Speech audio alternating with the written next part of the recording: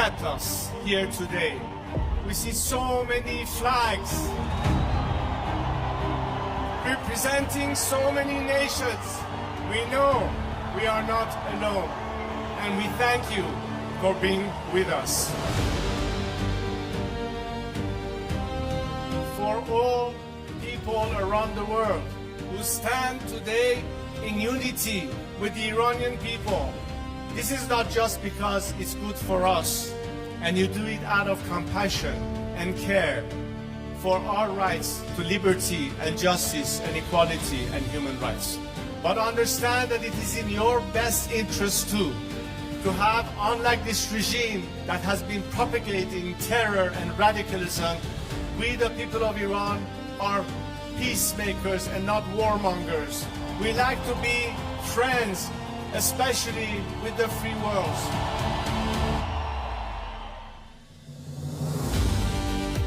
We'd like to be able to have the best neighborly relationship with the people of our area in the region, with the Arab countries, with Israel, and all our other neighbors.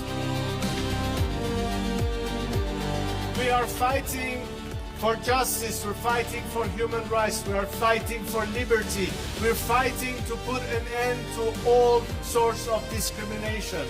Because as an Iranian, I stand here to tell you that I've dedicated 47 years of my life because I think that my country deserves far better than what we have right now.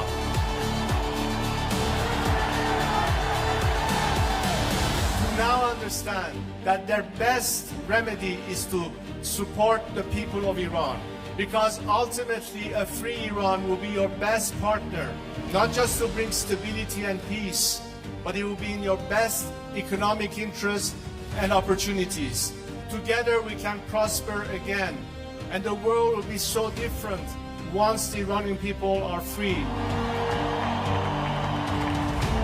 I am here to guarantee a transition to a secular democratic future.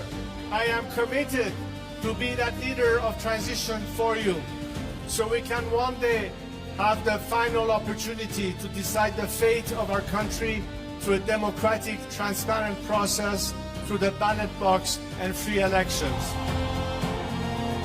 And let's make sure that this time, especially the free nations of this world and their governments, stand on the right side of history.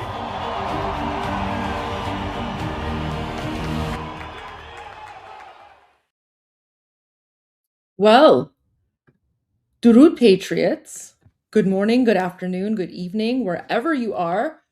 Welcome to day 114 of Iran Revolution Live with your wonderful and amazing host, Mr. Armin NAVABI. And your wonderful and amazing host, Goldie Ghamari. Thank you so much. Armin, how are you doing today? I'm feeling really good, really good, because I was quote tweeted by somebody very famous.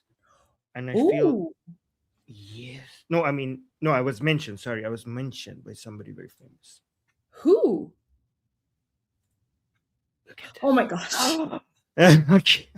Oh, I was so happy. I thought you were going to say like President Trump or Mark Levin or someone. No, Goldie Ghamari. I was so happy when I saw it. I like, oh my God, I was mentioned. Oh my gosh. Yeah. Well, do you want to explain what that's all about? Yes, let's go to that. Okay, so Goldie says, yep, this is what Armin NAVABI and I have been talking about on our daily live stream. Well, let's actually look at what the first, maybe we should look at the context. Okay, let's play the video. That's Vahidi, favorite. That's Vahidi. This is a very, we told you so moments, guys. Like, remember, guys, when people were like, Ghalibaf, we brought out the bingo card and we were saying, like, actually, Vahidi is like more important than Ghalibaf, right? And now, finally, after so long, maybe close to a month, mainstream media has caught up to the level that Iran International, to the level that Iran Revolution Live has been from the beginning. Like, guys, this is why you're a month ahead of mainstream media if you watch Iran Revolution live. Okay, so let's watch this. What was happening here, we shouldn't be surprised. We had the supreme leader killed, and his son has taken over, but clearly he's got serious injuries, and he has not been able to demonstrate that he is really in charge, except for some message trafficking that's going out there. So there's a leadership vacuum for sure, and it's being filled by the IRGC leadership. And it's not so surprising. Why? Because they have the guns. And that's the reality of what has taken place here. They own the force mechanism inside of Iran. And they're forcing the political people, who are also hardliners, just as much as Vahidi is. Guys, look, they're saying Vahidi. Guys, on our show, on Iran Revolution Live, we keep on talking about Vahidi, Vahidi, Vahidi, Vahidi. And you guys haven't, in other places, you haven't been hearing about Vahidi. They keep talking about Ghalibaf, Ghalibaf, Araghchi, Ghalibaf, Araghchi, Mushtaba. And now you're saying they keep showing the picture of Vahidi. See? To conform to his will. And that's the reality of taking place. And what's helping Vahidi in his power grab here is the head of the National Security Council, Zolgadar, his Zolgadar. Zolgad. Oh my God. Wait, did he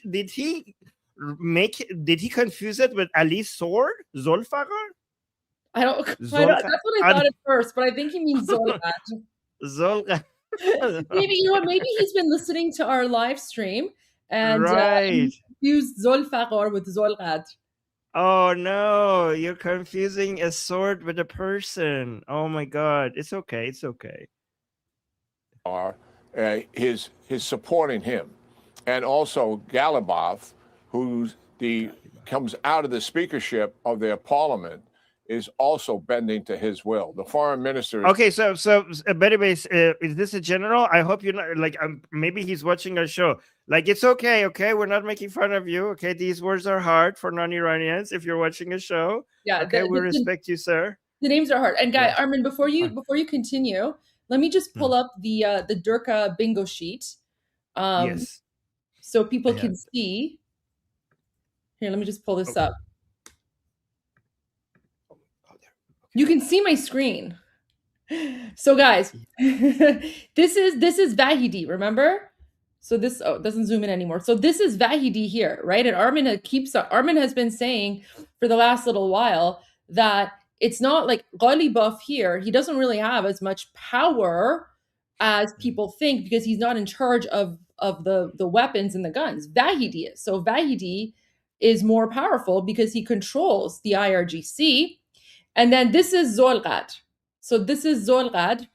He's replaced Larijani. So the general is talking about Vahidi and Zolgad, right? So while everyone, most people have been focused on this side of the Durka bingo chart, right? So they're focusing on Ghalibaf and Araghchi, and maybe like Pezeshkian or whatever, right?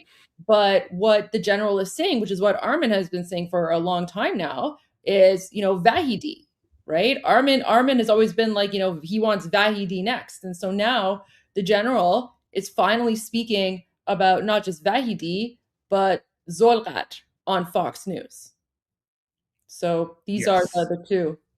There we go. Back to you. Yes.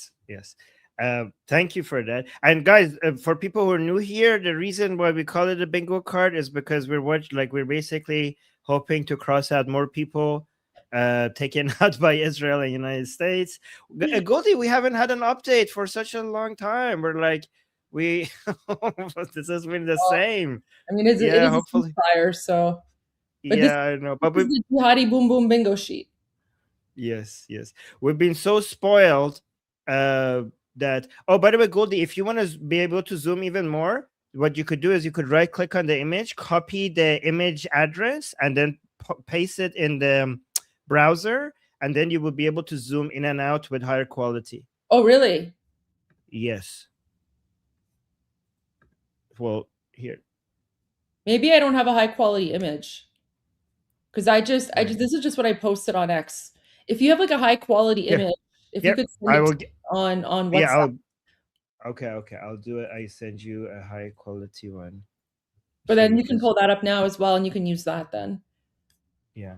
So like, look, the one I have, for example, right? If I zoom in, ooh, look at how, Oh, that's so much better than what I yeah, have. look, I sent you the link in WhatsApp. Look, it's Oh, like thank you. high quality. Oh, yeah. Okay, that's way better. Yeah. Okay. So yeah, Let's so go that's back what to, General speaking about there. Yeah. yep, let's go back. Out of the speakership of their parliament is also bending to his will. The foreign minister is sidelined, and he's in the deep. Oh, by the way, just a clarification for people. You see that some of the regime officials, they have this dark spot on their forehead. Okay, sometimes you notice so many of them have a dark spot on their forehead, right? So within Shia Islam, unlike the Shia Muslims, unlike Sunni Muslims, when they pray, they don't put their forehead when they're on the ground. They don't put their forehead on the carpet. They put it on this, this mohre, which is like a clay, and they put their head there. And if the more you pray, the darker your forehead gets. And there are some people within the Islamic Republic, some people within Iran who want to virtue signal that they pray more than other people. So they take these clay stuff and they rub it on their forehead to pretend that they pray more, to make their forehead gray as a way to virtue signal that they are more religious. So that's what the gray forehead thing is on his forehead.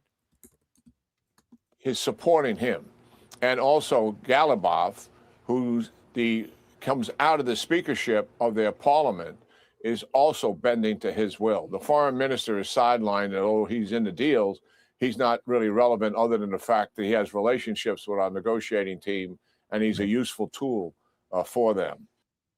Exactly. Perfect. All right. So now, if we go to what Goldie said, Goldie saying, yep, this is what Armin, NAVABI, and I have been talking about on our daily live stream, Iran Revolution Live, for the last few weeks. If Ghalibaf can't guarantee unconditional surrender on behalf of the Islamic regime, which he can't, I have a feeling he and his team might be the next layer of leadership to go. That's so true. Like, Ghalibaf is not even just fighting for the regime, he's fighting for his own life. Right? So, and then it continued. The president, then President Trump will wait to find out who the fourth layer of leadership will be, and if they don't surrender, he'll just repeat the process. And in the meantime, the IRGC will continue to collapse internally due to infighting and economic collapse. I only pray this all happens sooner rather than later, because there are a lot of innocent Iranian political prisoners who are currently being tortured, raped, and are at risk of execution by the terrorist Islamic Republic. This is Goldie. I'm so glad that you point this out every time, because for us, we're sitting here and we're like, oh, we have to trust the process. We have to wait. But it's so easy for us to say it from here. But we have to understand the Iranian people, it's justified for them not to have the patience that maybe the rest of us have, because they are watching Iranian people lose their lives and their sanity and their livelihood and everything every single day. So they don't have the luxury of having that patience. So I'm so glad that you always put that perspective, include that perspective in. So it's a really good reminder.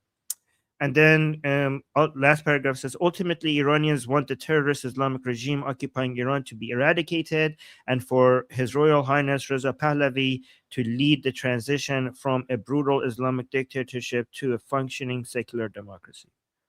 Fantastic. Great.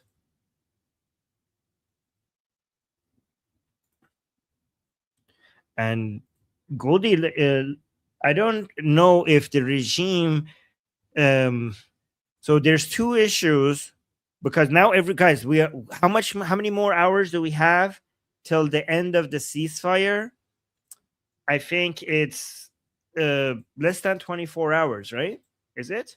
I think so. Yeah, it's Tuesday is when it's supposed to end. Right. So there's three things that President Trump has said that he's not going to extend it. He said that.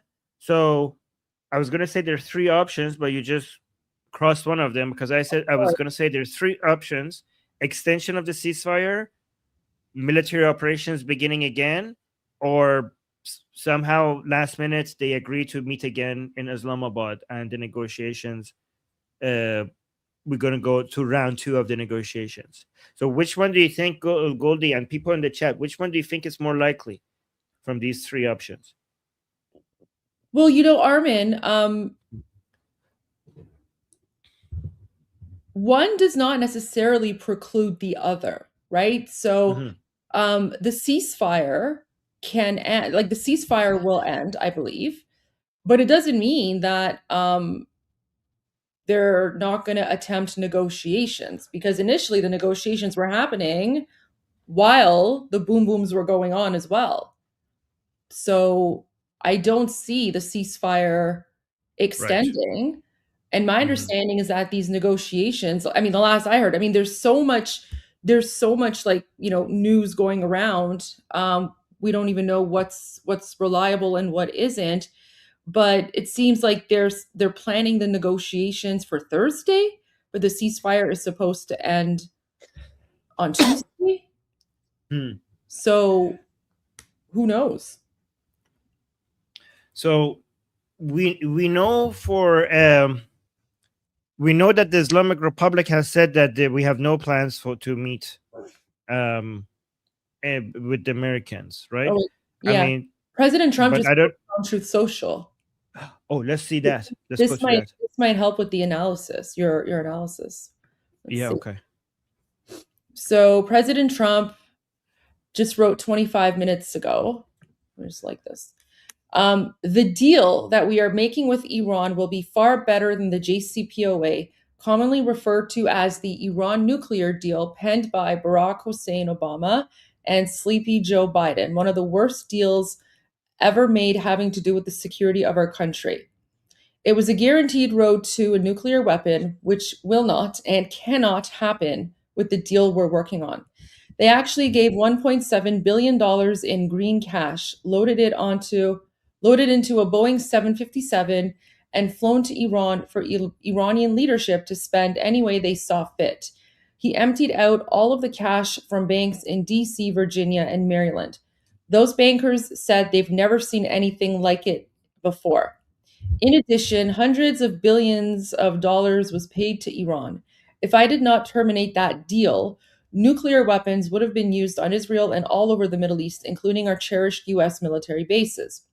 The fake news, like lightweight Washington Post journalist David Ignatius, loves to talk about the JCPOA, knowing that it was dangerous and a complete embarrassment to our country. If a deal happens under Trump, it will guarantee peace, security, and safety, not only for Israel and the Middle East, but for Europe, America, and everywhere else. It will be something that the entire world will be proud of, instead of the years of embarrassment and humiliation that we have been forced to suffer due to incompetent and cowardly leadership. President Donald J. Trump. What do you make of this? I mean, he's not saying anything different, right? Like he's always maintained the same thing, that the Islamic regime should not have a nuclear weapon and should not be enriching uranium. So he's basically just confirming what he's always said. Meanwhile, we're seeing messaging from the Islamic regime basically saying that, uranium enrichment is our right, and, we have the right to develop a nuclear weapon and blah, blah, blah. So, I mean, President Trump is just reaffirming what he's always said, that there's going to be no nuclear enrichment. And if the Islamic regime does not agree to that, then he's going to get rid of them. Yeah.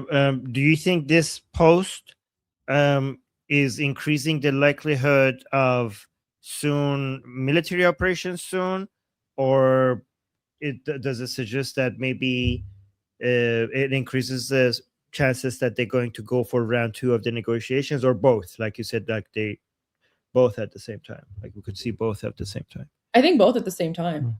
I think Okay. if anything, to me, this confirms boom booms, right? This is confirming upcoming boom booms because President Trump is making it very clear that, this is a red line for him and he's not going to negotiate on this. So the problem the Islamic Republic has right now is that nobody can make a decision. Like, even if they wanted to surrender to President Trump, there is so much internal division that there's nobody to do the surrendering. That's the challenge. That's the problem that they're having. Yeah. Like, yeah. Look, he posted this as well right after. So Yeah. the Democrats are doing everything possible to hurt the very strong position we are in with respect to Iran.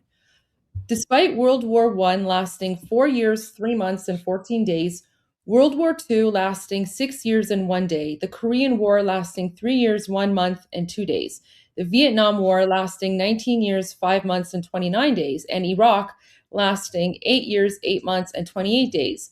They like to say that I promised 6 weeks to defeat Iran, and actually, from the military standpoint, it was far faster than that. But I'm not going to let them rush the United States into making a deal that is not as good as it could have been. I read the fake news saying that I am under pressure to make a deal. This is not true. I am under no pressure whatsoever, although it will all happen relatively quickly. Time is not my adversary.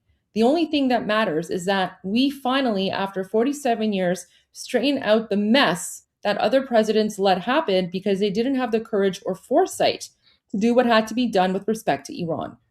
We're in it, and it will be done right, and we won't let the weak and pathetic Democrats, traitors all, who for years have been talking about the dangers of Iran and that something has to be done, but now, since I'm the one doing it, belittle the accomplishments of our military and Trump administration. This is being perfectly executed on the scale of Venezuela, just a bigger, more complex operation. The result will be the same. In my first term, I built the greatest military our country has ever seen, including adding Space Force. In my second term, I am properly and judiciously using our military to solve problems left to us by others of far less understanding or competence. Make America great again. President Donald J. Trump. So this is, yeah. So this is why we might be in a rush to fix all of this, because internally within the American politics, President Trump has a lot of obstacle in his way. So thankfully there's a lot of things that he could do without the Democrats right now being able to stop him. But the reason why we need to have some success with this sooner is because when the midterms happen, this advantage that President Trump has, he might lose a lot of it. Like, the Democrats might be able to at some point start doing a lot to stop President Trump from being able to do the things that he wants. Do you think that this is something that we need to be concerned about, given that given that we're getting closer and closer to the midterms, and most of the analysis kind of suggests that the Democrats are going to win big during the midterms, and that's going to limit the President Trump's ability to do many of the things that he's doing right now? What do you think? Well, I mean, President Trump said a while ago that he's not going to China until this excursion into Iran is done. He's planning on going to China in mid-May, and the midterms are in November. So, I mean, if we go based on what President Trump himself has said, unless he's like extending or delaying his trip to China, whatever's going to happen is going to be happening, I think, relatively soon. And, I think it's really important that he's clarifying he's not under pressure to make a deal, right? This is a thing. Like, when President Trump says, yeah, they want to make a deal, we're interested in a deal, is, things that he says, but the deal has always been unconditional surrender. And President Trump has made it clear, either they take the deal that the United States is giving them or boom booms. So that's the thing that the Islamic Republic has to choose. They think that might delay this from happening is that they can't choose, and because they are basically dealing with their own internal civil war, political civil war right now. And the problem with just relying on military operations or boom booms, as you say, is that it will never be. It might destroy a lot of their, missile launching ability, and many other things. The thing, but it will never be able to completely destroy them to the point where they don't have access to enough guns to be able to, I don't know, cause some problems in the Strait of Hormuz, continue to cause,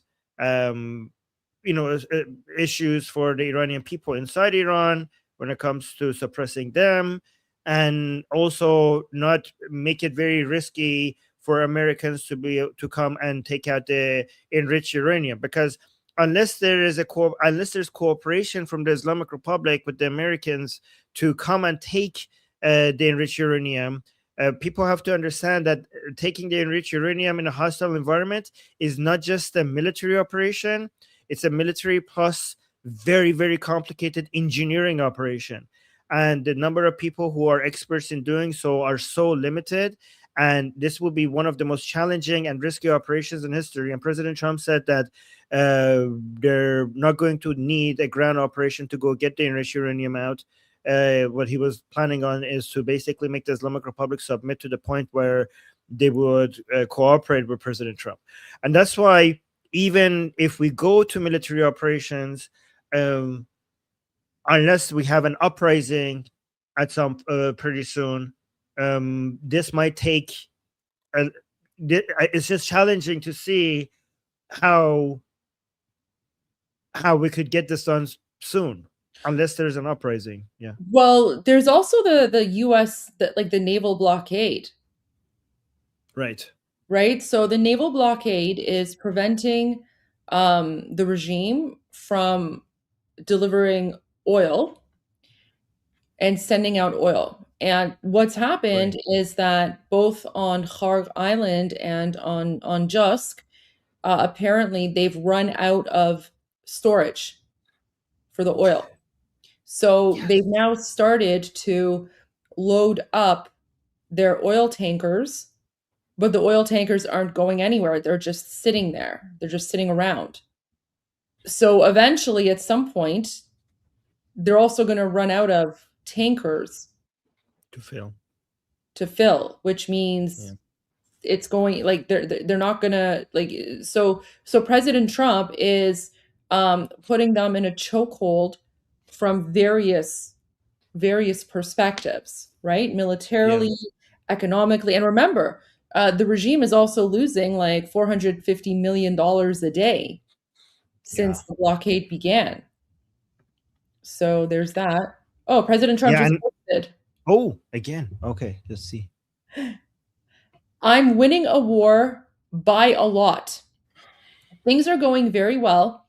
Our military has been amazing. And if you read the fake news, like the failing New York Times, the absolutely horrendous and disgusting Wall Street Journal, or the now almost defunct, fortunately, Washington Post, you would actually think we are losing the war.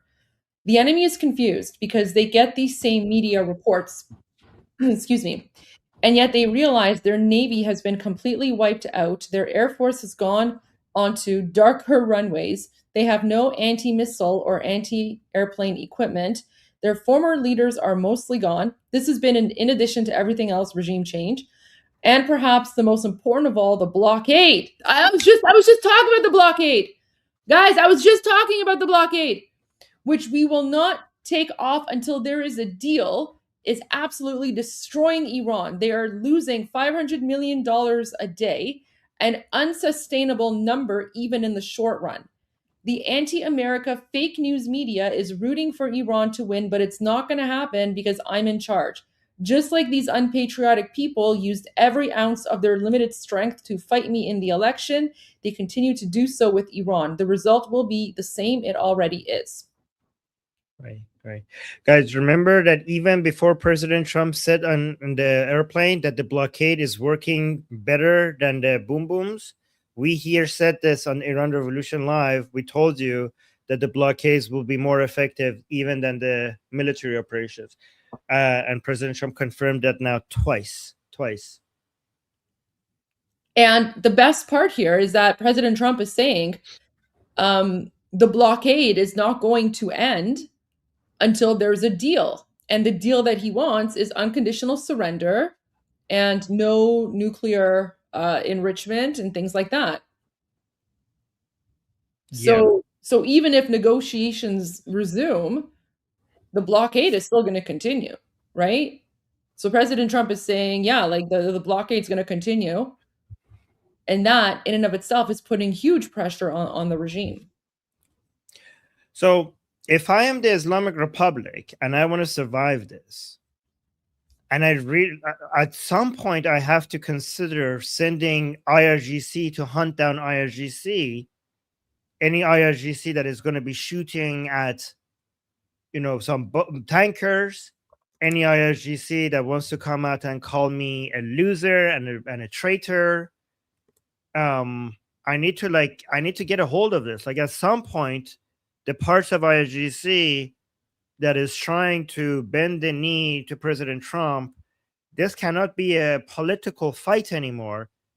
This needs to turn into a military fight. Like you cannot just fight them with narratives anymore. At some point, like if parts of IRGC is not listening to you and you really want to survive this because President Trump is suffocating you, then you need to start hunting down people from within IRGC that are not adhering to the plan. And that would be so hard to sell internally. But you're going. Look at this. So Pezeshkian is posting, honoring commitments is the basis of meaningful dialogue. Deep historical mistrust in Iran towards U.S. government conduct remains, while unconstructive and contradictory signals from American officials carry a bitter message. They seek Iran's surrender. Iranians do not submit to force. So Pezeshkian, I mean, he's irrelevant anyway, but Pezeshkian is coming out and saying that, first of all, the fact that they're blaming the United States for deep historical mistrust, like that's insane. Like, again, professional level gaslighting, right? Because it's the regime that's untrustworthy. But he's basically saying that they're not going to surrender. Yeah. I don't know why, but for some reason, nobody within the Islamic Republic annoys me more than Pezeshkian. I don't know why. Even though he's the most irrelevant person right now, but for some reason, there's something about the way he talks that just makes me want to slap him so many times. I don't know why, but he gets under my nerve. It's because he's really thing. Yes.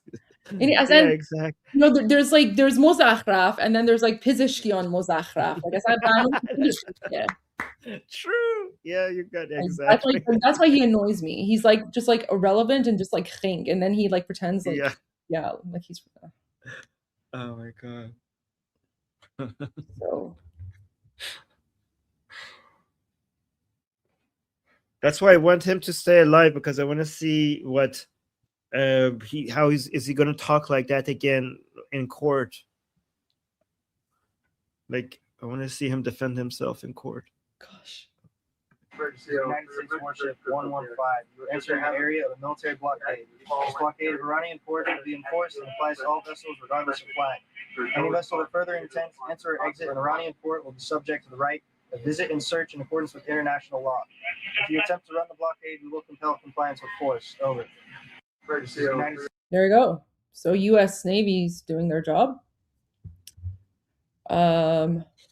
It's interesting because commercial ships usually comply as soon as they get a message from any military ship or any military force. Like they're commercial ships. They're not like They're not there to challenge military people. Okay, but it's a really hard, but it's very difficult if there's two military forces and each one of them is telling them something else. I'm like, what do we do? Right? Like, oh no, like I'm not paid enough for this. Okay, get me out of here. I want to go home. Oh, what is this? So President Trump's basically confirming that lots of bombs will go off if Iran's ceasefire expires on Tuesday. So that was posted by Iran International a couple hours ago. Oh wow, I didn't see that. Okay. Yeah. Okay, we saw that one. There's a few more that I saw here. Why did that not show up on my feed? Oh, there's like the pink drone missile. Oh, there was something. Wait, what's this? What is this? Hell? Guys, honestly. Ew. Is that supposed to be blood? Oh, that's ball. That's ball. It's got President Trump and Net and Prime Minister Net. Oh my gosh. I bet you there's going to be Epstein somewhere written on that chair somewhere. Yep. These people are sick.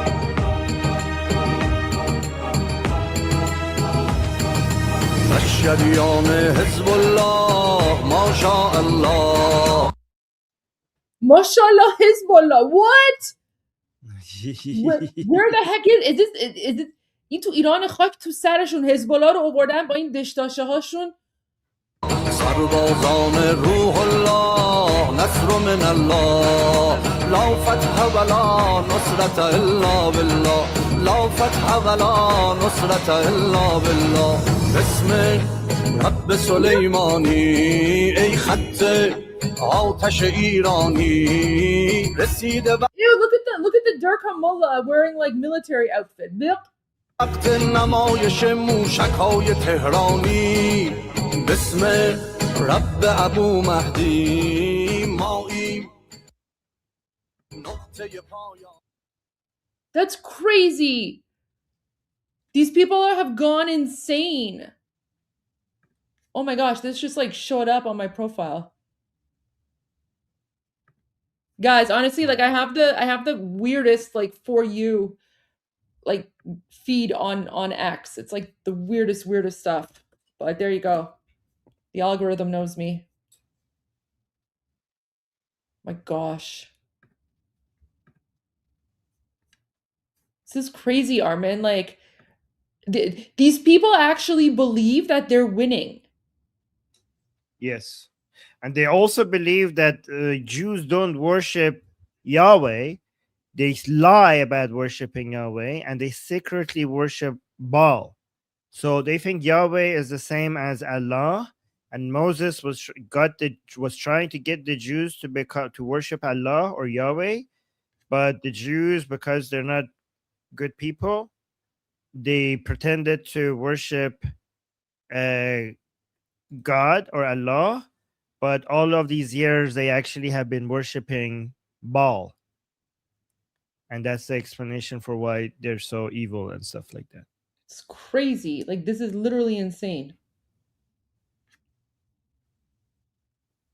Or someone's regime change is the only responsible option to eliminate the threat of war. Yeah, I agree. All right, Armin, let's go to you. What videos do you have for us?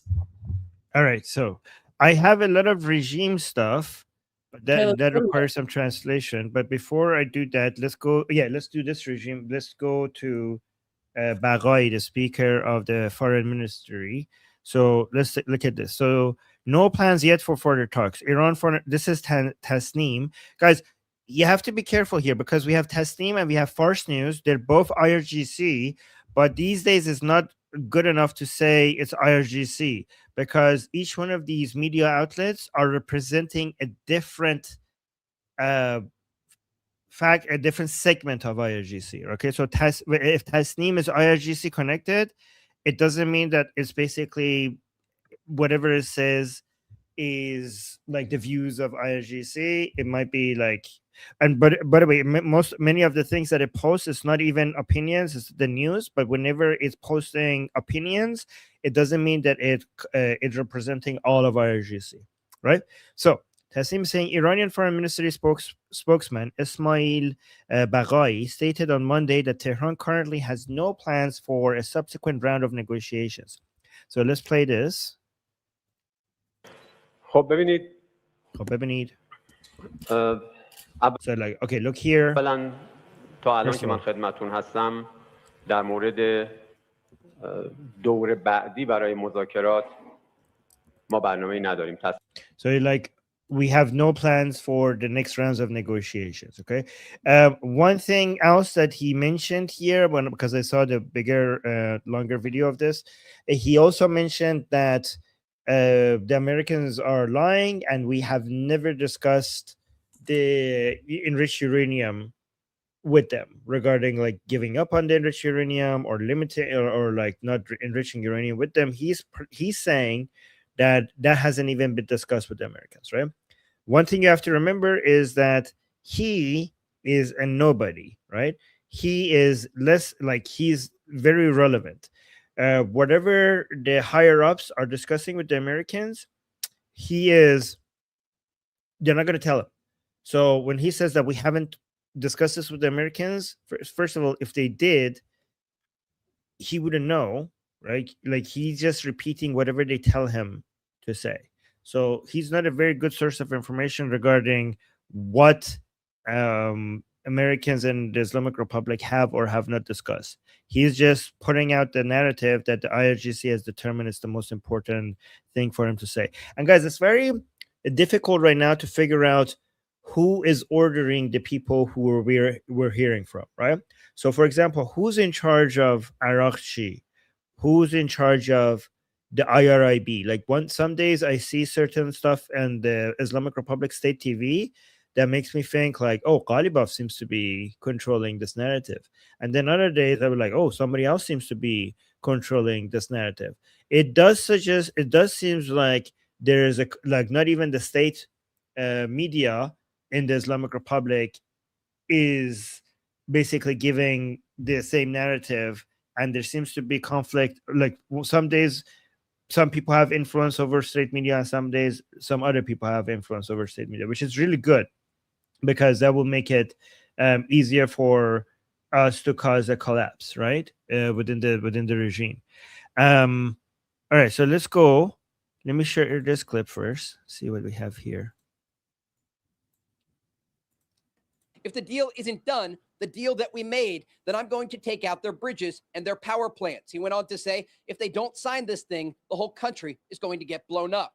Now, Iran's foreign ministry spokesperson today held a press conference saying the Iranians have not yet agreed to talks on Tuesday and that they are currently reviewing U.S. proposals. Guys? So there's a chance, Trey, that we have a vice president going 18 hours to Pakistan to meet with an empty room. Yes. At this point, the Iranians say they've not yet agreed to attend these talks on Tuesday. And overnight. Oh, guys, there's two problems that Islamic Republic right now is having when it comes to going to talking to Americans in Islamabad, right? One problem that they have is that they haven't. The reason why they haven't come to an agreement to go to Islamabad or not is because they don't know what to say. They don't know what to tell the Americans. They don't know how flexible they can be because there's the infighting. But there's also another reason. The first time that the Islamic Republic delegations went to Islamabad, they thought that they had a winning card. The winning card was the Hormuz blockade. They thought that gave them some leverage, so they felt a little bit confident that they have a card to play with when they went to Islamabad. But right now, they feel like they don't have that advantage because now that's the Americans have that card to play. The U.S. blockade of the Iranian ports in the Strait of Hormuz has made that so-called winning card of the Islamic Republic not to be a winning card anymore. So if the Islamic Republic goes on round 2 of the negotiations, they're going to be negotiating from a position of absolute weakness. And the results, like because you have no leverage in the negotiating table, the results of such negotiations will be terrible for the Islamic Republic. This is why it's really difficult for them to go to the second rounds of these negotiations. Does that make sense, guys? Let me know if that makes sense. I want to make sure that if I explained it well. State media was saying the talks weren't even going to take place. The Iranians have played these games before and then ultimately showed up at the negotiating table. But this is largely considered the last chance for the Iranians. When I spoke with the president over the weekend, he was very clear. They are going to sign on the dotted line, or he's going to target their bridges and power plants. And it's a decision that Iranian officials have to make. So I have a suspicion that the Islamic Republic cares more about the blockade right now than, even power plants being blown up. The decision that Iranian officials have to make. And I'm told by regional sources today. Actually, I don't know, because if a few power plants are blown up, then the Islamic Republic, the IRGC wouldn't care. But if so many of them are blown up to the point that they can't operate anymore either, then that's something that they care about. By regional sources today, there is a divide among Iranian leadership about what to do and whether or not to call the president's bluff. But the president isn't bluffing. This is a very similar situation that we saw before Operation Epic Fury began. The United States is giving the Iranians an off-ramp here, a chance at diplomacy. And if they don't take it, the war is expected to resume. So, guys, all the Americans who were complaining about the cost of military operations and stuff, this blockade is very easy to hold. Like, this is one of the cheapest ways that you could make a regime tap out. So any Americans who are complaining about the cost of military operations, they should be very impressed by this method that President Trump is now using against the Islamic Republic. Let's look at this. This is interesting. So we're going to see the weekend activity through the Strait of Hormuz with verified vessels crossings highlighted. Transit increased early on Saturday, the 18th, but have since stalled again after vessels were attacked. So you could now visually see what that looks like. This is interesting. Okay. So this is, okay. So it starts at April 17th. This is 3 p.m., 4 p.m. Anybody going through? Oh, so some people went through. So now we're on 18th. Oh my God, go look at this, guys. So look at from here to here, nobody's going through. And then all of a sudden, boom, so many went through. Look at this. 18. Oh, somebody went through. Go. You have limited time. Oh, stop. Oh, no. You saw? Oh, you guys missed it. These people over here missed it. You should have hurried. You see the one ship and then it comes back. Green arrow. Look at the green arrow there. Oh, no. You see the green arrow? The last one? Yeah. One went through. Yes. My God. Nope, go back. See, guys, every time you see this guy is going and turning back, they're like, nope, back. Nope. Oh, this guy tried 3 times. Oh, poor guy. This guy tried 3 times and he had to turn back 3 times. Like, 1, try again. Nope. Try 1 more time. Oh, you made it. Good job. You did it. Oh, the 3rd time's charm. Okay, you did. Try the 3rd time. You made it. Good job. Okay. That was funny. That was good. Oh, wait, hold on. Let me put this over here. So let me see if this is important. Tanseem news agency reports that Iran plans to strike the following targets, taking a total of 32% of global oil supplies offline. So this is what they're claiming they will be able to do. The Yanbu pipeline in Saudi Arabia. The Yanbu pipeline is the east-west pipeline. Yeah, because it's the east-west pipeline in Saudi Arabia. It ends at the Yanbu port, so some people call it the Yanbu pipeline. The Yanbu pipeline in Saudi Arabia. So the Yanbu is the port in western Saudi Arabia on the Red Sea, right? Used to bypass the Strait of Hormuz. The Fujairah facility in the UAE which is used to bypass the Strait of Hormuz. So that would be this one over here. Yep. Okay. And then a complete closure of Bab el-Mandeb Strait by Houthis. That is, I don't know if you could do that. I don't know if you could pull that off. Let me actually try to make this bigger. So these are the three. The Islamic Republic is going to try to retaliate, and these are the three things they want to do. Okay. So they're going to say this is the pipeline. Oh, here. Let's go zoom in. So this pipeline, this is the east-west pipeline. You can see if this is the Strait of Hormuz over here. So you could basically bypass the Strait of Hormuz through this pipeline and just bring it to the Red Sea. The problem with this pipeline has saved Saudi Arabia a lot, but the problem with it is that it could only go as up to 7 million barrels per day. That's the capacity. If you look at the capacity of Strait of Hormuz, guys, the capacity of Strait of Hormuz is 21 million barrels a day, but the capacity of the east-west pipeline is 7 million barrels a day. And the capacity of the port itself, the Yanbu port, is 5 million barrels a day. So even though this has really helped Saudi Arabia, it is not a replacement for the Strait of Hormuz, right?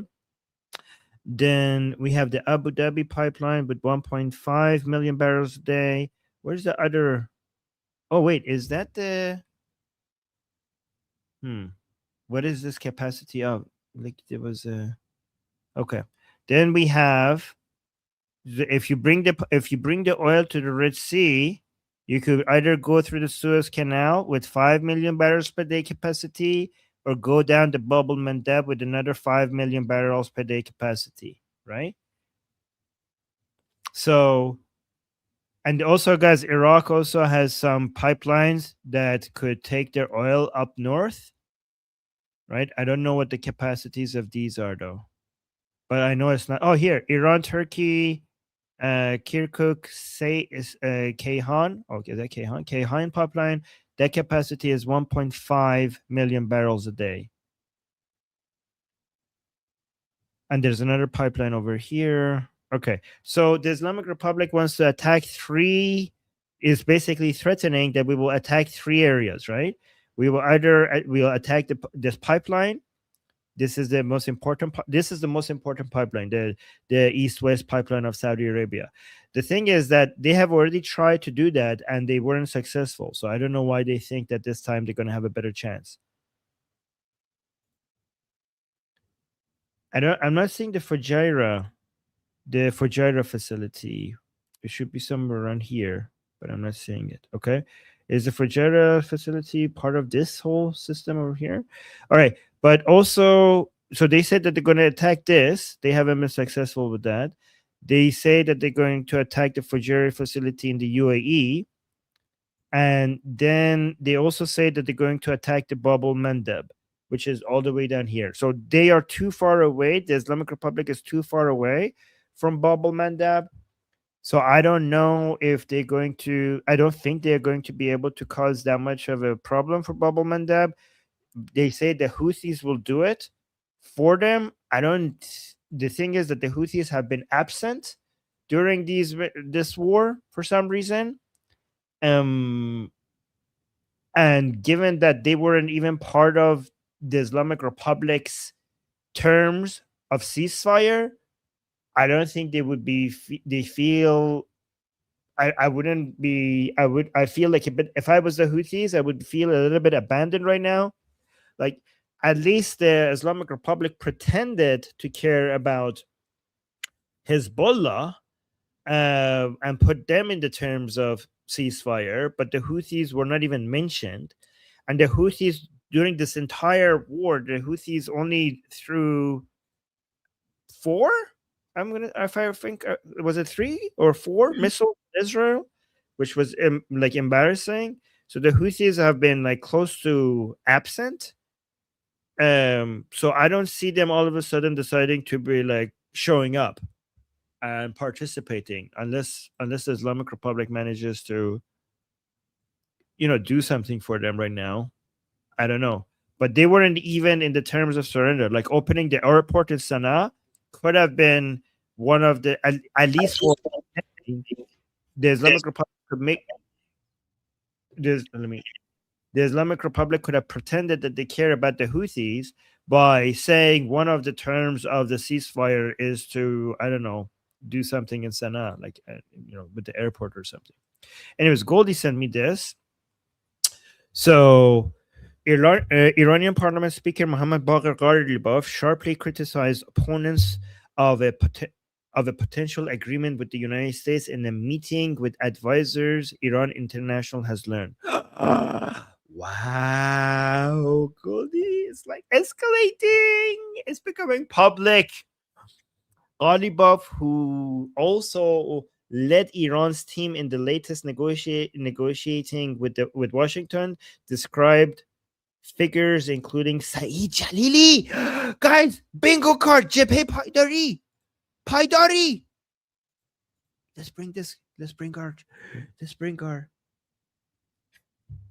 Remember, I told you about Saeed Jalili. This guy.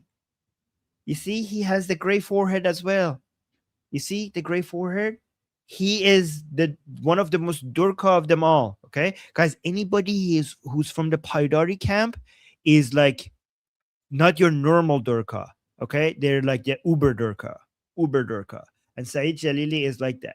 Okay, so if you think like people like Ghalibaf are jihadi, to somebody like Jahidi, Ghalibaf is like a progressive, liberal, Westerner or something like that.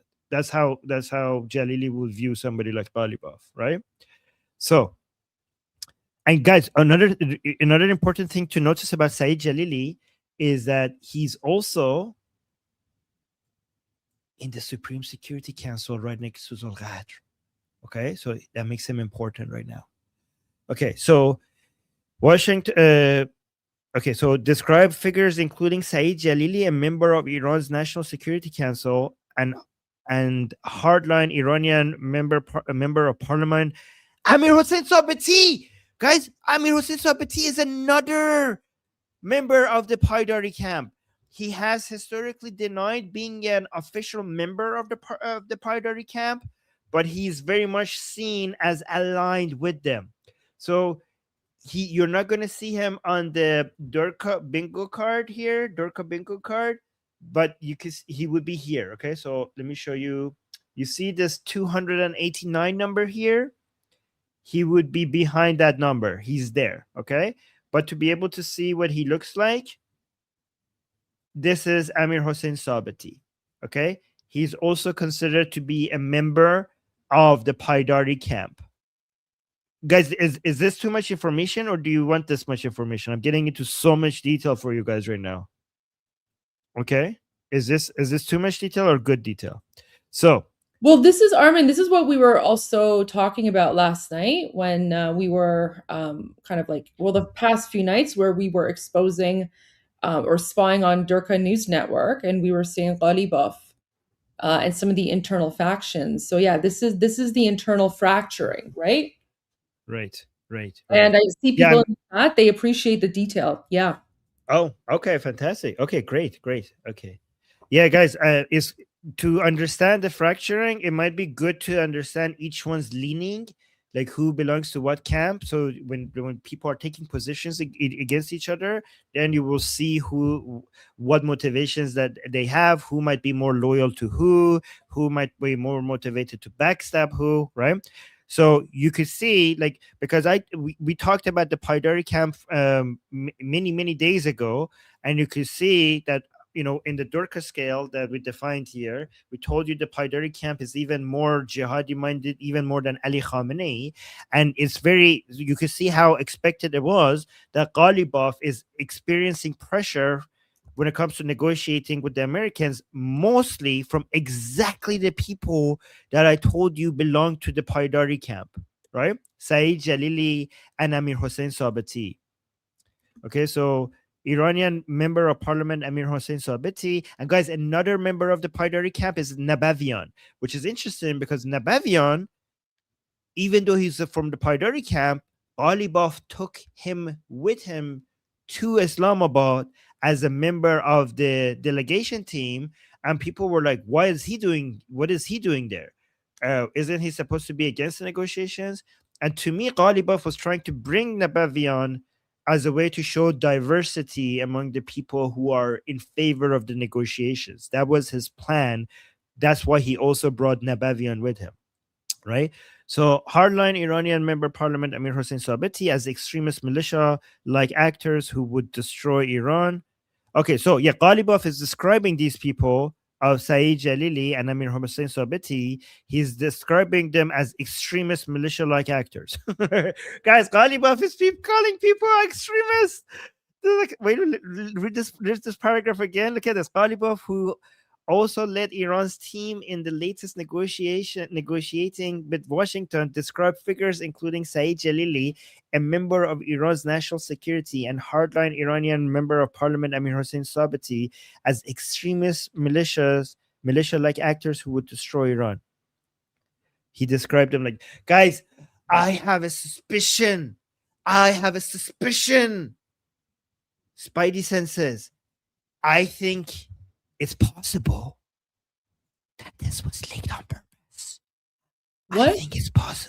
I think it's possible that this was leaked on purpose by Ghalibaf by calling these other people extremists, signaling to the Americans that I'm not the extremist because I'm calling these other people extremists.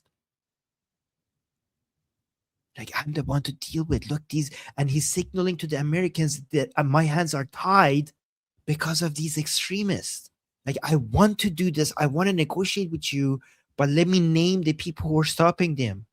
Hey, Israelis, if you want to, maybe, guys, if these people die, if people like Saeed Jalili and Amir Hossein Sabiti die by drone operations by Israel, then people within the Islamic Republic are going to say Ghalibaf gave the Israelis a list to kill. Ghalibaf came out and said, I want to bend the knee to you, but these people don't let me. And if they die, they're going to say, see, we said Ghalibaf is a Zionist spy because he gave the Zionists a wish list and they abided and they gave him his wish. Ooh, it's interesting, getting interesting. So then it continues to say, he said the camp was using state television and mobilizing hardline supporters to intensify opposition to negotiations and a possible deal with the United States. Ghalibaf also voiced concern about being removed from the speakership and about Foreign Minister Abbas Araghchi being pushed out of office. Drama. This is escalating. Guys, the reason why this is so exciting is because we always knew about these things from happening behind the scenes, but this is different because they're bringing all their dirty laundry for everybody to see. Like, it's out in the open, you know. So a lot of times we tell you about this conflict behind the scenes, and people don't believe us because they think like we're making this stuff up, right? But now that all of it is being exposed, you could see that the conflict is exactly happening as we described it, between the people that we told you that this conflict exists, and it confirms that we were right. But it's also new, somewhat new, because sometimes we have seen these things being exposed. Because historically, the conflict that gets exposed on purpose within the Islamic Republic is between the so-called hardliners and the so-called reformers. Those they put it out in the open for all of us to see, right?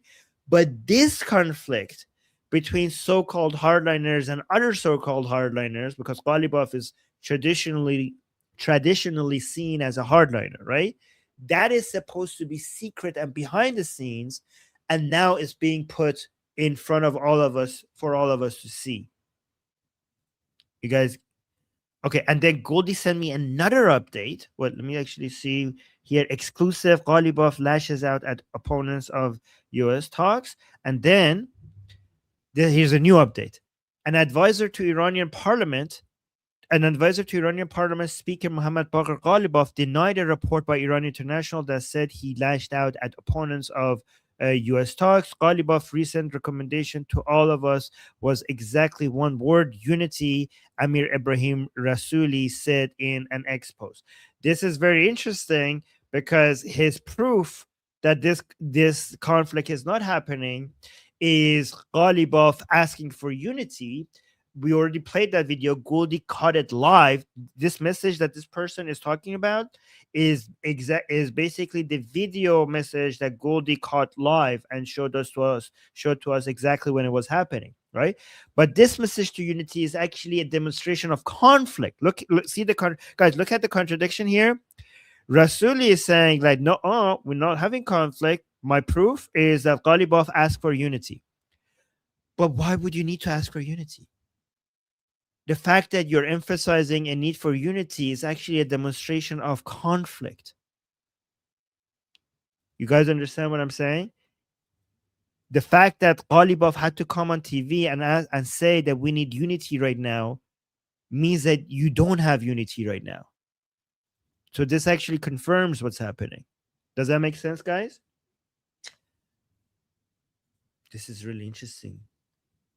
Oh, let me actually, guys, I'm going to be discussing these things in my discussion group in about 10 minutes. So let me put the link in the chat to it so that you guys could come to the discussion group and talk to me about it and ask me any questions you might have. I'm going to pin it on top of our YouTube channel, Liberty Politics, in case somebody needs to find it later. And the link is in the chat right now in case you want to come there and talk to me about all of this. Guys, this is really getting really interesting. Guys, remember we told you that the ceasefire is hurting the Islamic Republic more than the military operations. So if I think about it, the blockade is the worst for the Islamic Republic. Second is the ceasefire and the negotiation talks that is dividing the regime from the inside. And the third is the military operations. Unless the military operations also includes hitting the infrastructure that has dual use by the regime. And in that case, it will also hurt them financially. So in that case, it will be also very devastating to the Islamic Republic. Anyways, that's what I had. Wow. Goldie, things are escalating. Interesting. Okay. Yeah. Do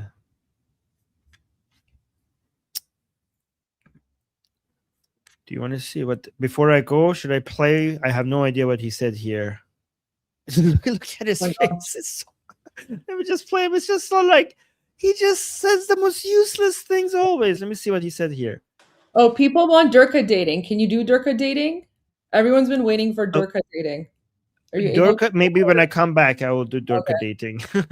All right. Let me just when you come back though, we might be spying on Durka TV. Oh, okay. Then I will next. But because we had so much important news, I had to get to that. Durka dating is for when we have when it's a slow news day. Well, guys, we'll get to Durka dating. I promise. We'll get to Durka. Yes, sir. Okay, but let me just see what he says here. I think I'm gonna regret playing this. اطلاعات غلط هم به مردم ندیم. وعده‌های غیر واقعی هم بر مردم. I'm already bored. He's talking about not giving false information to people. I don't want to play the rest of this. We have to tell the people the truth. You know why I hate him? He talks like every time he speaks, I feel like he's going to tell us it's important to brush your teeth before you go to bed. Make sure you go to the washroom. I don't know. He talks to us like he's a kindergarten teacher. He's a kindergarten teacher, and he's talking to people that he just gives us the most basic, repeated virtue signaling messages that these good things are good, bad things are bad. We have to, oh my God, like I hate him so much. I hate him so much. At least with the other people, we were like, oh my God, that's evil. Look at this. Oh my God, there's so much political analysis here. But Pezeshkian, he just repeats the most mundane, boring, feel good, irrelevant messages that I just want to slap him. I just want to slap him. نکنیم. اون چی که واقعیت به مردم بگیم. یعنی واقعیت Condescending. Like he's saying we have to tell people the truth. به مردم بگیم. ما جهاد اکبر رو در پیش داریم. رسانه‌های ما این پیام باید به گوش همه برسونن. نظر من در صدا و سیمای ما و در رسانه‌های ما و در مجامع ما باید I can listen, guys. I could listen to the most extremist mullahs and jihadi minded people and analyze them. I have a hard time with Pezeshkian. Like it's like torture. Yeah. Right. I'm gonna stop. I can't do this. I can't do Pezeshkian. I can't do Pezeshkian. I'm sorry. Okay. All right, Goldie. I'm gonna go. Wait, before you go, I want to play the Murad Vaisi meme. Oh yes. Goldie, did you make that? No, I just saw it on Instagram.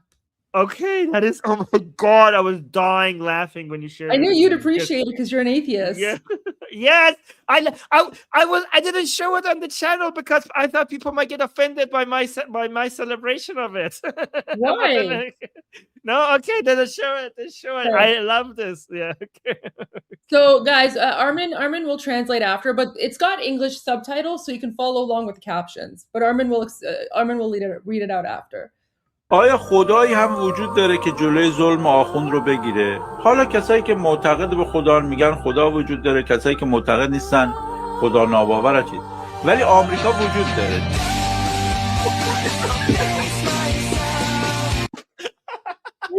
It's perfect. Oh my God, it's perfect. It's perfect. I love it. This was my absolute favorite. Oh my God. I like this better than even the Tom and Jerry one. Yes, I did it. I was like, oh goddamn, I can't show this because people are gonna think like, oh, okay, Armin, you're an atheist, fine, you'd enjoy this. But anyways, let me play this, and then I will explain it. Because this really does represent how Iranian people feel, by the way, right? So let me play this. So I remember the question. The question here. So he's reading one of the questions. Like give some context. So guys, so this is his live stream, and at the end of the live stream, he does like a question and answer. Q&A. Yeah, he's reading the question from one of the Iranian viewers on his live stream. And the thing I love about it because a lot of Iranians who used to believe in God in Iran, because of this hardship, they're doubting the existence of God. Okay, even if though they're not Muslim, many Iranians are not Muslim anymore, and they still believe in God. But now, because of all this hardship, they're questioning God. And when somebody in the chat asks Murad Vaisi if there is a God, given everything that is happening, the reason why I love Murad Vaisi's answer is he didn't even think, he just answered it right away. So the reason why people are questioning God is because they're wondering like why God will not come help them, right? But a lot of Iranians also are hoping that Americans or Israelis are going to come help them, and this is why Murad Vaisi answers like this. So watch this. Okay, look at this. آیا خدایی هم وجود داره که جلوی ظلم So the question is there even a God to stop the oppression of the mullahs? آخوند رو بگیره؟ حالا کسایی که معتقد به Well, Murad is saying, well, there are people who believe in God, and people who believe in God think there is a God, and people who don't believe in a God, well, they don't think there is a God. خدا میگن خدا وجود داره، کسایی که معتقد نیستن خدا ناباور چیز. ولی آمریکا وجود داره. He's like, however, America does exist. America exists. Okay, for God, some people believe there's a God, some people don't believe there's a God, but there is America. Yes. So there's no doubt there. So if God might not come help you. Okay, so someone's like, I don't get it. Okay, so I'll explain it again. So someone in the live stream is asking, so Murad Vaisi is a geopolitical analyst. someone in the chat is asking Morad Vaisi, does God exist? Like, how could a God exist that isn't stopping the oppression of the Islamic regime, right? So they're referring to like the 47-year oppression, right? So the person's asking him, like, how could a God exist that isn't stopping what the mullahs are doing? And then Morad Vaisi responds, well, people who believe in God say God exists. People who don't believe in God say God doesn't exist. Then he's like, however, America exists, right? So he's basically saying that regardless of whether or not God exists, the United States does exist, and he's basically implying that the US is going to destroy the Islamic regime. So basically, if you want to be, if you are looking for a higher power to come save you, God might be that higher power, or it might not be that higher power. But United States is the higher power that everybody could believe in. So the reason why well, I don't know. He's not saying the United States is a higher power. He's basically saying he's like I cannot confirm if God exists or not. However, the United States exists. So that's his joke. Yeah, but as a higher power. But the reason this matches the view of many Iranians, again, some people, guys, I'm an atheist. Please don't get offended that I say this. Is that many people don't pray to God anymore in Iran to come save them. Many people are looking at United States and Israel and Princess of Pahlavi to come save them. Right? Again, please don't get offended by me, but I'm just telling you what's happening in Iran. So this is why it matched that attitude. Okay. Yes. And United States is a higher power. It's the highest power on our planet. There you go. So now that you guys get the joke, and what's really funny about this is like he does not pause whatsoever. Like he totally doesn't pause, right? He just he delivers that line. He's like, however, America does exist, and he's just so serious about it. And then of course, then it's like the closing captions of the movie. So now we can play it again. Now that everyone knows what he's saying. Yes. One more time. Let's play it here. We'll go to the beginning. آیا خدایی هم وجود داره که جلوی ظلم آخوند رو بگیره؟ حالا کسایی که معتقد به خدا میگن خدا وجود داره، کسایی که معتقد نیستن خدا ناباور چیز. ولی آمریکا وجود داره.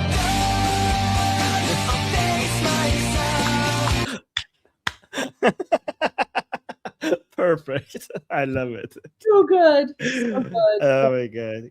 Definitely better. I like this one more than the Tom and Jerry one. Yes. Guys, I hope the Christians in the chat, I hope you guys are, like, when I say these things, I hope you guys are tolerant and accepting of what I'm saying. So I hope you don't get upset with me. Okay. Like, yeah. Don't worry, guys. I believe in God. I'll even it out. Don't worry, guys. Yeah, Goldie will even it out. But I hope you also accept me as, 100%. Yeah. Okay. Well, no, because all right. We're fighting for, in Iran anyway, we're fighting for freedom of religion, but also freedom from religion, and we respect everyone's views. So thank you, Goldie. I know you do, Goldie. I really appreciate that. All right, guys, I need to go to the discussion group, and I'm gonna see you guys there. Oh, but we got this.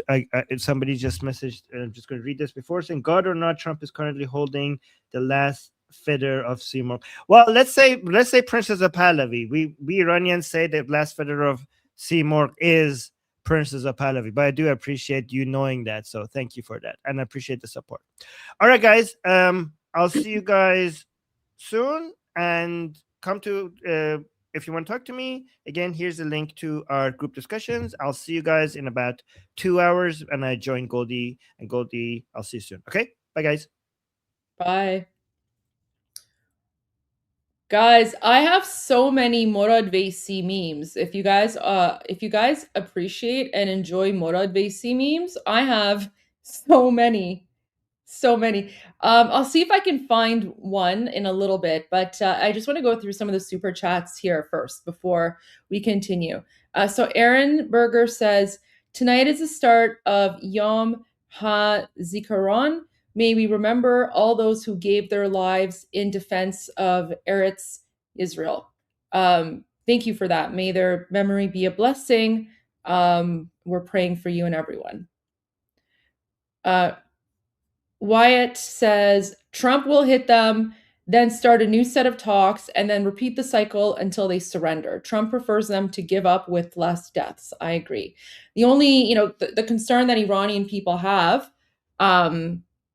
is that, in the meantime, innocent Iranians are being murdered, right? So that's why there is this sense of urgency from the Iranian people, because every day more and more Iranians are being murdered.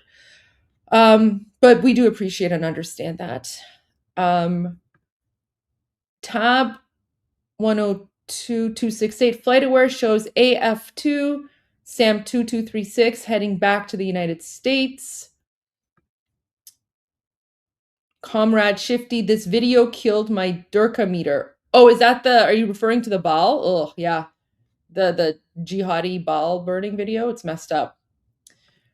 Okay, and then Hezi just said that. Armin just and then we have a super sticker from Robert and another super sticker from Sam Wright. Okay, thank you guys. Thank you so much for that. All right. So I want to find the one from there was a really good one that Morad Vaisi had. Let me see if I can find it. Give me one moment. Where is it?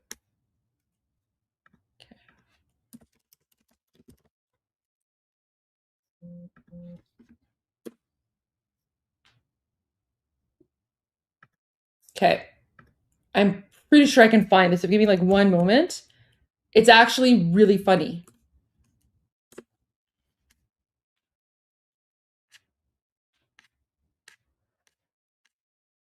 Where is it? It was a Morad Vaisi meme. Do you guys know which one I'm talking about? It was Morad Vaisi. And someone asks him, oh yeah, I found it.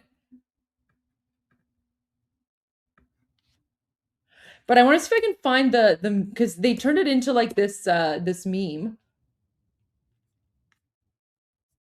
And it was so good. Okay. I'm sure I have like the Morad Vaisi meme somewhere. But anyways, I found the video. So let me share this video because this is really funny. And then we'll go to Morad Vaisi's update from today. So this is, again, he's doing the Q&A. This is before this is from like before the conflict started.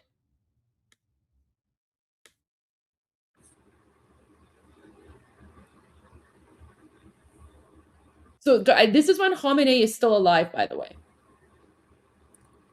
ممکنه خامنه‌ای در لحظه آخر سیانور بخوره؟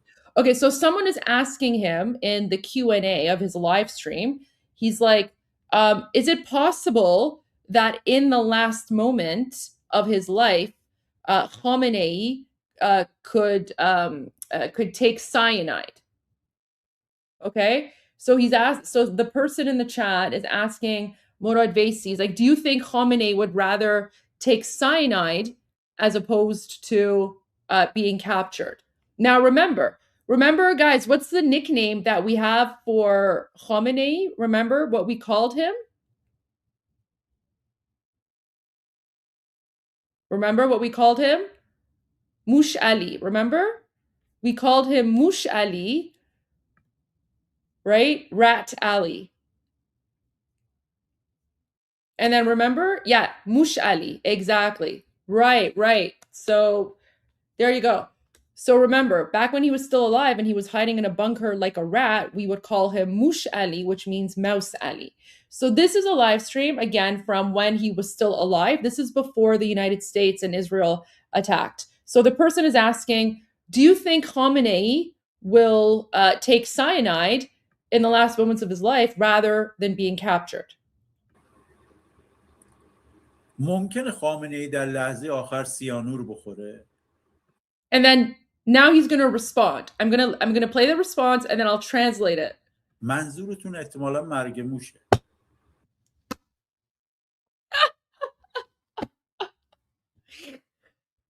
So without hesitation, he looks at the camera and he's like, منظورتون حتما مرگ موشه, which means, oh, you're probably referring to rat poison.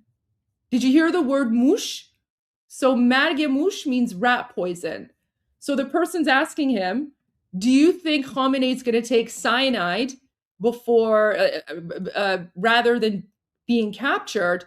And he just looks deadpan into the camera, and he's like, I think you're referring to rat poison. Look at this, look at this. ممکنه خامنه ای در لحظه آخر سیانور بخوره. منظورتون احتمالا مرگ موشه. منظورتون احتمالا مرگ موشه. بله، چرا که نه. It's like, بله، چرا که نه. He's like, yeah, why not? So Sianur, like the when he says Sianur, you know what? I should probably like I should translate this and add like a subtitle or something, because it's so funny. There is a meme. Someone made a Thug Life meme. They made a Thug Life meme. I was trying to find that. I couldn't find it, but I'm gonna find the Thug Life Morad Vesi Margemush meme, I promise, because it's so funny. But yeah, so again, one more time. So basically the conversation is, no, Marg means death. Marg means death, but Margemush together is basically rat poison. So rat poison together, like Margemush means rat poison. So again, I'll explain it and we'll watch it. And just like look at his reaction, because he's deadpan. So he's reading the question. Someone's like, do you think Khamenei is going to, take cyanide in his final moments? And then he looks at the camera and he's like, I think you mean rat poison. I think you mean rat poison. And then he's like, yeah, why not?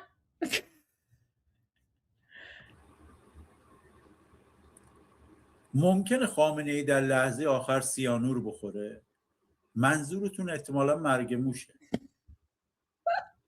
منظورتون احتمالا مرگ موش. بله، چرا که نه. So good.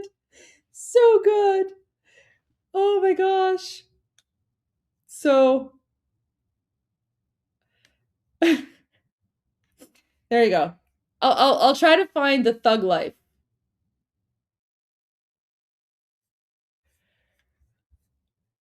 Because Margemush would translate to rat death, but Margemush is the term for rat poison. Okay. And what makes it really funny is just he says it like so serious, right? He's so serious. There's a lot of like jokes and things like that he said. Okay, guys, we have a new song from one of our favorite musicians. So Hamid Fad came out with a new song, just came out today, and it's called Javid Shah. So he just uploaded it to YouTube. It's got like the AI translation. So the AI translation is not bad. It's decent. So you can follow along with the subtitles.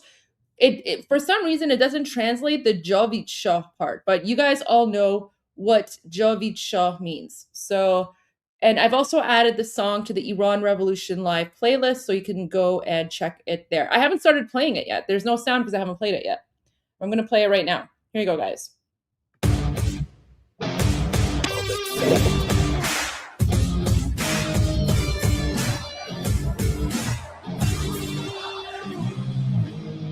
در و دیوار شهرم بزرگ نوشتم جاوید شاه شیر و خورشید پرچم سفید قرمز سبزم جاوید شاه روی ضربان قلبم میزنه بم بم بگو جاوید شاه سرباز ایران اردم بلندتر بگو جاوید جا من که ایرانیم ادامه دارم سر میهنم ایرانم هرچی مدال دارم دست به آزادیم معینه امضای کارم نماد شیر و خورشید و شمشیر سلاح با من خونایی که ریختم نمیره همواره یادم واسه تک تک مزدوراشونم در واقع دارم خاک ایران ارث پدریمه سرمایه دارم میری میپرسی من کیم ببین سرباز شاهم ایران مادرم منم پسر ایرانم توی هیچ شرایطی کم نمیشه یه ذره ایمانم هستم همیشه روی دوشم یه سر بیدارم ببین منم زیر سایه پدر ایرانم 57 سراخمه راه و جا میخوان همونا بچه هاشونم این روزا پادشاه میخوان حالا که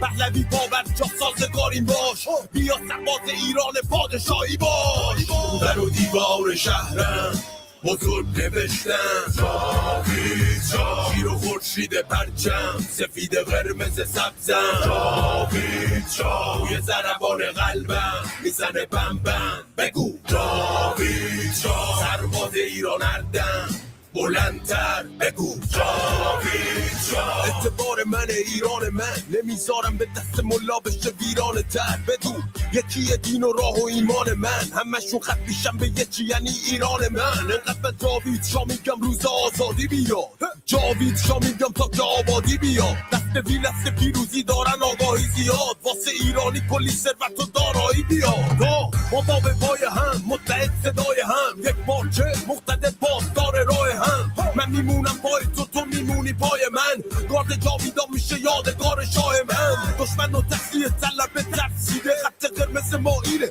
میهن رنج دیده شاه ما نماد ایران و تغییرش شاه ما ستون تحت جمشیده در و دیوار شهرم بزرگ نوشتم جاوید جا شیر و خورشید پرچم سفید قرمز سبزم جاوید جا توی ضربان قلبم میزنه بم بم بگو جاوید جا سرباز ایران اردم بلندتر بگو جاوید جا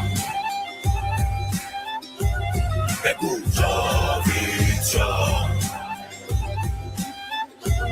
بگو جاوید جا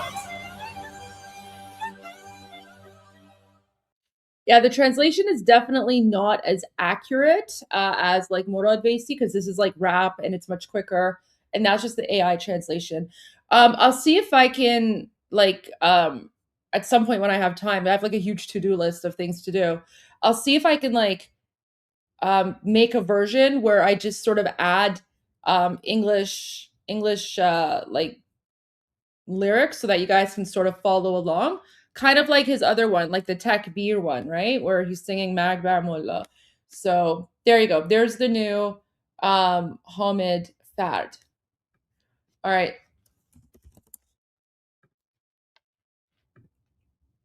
Okay.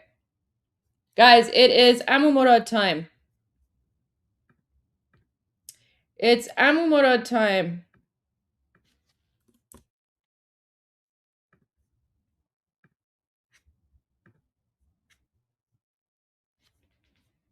So,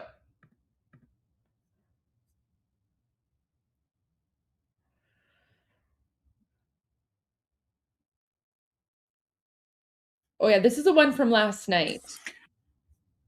So let's watch the one from last night for a little bit, and then we can go to the one today as well. But this is the one where he's speaking about the ship and everything. Okay.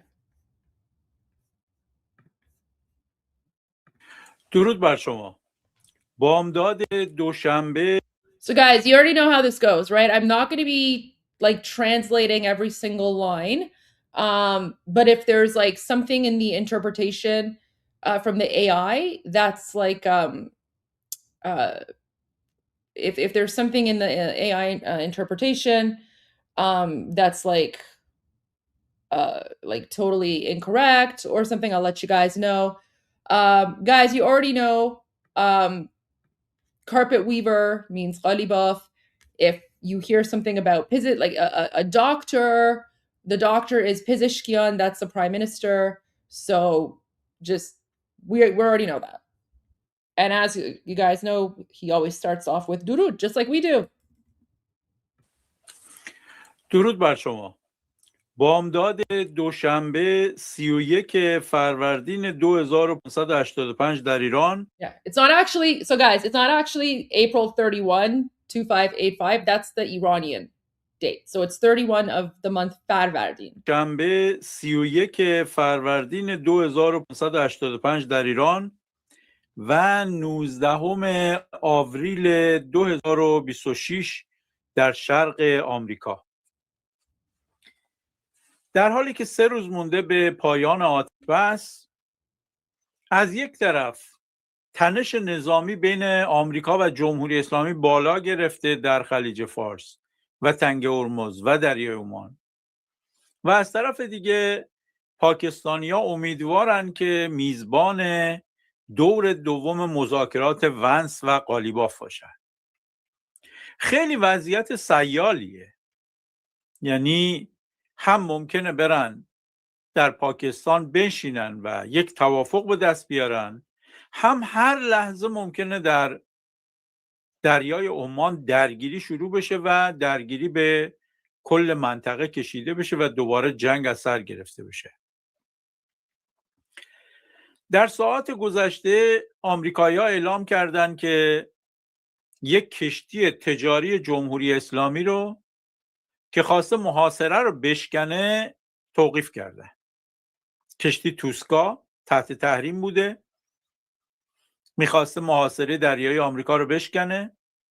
یه ناوشکن آمریکایی بهش اخطار داده، وای نایستاده، بهش شلیک کردن، موتورخونه کشتی رو از کار انداختن و تفنگدارای آمریکایی پیاده شدن و کشتی رو به کنترل در آوردن. الان کشتی در کنترل آمریکایی هست.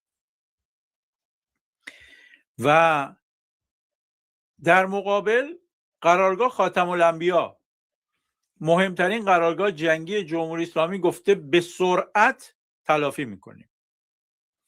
حالا اینی که چه تلافی بتونن بکنن خودش یه بحثیه. زیاد امکانی نداره جمهوری اسلامی. آیا میخواد مثلا بره به جنگ ناوشکنای آمریکایی و این کشتی رو آزاد کنه؟ بعیده. نیروی دریایی سپاه و نیروی دریایی ارتش الان چنین توانی ندارن برن به جنگ نیروی دریایی آمریکا، جنگ ناو به ناو، کشتی به کشتی، و بخوان کشتی تجاری رو از دست آمریکایی آزاد کنن. اگر برن احتمال غرق شدنشون خیلی بالاست. نه فقط شناور بزرگ و ناو بزرگی الان جمهوری اسلامی نداره که برن به جنگ آمریکایی ها.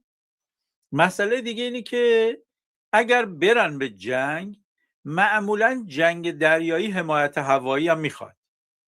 خب جمهوری اسلامی الان حمایت هوایی نداره.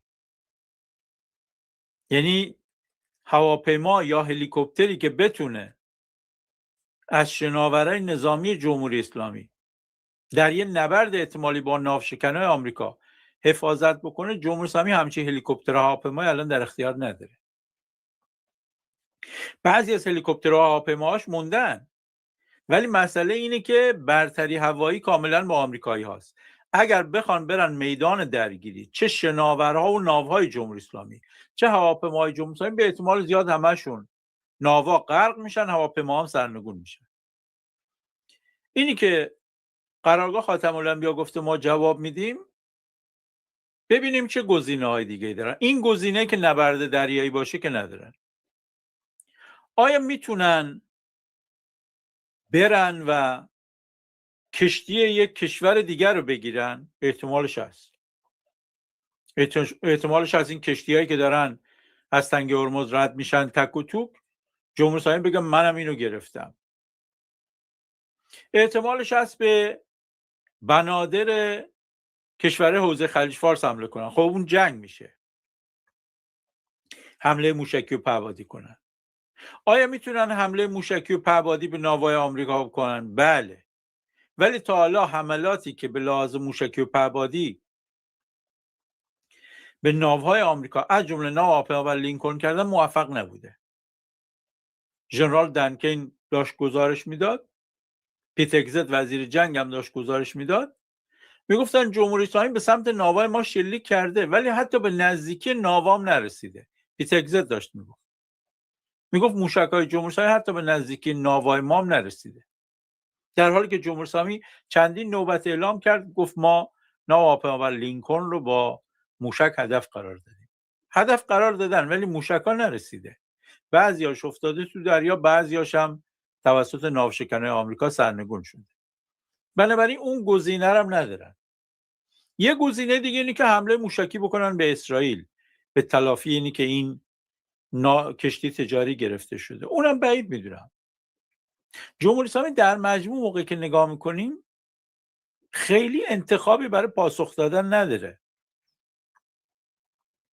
جمهوری اسلامی توان دریاییش در خلیج فارس، تنگه هرمز و دریای عمان بیشتر برای ناامن کردنه. برای درگیری نظامی رو در رو توانی نداره. اینی که الان قرارگاه خاتم گفته ما تلافی میکنیم به سرعت، ببینیم چه جوری میخوان تلافی کنن. آیا منجر به گسترش جنگ میشه یا نه؟ ترامپ هم اومده صحبت کرده، گفته کشتی توسکا که آمریکا توقیفش کرده تحت تحریم بوده و محمولش در حال بررسیه. ترامپ گفته که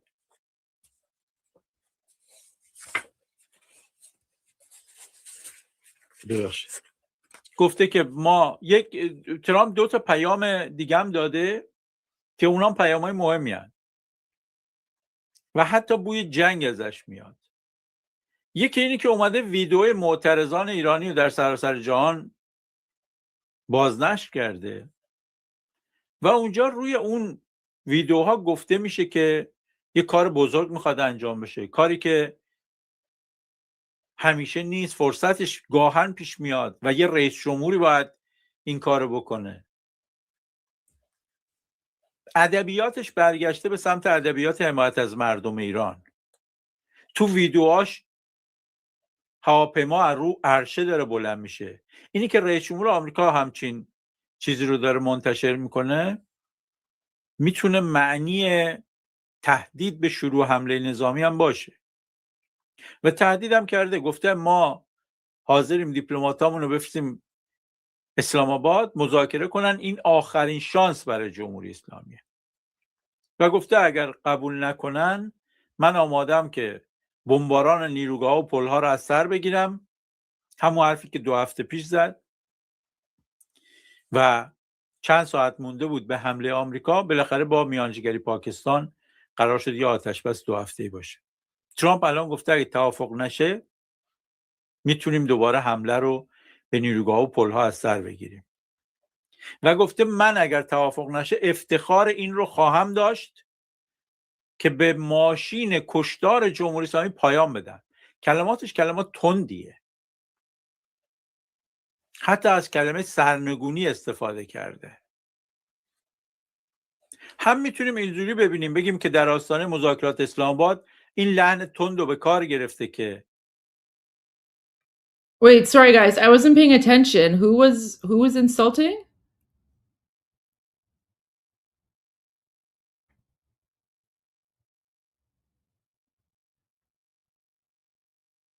Who was insulting Armin?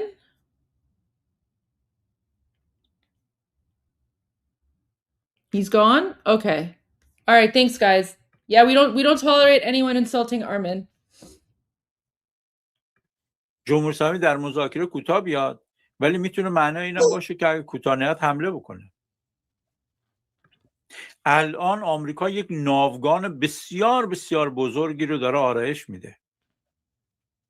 3 تا ناو هواپیمابر بزرگ، 2 تا ناو USS باکسر و USS تریپولی که هواپیما حمله میکنن، در واقع یک ناو هواپیمابر کوچیکی هن.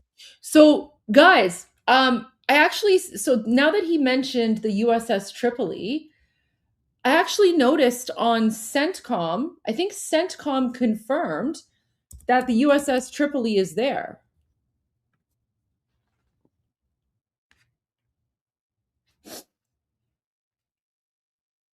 Yeah, right? So look at this. So CENTCOM confirmed yesterday U.S. Marines depart amphibious assault ship USS Tripoli by helicopter and transit over the Arabian Sea to board and seize MV Tuska.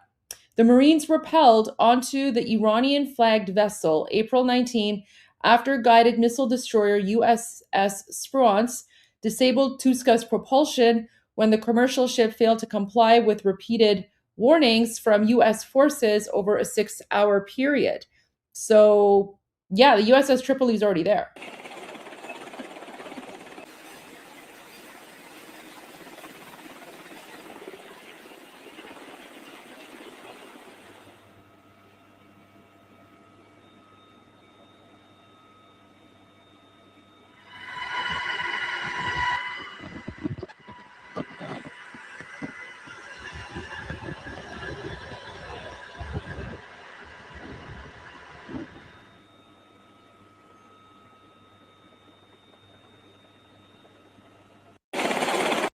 Yeah, so it seems like the Marines were having a lot of fun. But yeah, so USS Tripoli's there.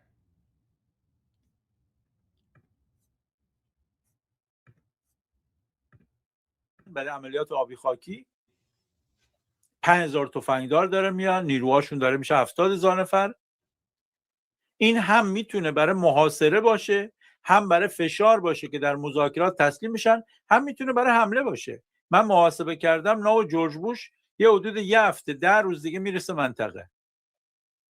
حدود یه هفته دیگه برآورده اولیه نشون میده میرسه منطقه. ناو جرالفورد هم اومده، لینکلن هم هست، 3 تا ناو هواپیمابر میان. خیلی آرایش جنگی بزرگیه. جمهوری اسلامی میتونه یه چند روز دیگه هم سر مذاکرات شاید بازی کنه. ولی همونطوری که چند هفته پیش خدمتتون گفتم، اینا حدود 2 هفته نیاز داشتن برسن منطقه، یه هفته هم استقرار بگیریم.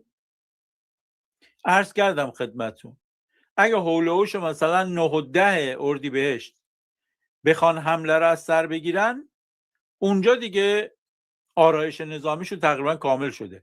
ولی این احتمال هم وجود داره چهارشنبه اگه آتش بس تمدید نشه و توافق نکنن حتی زودتر هم این حمله را انجام بدن. این آرایش بزرگ نظامی برای این نیست که جمهوری اسلامی رو ول کنن و برن. میگن یا Yeah, so guys, Morad Vaisi is basically saying the same thing that Armin and I are saying, right? He's saying the US is not bringing this large military formation into the area just so that they can pack up and leave and say goodbye, right?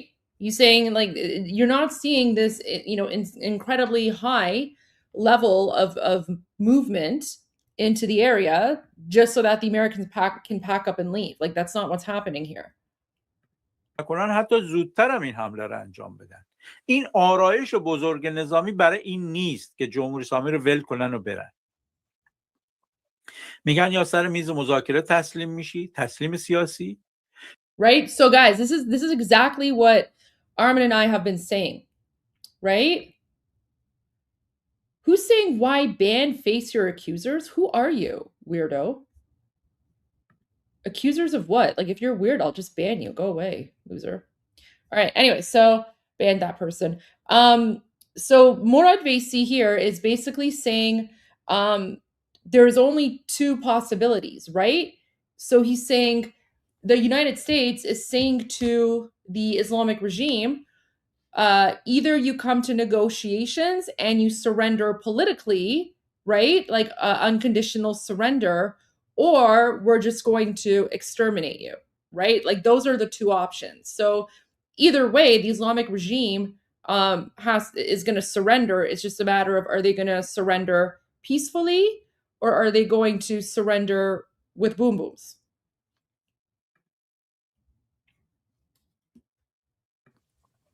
میگن یا سر میز مذاکره تسلیم میشی، تسلیم سیاسی، یا محاصره شدید میکنی، محاصره اقتصادی. Yeah. Guys, so there's 2 words that you're going to hear a lot, okay? One is taslim, which means surrender. And then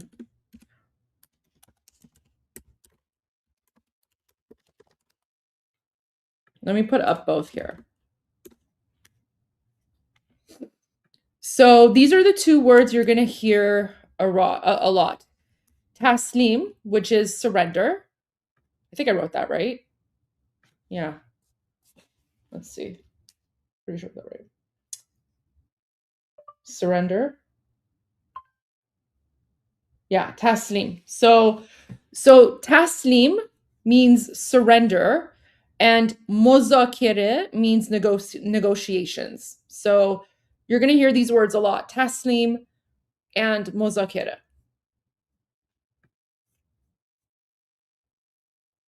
Tasnim is different though. That's with an N. This is with an L. Tasnim is with an N. This is taslim with an L. L. Different word. کنن و برن. میگن یا سر میز مذاکره تسلیم میشی، تسلیم سیاسی، یا محاصره شدید میکنی، محاصره اقتصادی، یا اینی که بهت حمله میکنیم. و آرایش جنگی بسیار بزرگی دارن در اطرافش میگیرن. لیندزی گرام سخنگوی سناتور ارشد جمهوری خواه به ترامپ گفته که در دوره ترامپ نباید توافقی مثل برجام امضا بشه. گفته حمله سپاه به کشتیرانی بین‌المللی نشانه استیصال جمهوری اسلامیه و به ترامپ گفته کنترل تنگه هرمز رو به دست بگیر و محاصره رو ادامه بده تا همه برگای برنده رو در دست خودت داشته باشی.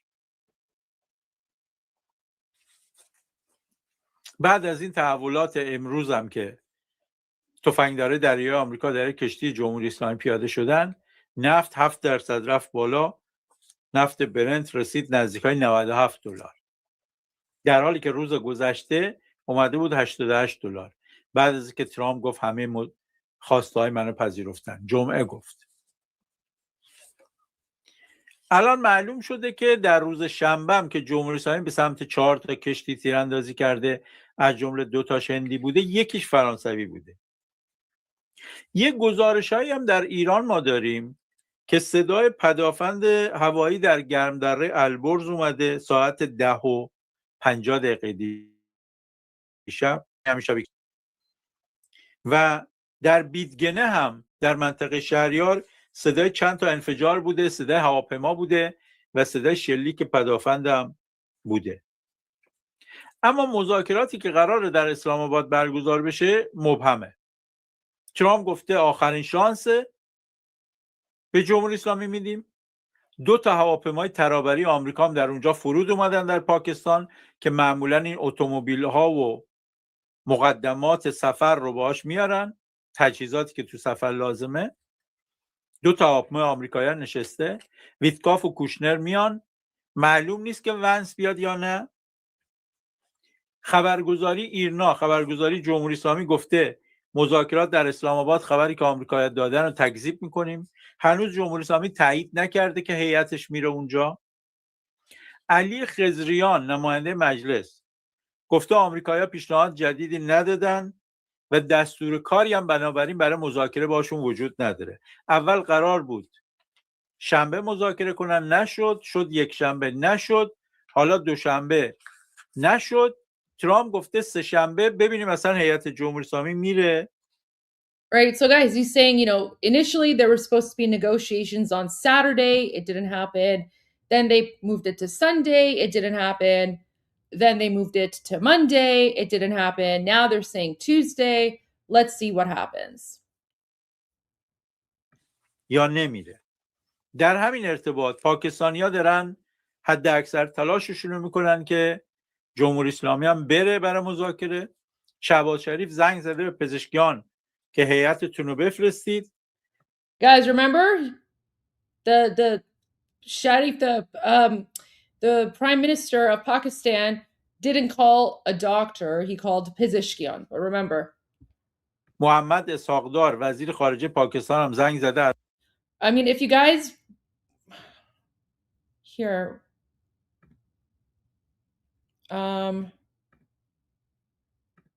I can make the captions bigger. Like, I'm more than happy to make the captions bigger if that's going to help with the reading. Is that better?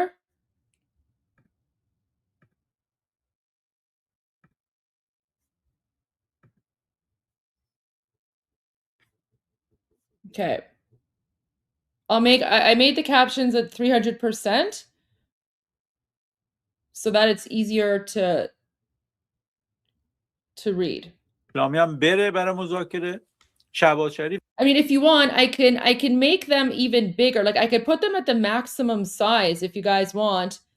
I mean, that's probably gonna like cover his face though, but I mean, let's see.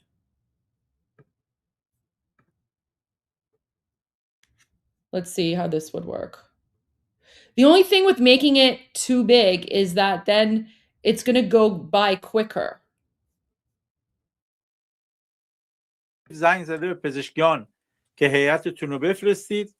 محمد اسحاقدار وزیر خارجه پاکستان هم زنگ زده عراقچی که هیئتتون رو بفرستید.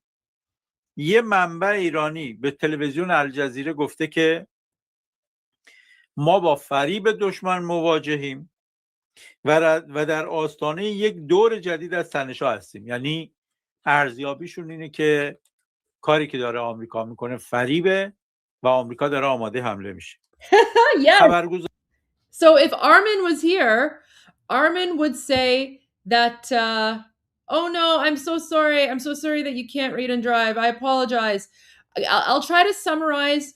I'll try to summarize the most important parts here. So basically, what Morad Vaisi just said is that and you know, a source within the Islamic regime told Al Jazeera that they believe the United States is using these negotiations as a deception and basically preparing and essentially the United States is just preparing to attack the United States. The United States is preparing to attack the Islamic regime, and they're using these negotiations as like just sort of a deception. And so that's what the Islamic regime is saying. And you know what?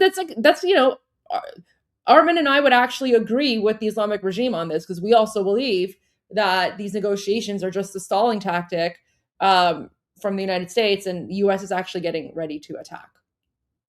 تصنیم وابسته به بعضی از باندهای قدرت در سپاه گفته استفاده آمریکا از این که گفته ما آماده مذاکره ایم و آخرین شانس و اینا، گفته استفاده آمریکا از این تحرکات برای فشار روانی است.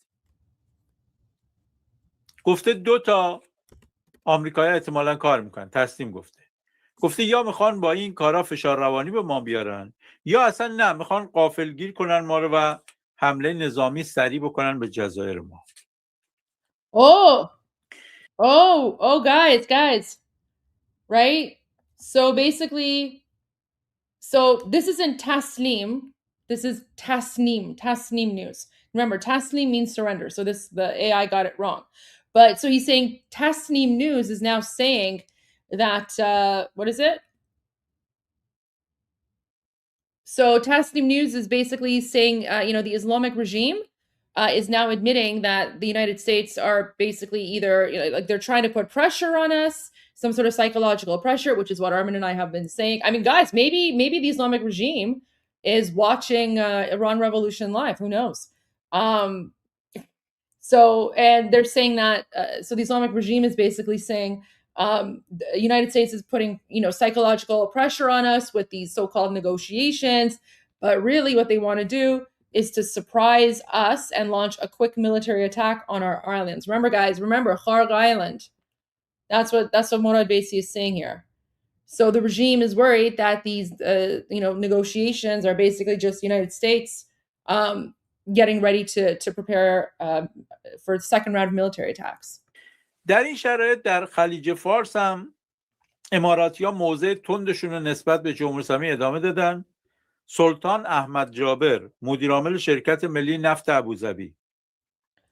Oh, someone's asking about the woman in Southern California arrested. Yeah.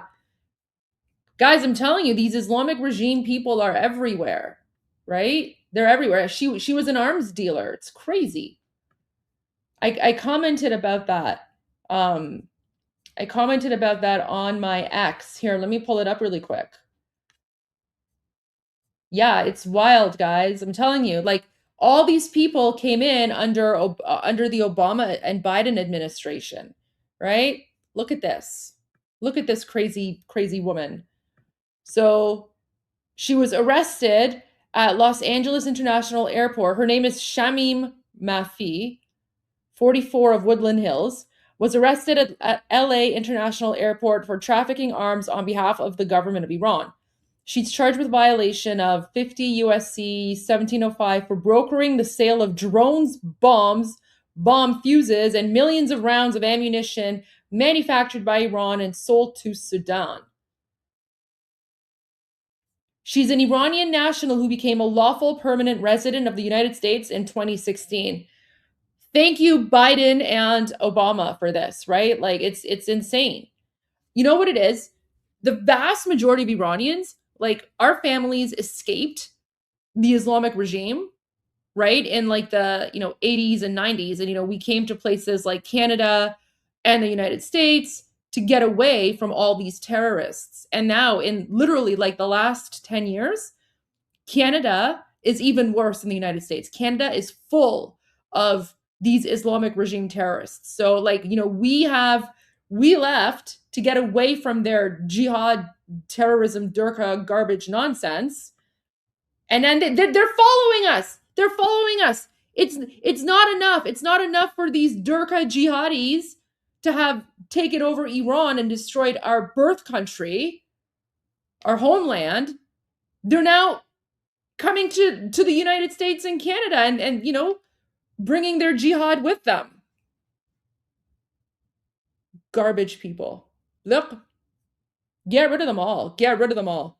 And guys, I'm telling you, you have no better ally than Iranians in your countries in terms of identifying who's with the Islamic regime. Because we have been trying to sound the alarm on so many of these people, and no one pays attention.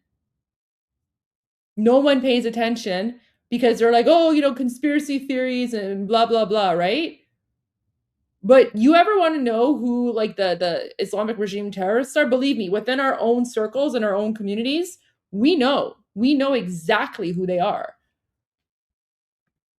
They all need to be deported. Wow. But yeah, we heard about that. So that's great. Marco Rubio is also on a roll. And he is revoking like the green cards or permanent residencies of a whole bunch of like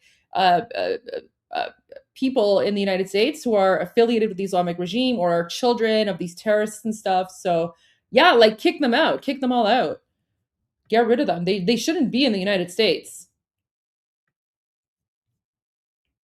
گفته طی 50 روز بسته بودن تنگه هرمز صادرات تقریبا 600 میلیون بشکه نفت مسدود شده از منطقه.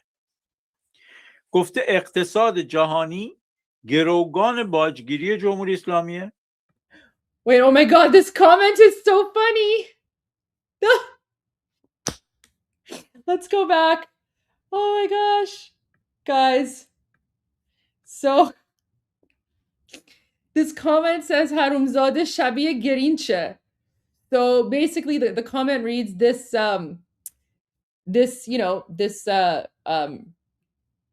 bee asterd looks like the Grinch. You know what?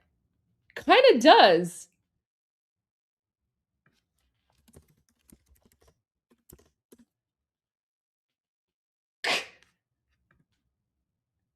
I kind of see it now. Oh my gosh, that's so funny. Look at this. Look at this. آره یه کمی شبیه گرینچه.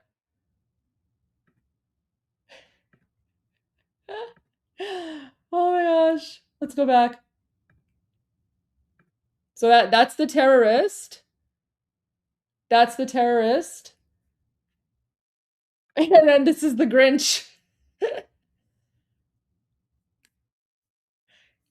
Yes, so we would pronounce it, so in Persian we wouldn't say Grinch, we would say Grinch.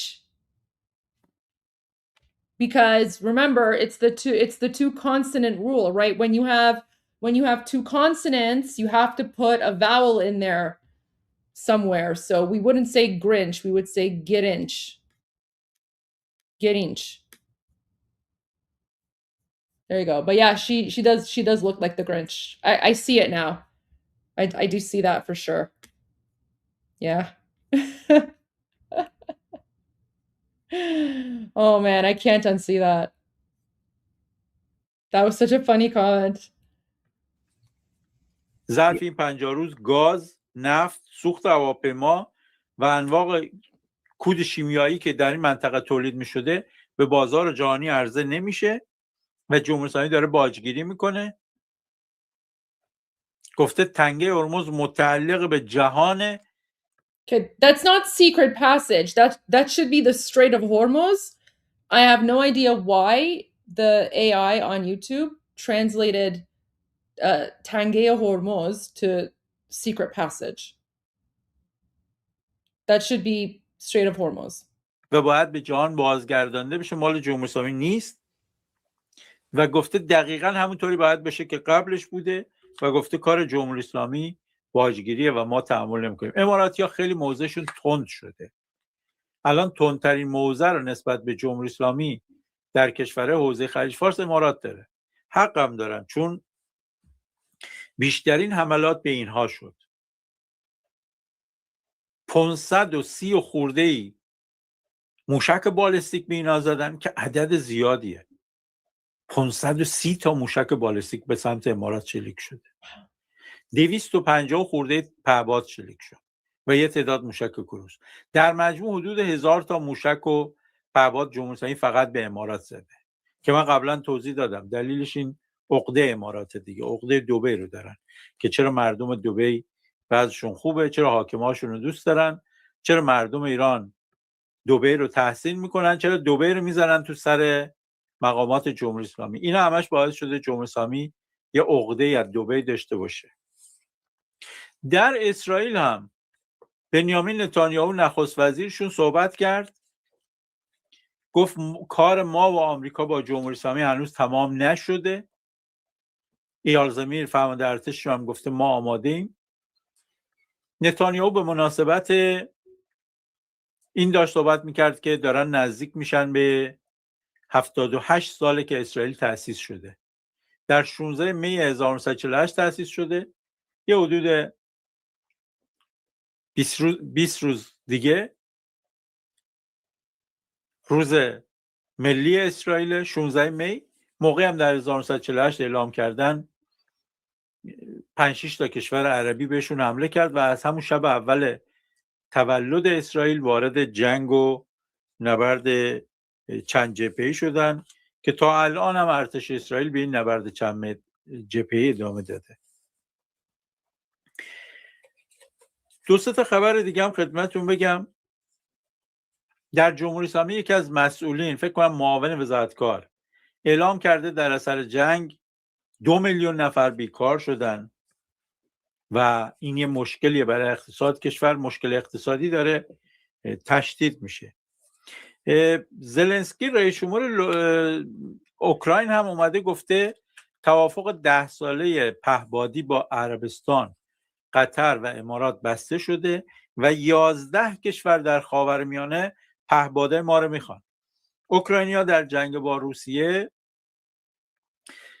توان پهپادیشون خیلی گسترش پیدا کرد و تونستن در پهپاد و تکنولوژی پهپاد به رشد برسن، هم در کمیت هم در کیفیت. الان دارن اینها رو، توان ضد پهپادیشون رو در اختیار عربستان و قطر و امارات قرار میدن که با حملات جمهوری اسلامی مواجه شدن. اجازه بدید آخرین خبرها رو هم یک چکی بکنیم، بعد خدمتتون برای خوندن اسامی جاویدنامه خواهم بود و بعدم پرسش و پاسخ. ترامپ گفته یک کشتی ایرانی رو در اختیار گرفتیم، تفنگدارای آمریکایی توش پیاده شدن. سخنگوی خاتم الانبیا، قرارگاه جنگی خاتم الانبیا، گفته این نقض آتش بسه و ما جواب میدیم. همطور که عرض کردم باید ببینیم چه جوابی میدن. پاکستانیا شهباز شریف با پزشکان صحبت کرده، وزیر خارجه‌شون هم با عراقچی که هیئت ایرانی بره برای مذاکرات در اسلام آباد. این آخر خبرهایی بود که داشتیم. اجازه بدید جاویدنامه رو خدمتتون بخونم بعد بریم پرسش. I will go through this part because it is very upsetting and I watched it last night. عزیزان هست کسانی که به فایلی داشته باشه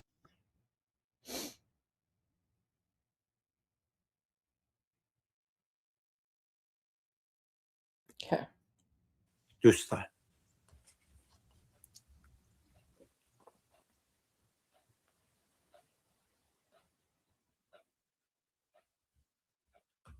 Okay, guys, so this part's going to be very insightful for you because now this is going to give you an opportunity to see what's on the mind of Iranians, right? So Iranians who are, following along with all the, situation, this is what we are thinking about, or, what Iranians are thinking about, what's on their mind, what their concerns are. به نظر تو ترامپ میخواست پیام به مردم ایران بفرسته با ویدیو اخیرش؟ بله. Okay, so the first question is, do you think President Trump was trying to send a message to the Iranian people with the video that he put out? Remember the video he put out a couple days ago? دوباره تاکید کرد روی اینی که من کمک میکنم به شما. تظاهرات ایرانی‌ها رو پخش کرد و اینی که یک کاری که تاریخیه و فقط بعضی از رئیس جمهورهای آمریکا میتونه انجام بدن، من میخوام اون کارو بکنم. آیا تسلیم کردن جمهوری اسلامیه در مذاکرات؟ من فکر میکنم نه، چون برای مردم ایران هسته‌ای و موشکی و نیابتی مهم نیست. بنابراین این نمیتونه باشه. مردم ایران فقط سرنگونی رو میخوان و تو پیام ترامپ کلمه سرنگونی بود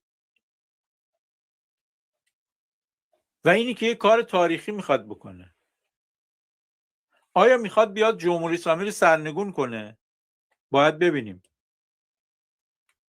فعلا حرفش نزدیک به اونه. باید ببینیم عملش چی میشه. ترامپ حمله پهپادی سپاه به کشتی‌ها یا ناوهای آمریکا صحت دارد. صدا و سیما گفته حمله کردیم. آمریکایی‌ها هیچ گزارشی ندارن. قرارگاه خاتم الانبیا هم گفته به زودی تلافی میکنیم، ولی ما هیچ گزارشی هنوز ندیدیم. اجازه بدید خبرها رو ببینم که آیا تحول جدیدی هست. نه، تحول جدیدی نمیبینم.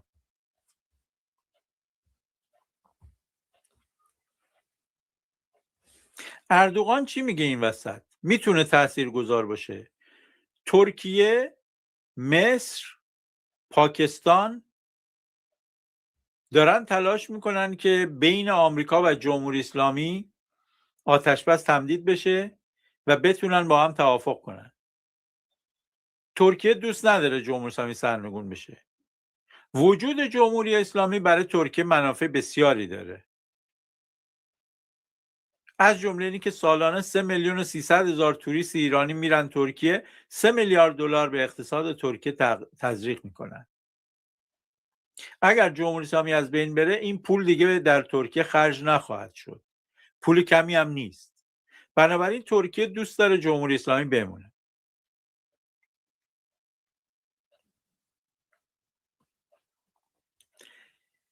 وصیت‌نامه خامنه‌ای رو چرا نمیخونن؟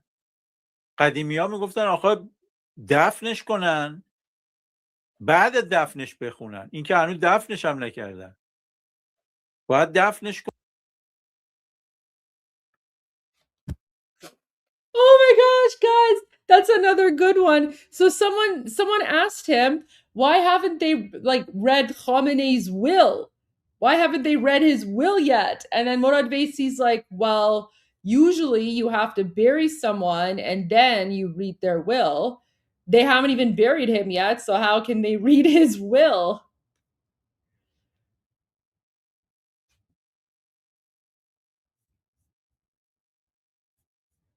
Oh my gosh. That's another good line. وصیت‌نامه خامنه‌ای رو چرا نمیخونن؟ قدیمی‌ها میگفتن آخه دفنش کنن بعد دفنش بخونن. این که هنوز دفنش هم نکردن. باید دفنش کنن بعد وصیت‌نامه‌شو بخونن. به سختی و گرونی وصل میشیم، شما تحلیل میکنین. چرا دیگه تحلیل نمیکنین؟ فقط خبر میخونین، خبرها رو که ما میشنویم از صبح. من روشم این بوده که دوستانی که میان اینجا بتونن یک ترکیبی رو. Oh, look, so someone's criticizing him on how he runs his show. That's familiar, right? Armin and I, right? Some people come in and just criticize us. So this person's like, why are you giving the news? We already get the news elsewhere. We just want to hear like analysis, interpretation and stuff. And then now he's going to basically explain like this is how he runs his show. داشته باشن. هم خبرها رو بشنون، یعنی موقعی که وقت میگذارن مهمترین خبرهای 24 ساعت گذشته رو بشنون. و موقعی که خبرها رو میشنون نکات تحلیلی که در اون هست رو هم بشنون. نکات تاریخی که در مورد اون واقعه هست اگر وجود داره بگم. اگر رو به جلو پیشبینی ممکنه انجام بشه اون رو هم خدمت دوستان بگم. تحولاتی هم که در اطرافش هست بگم. من راجع به هر خبری اینجوری نگاه میکنم. اصل خبر رو میگم چون معتقدم مردم باید اصل خبر اول بشنون. این مدل جمهوری اسلامیه که خبر رو نمیگه تحلیلش میکنه. من میگم اول خبر رو بگیم، اجزای خبر رو خدمت دوستان بگم که این خبر هر بازیگری چی گفته راجع به آمریکایی‌ها چی گفتن، اسرائیلی‌ها چی گفتن، جمهوری اسلامی چی گفته، و بعد از اینکه خبرها رو دادم نکات تحلیلی که راجع به اون دارم عرض کنم، نکات تاریخی هم بگم، اگر پیش بینی هم هست بگم. من به این شکل فکر میکنم مفیدتره. حالا دوستان هم نظرشون رو بنویسن. اما He's so polite. If that was me, I've just been like betoche. سوالات دیگه دوستان. من خوشبین هستم با آینده فردا آزادی ایران، ولی نظر شخصی شما آیا میتونیم به اسرائیل و آمریکا اعتماد کنیم برای کمک به مردم؟ سوال خوبیه. آمریکا و اسرائیل دنبال منافع ملی خودشونن. طبیعی هم هست. اونا که دنبال منافع ملی ایران نیستن. اونا دنبال منافع ملی خودشونن. نتانیاهو به طور طبیعی باید دنبال منافع ملی مردم اسرائیل باشه. ترامپ باید به طور طبیعی دنبال منافع ملی آمریکایی ها باشه. ولی این منافع ملی که اونها دارن یک جایی همسو با منافع مردم ایرانه. Guys, that's exactly what Armin and I have been saying as well, trying to explain, right? Like, guys, the president of the United States, he must be America first, and he must prioritize the interests of America. Same thing with Prime Minister Netanyahu. He must be Israel first and prioritize the interests of Israel. Same thing with Iranians. You know, in this fight, His Royal Highness, King Reza Pahlavi, he is Iran first, and his priority is Iranians. But what Morad Vaisi is saying is that at this moment, the interests of all three nations have now aligned, right? So right now, it's in the interests of all three to get rid of the Islamic regime. So that's what he's explaining to his viewers, to the Iranian viewers. اون اینه که اونها میخوان جمهوری اسلامی رو تضعیف کنن، مردم ایران هم میخوان جمهوری اسلامی تضعیف شده رو ببینن که بهش غلبه کنن. اسرائیل به خاطر منافع ملی خودش دنبال سرنگونی جمهوری اسلامیه، مردم ایران هم دنبال سرنگونی جمهوری اسلامیه. بنابراین ما کمکی رو که میتونیم در چارچوب منافع ملیمون باشه میتونیم بپذیریم. آیا آمریکا و اسرائیل دنبال منافع ملی خودشونن؟ بله. آیا ممکنه تا یه جایی با ما بیان یه جای دیگه نیان؟ بله. ممکنه از تا آخر با ما بیان. ما منافعمون در سرنگونی جمهوری اسلامیه. اولویت مردم ایران هم سرنگونی جمهوری اسلامی. ممکنه اولویت آمریکا هسته‌ای و موشکی و نیابتی باشه. برای اسرائیل هم هسته‌ای و موشکی و نیابتی مهمه. منتها اسرائیلی‌ها مثل مردم ایران میگن کل جمهوری اسلامی رو باید از بین برد که دیگه اون تهدید دیگه هم از بین برده بشه.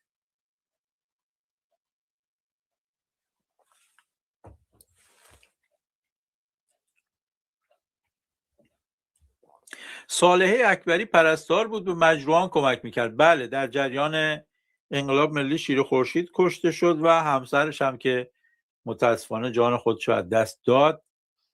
جمهوری اسلامی چه زندگی‌هایی که نابود نکرد. مگه جمهوری اسلامی هنوز پدافند داره؟ یک پدافندای بالاخره یه مقداری ازش باقی مونده که داره شلیک میکنه، اگرچه خیلی پدافندهای کارآمدی نیست. همسرش زنده است گفتن، چون خبر من شنیدم که گفتن حادثه‌ای براش پیش اومده. خوشحالم که نجاتش دادن، خیلی خوشحالم که نجاتش دادن. اصلاح میکنم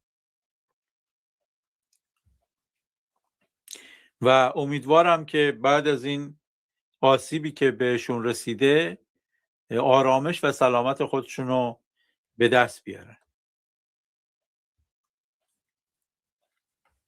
مگر آمریکا این جنگ و سرنگونی از ماها قبل برنامه‌ریزی نکرده؟ اصلا این مذاکره ها حاشیه نیست؟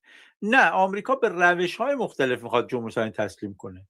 روش مذاکره و دیپلماسی، روش محاصره و روش حمله نظامی. اینا هر کدومشون یک روش‌ها و ابزارهایی هستند برای رسیدن به هدف. الزاماً خود اون روش اصالت نداره. مذاکره میخواد باشه، محاصره باشه یا حمله. آمریکا از این طریق میخواد به اهدافش برسه.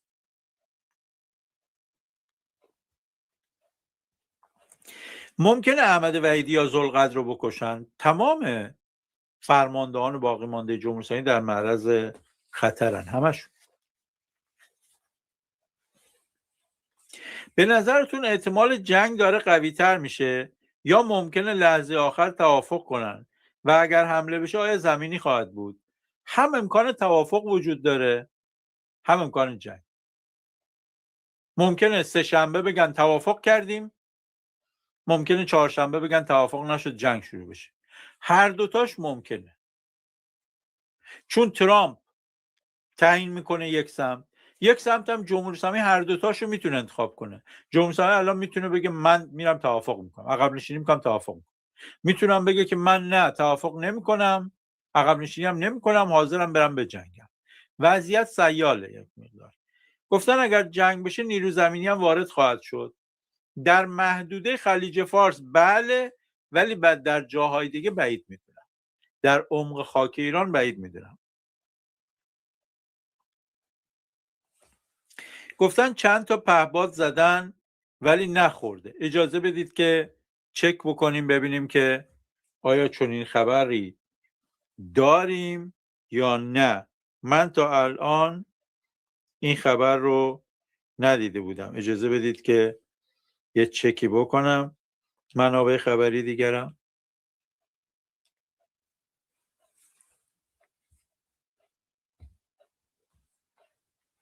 خبرگزاری تسنیم نوشت به دنبال شلیک رزمناو آمریکایی به کشتی ایرانی توسکا و در اختیار گرفتن آن از سوی ارتش آمریکا، نیروهای نظامی جمهوری اسلامی هم به سوی برخی از کشتی‌های نظامی آمریکا پهپاد شلیک کردند. اینو صدا و سیما هم گفت، خدمتتون عرض کردم.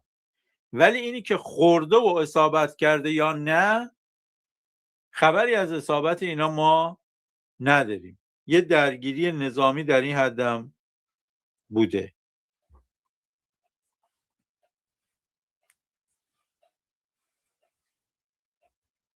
دیگه خبر خاصی در مورد این ندیدم.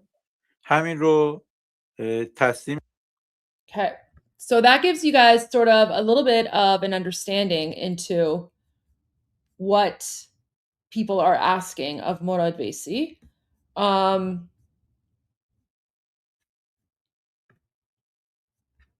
کاری که اینا میکنن This is from this morning. It was much shorter. And I don't know why it was shorter.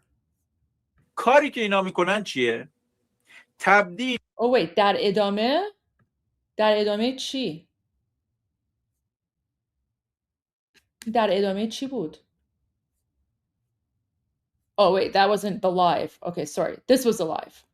Okay. اونجا مفصل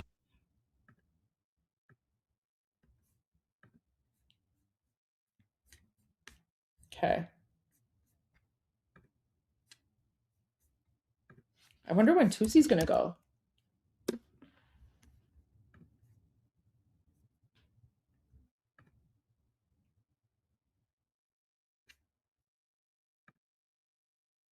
Okay.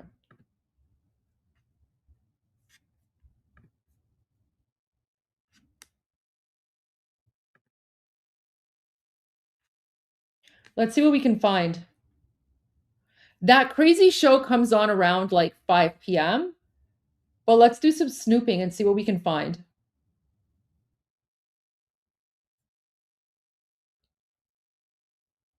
کردن حضور داشته باشن به واسطه تشکیلات مختلفی که بوده که حالا سپاه پاسداران یکی از تشکیلات مردم نهادی بود که توی این قصه وارد شد و بدنه دریایی سپاه کاملا بچه‌ها اینجاست. خب این تنگ باز بود. Yeah.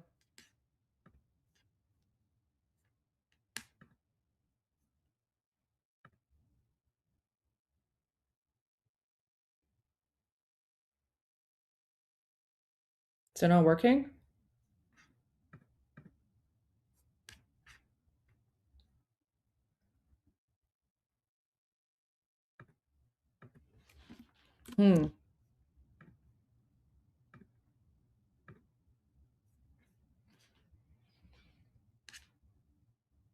Let's see if there's anything good on. Okay, there's nothing good there. Where's channel 2? Kanal 2. Wait, let me go to the other one. Let me go to the other channel. Let's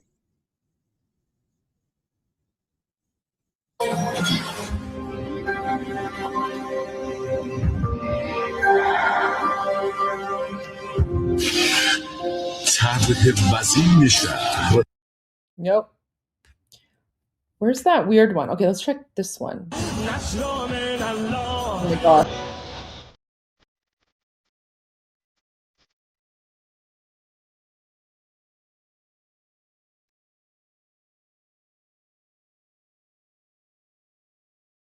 Armin's favorite song.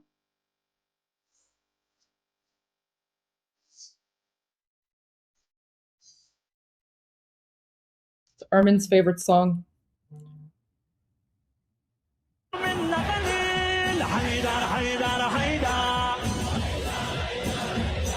So stupid.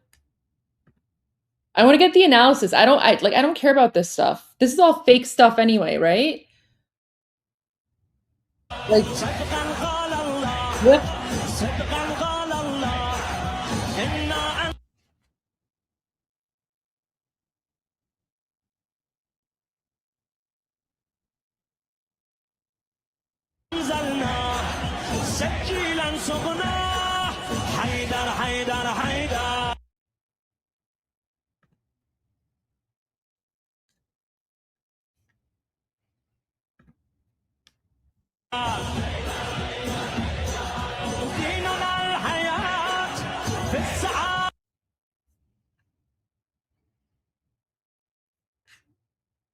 شبکه یک.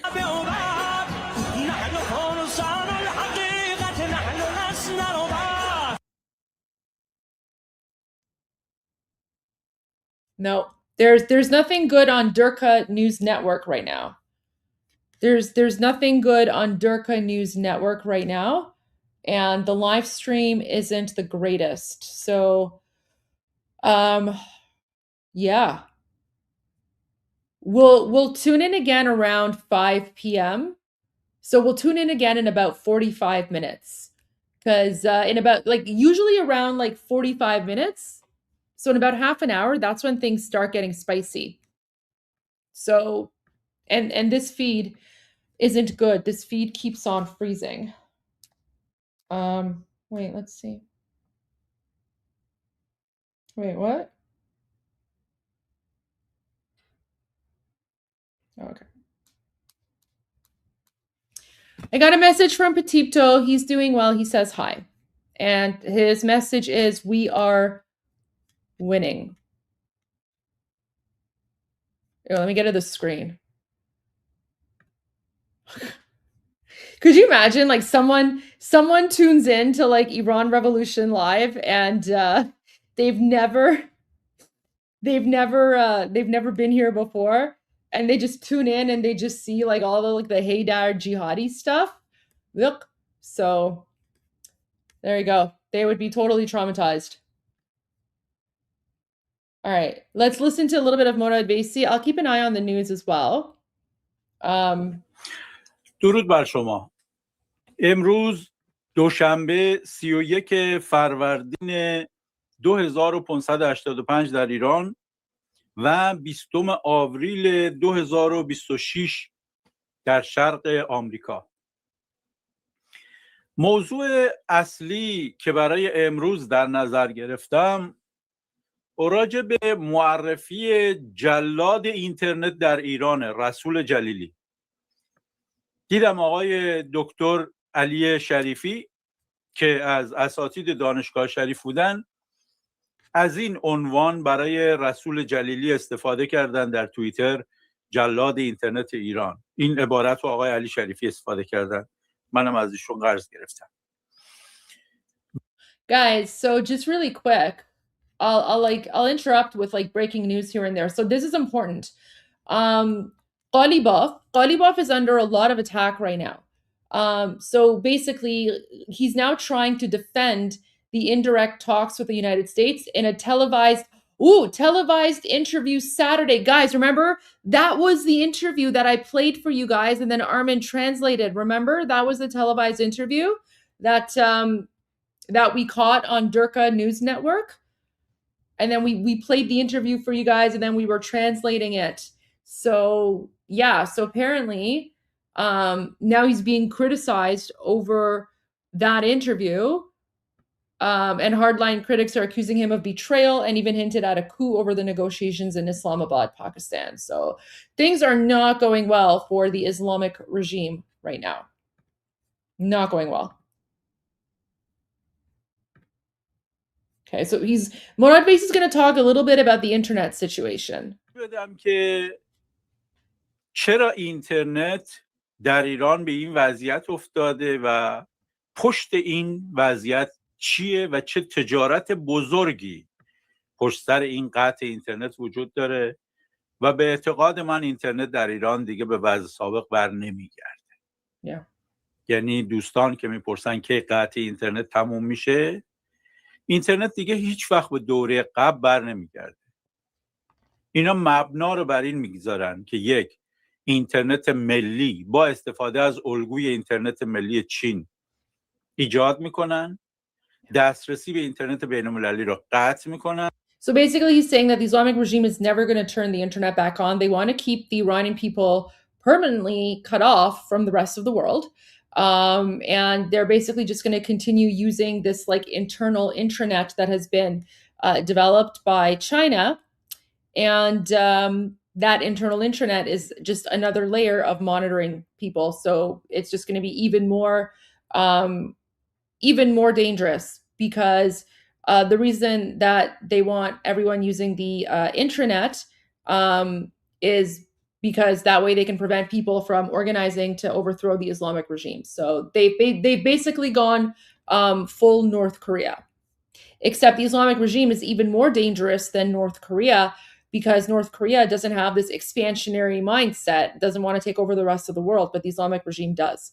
But yeah, they basically resorted to holding 90 million Iranians hostage for the rest of their existence. So this is why the Islamic regime cannot remain in power. It has to be destroyed. It has to be eliminated. They're holding 90 million people hostage, and they have to be eradicated.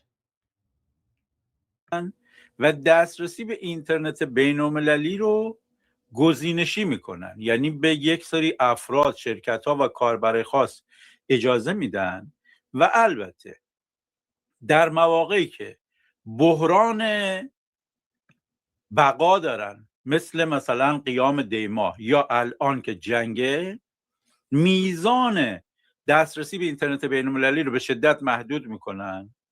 یک موقعی ممکنه مثلا احساس کنن که وضعشون خوبه، مثلا بعد از جنگ 12 روزه تا جنگ فعلی، تا قیام فعلی، ممکنه دسترسی رو ببرن بالا. ولی اینی که اینترنت ایران به اینترنت قبل از جنگ 12 روزه برگرده، قبل از اصلا سال 1404 برگرده، دیگه بر نمیگرده. و تمام اون چیزایی که پزشکیان گفت که ما فیلترینگ رو برمیداریم. Wait, where did he say jangi? Jangi means war. So jang means war. And remember, when he's referring to the doctor, that's Pezeshkian, that's the prime minister, that's the president. Just the AI doesn't translate it well. ما فیلترینگ رو برمیداریم، برعکس شد. به جایی که فیلترینگ رو بردارن، So what he's saying is that, you know, when Pezeshkian was, you know, running for office in the fake elections, one of his campaign promises was, oh yeah, like I'm going to get rid of the filtering. We're going to open up the internet for everyone. And he's saying that like the exact opposite happened, right? So these people, these so-called moderates, are not actually moderates. They're just as bad as all the rest, right? They're just as evil. They're just as bad. And, you know, it's under the president right now, the president who promised, right? But again, you cannot trust anything coming out of their mouths, because with these Islamic terrorists, if their lips are moving, they're lying. So he promised, you know, vote for me, I'll open up the internet. And then what did they do instead? They've now basically shut off the internet permanently, right? So he literally did the exact opposite of what he supposedly promised, right? But this is why no one participates in the elections anyway. Like for the last election, inside the Islamic regime, voter turnout was less than 10%. Less than 10% of people came out to vote, because everyone knows that it's fake and it's a dictatorship anyway. فیلترینگ رو ارتقا دادن، تبدیلش کردن به قطع اینترنت. یعنی پزشکیان که انتخاب شد و وعده داد. Oh wait, there is a new Truth Social post. Let me just go to this. So this was posted about an hour ago. The Iranian leadership has forced hundreds of ships toward the United States, mostly Texas, Louisiana, and Alaska, to get their oil. Thank you very much, President Donald J. Trump. So he's basically trolling the Islamic regime, right? He's trolling the Islamic regime here because the Islamic regime is losing $500 million a day, right? $500 million a day they're losing because of the U.S. blockade. So the Islamic regime, it's not gonna last much longer. Just from an economic perspective, they won't be able to handle it. اگر من انتخاب بشم، حجاب اجباری رو برمی‌دارم، فیلترینگ رو برمی‌دارم، با دنیا تعامل.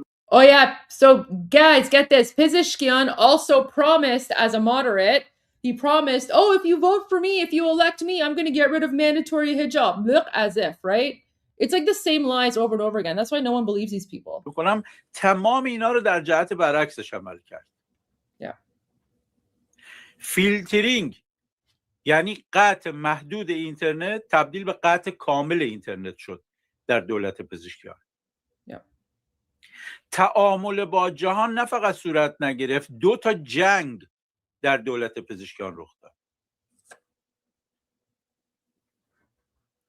و حجاب اجباری اینا هم که دولت هر موقع احساس قدرت میکنه. That's not This Is Rome. I have no idea why this Rome reference keeps on popping up. I don't even know what this is supposed to be referring to. But what he's saying is like, so he promised to get rid of mandatory hijab, and obviously that didn't go through either. So I don't know what the Rome is. Ignore any references to Rome. He didn't mention anything about Rome or the Pope or anything like that. مردم رو سپاه حکومت در حجاب اجباری اذیت میکنه. هر موقع احساس میکنه به نفعش زن بی‌حجابم بیاد. Oh my gosh, guys, this is so important. This is so important, right? So here, remember how like Armin and I have been showing you all of the videos of like hijabless women in the streets. So he's commenting on that, right? He's saying, so whenever the Islamic regime feels powerful, the government forces, suppress and harass people, and they have their morality police out, forcing women to like cover up and wearing hijab. And then whenever the government feels weak or weakened, they let people kind of do what they want, even if that means like supporting, brandishing hijabless women or something. در حجاب اجباری اذیت میکنه. هر موقع احساس میکنه به نفعش زن. Wait, someone is saying you can't understand him. He's speaking perfect English. How can you not understand him? No, I'm joking. He's speaking Persian, but that's why you have to follow along with the subtitles. Guys, I'm trying to like provide I'm trying to summarize like the key parts here, but this is the analysis and info and insight that you get on Iran that you won't get anywhere else, right? Like guys, this is the kind of stuff that makes you all experts, because now whenever you watch the news, and you see something about Iran, you guys already know what's up because you already have the input and the intel, right? So he's saying whenever the government is strong, government forces harass people with mandatory hijab. Whenever it feels it's in its interests, it brings a woman without hijab and like parades her around. And you've seen all the videos, right? You've seen all the videos we've shown you. It's just how the propaganda works. بی‌حجابم بیاره وسط میدون انقلاب تهران. Oh, is Tusi going live in 34 minutes? Nice. Ooh. Good to know. Thank you. Okay, so Tusi goes live at 5 p.m. Perfect. Thank you for letting me know. I really appreciate that. Although that might I'll have to see how that fits into like Durka spying, because 5 p.m. is when you get like all the Durkas coming out.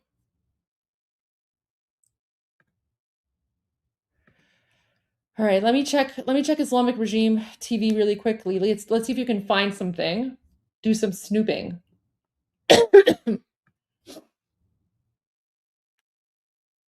Give me a moment here.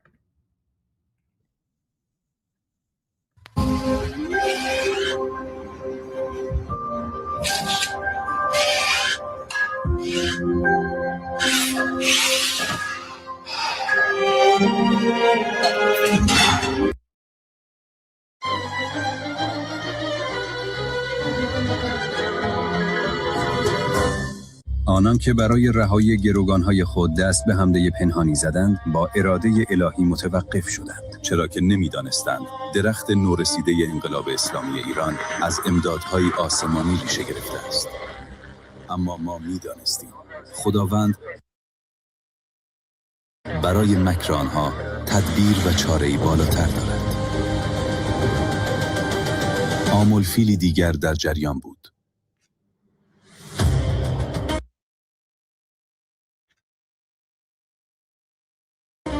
آنها به پیروزیشان می‌اندیشیدند. آمده بودند تا گرگ‌ها را از لانه جاسوسیشان نجات دهند.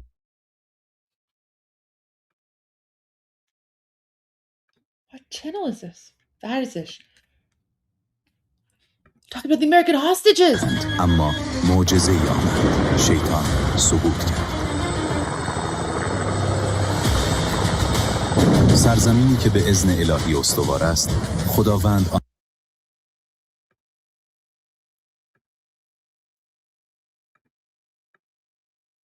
آن را از شر دشمنان حفظ خواهد کرد.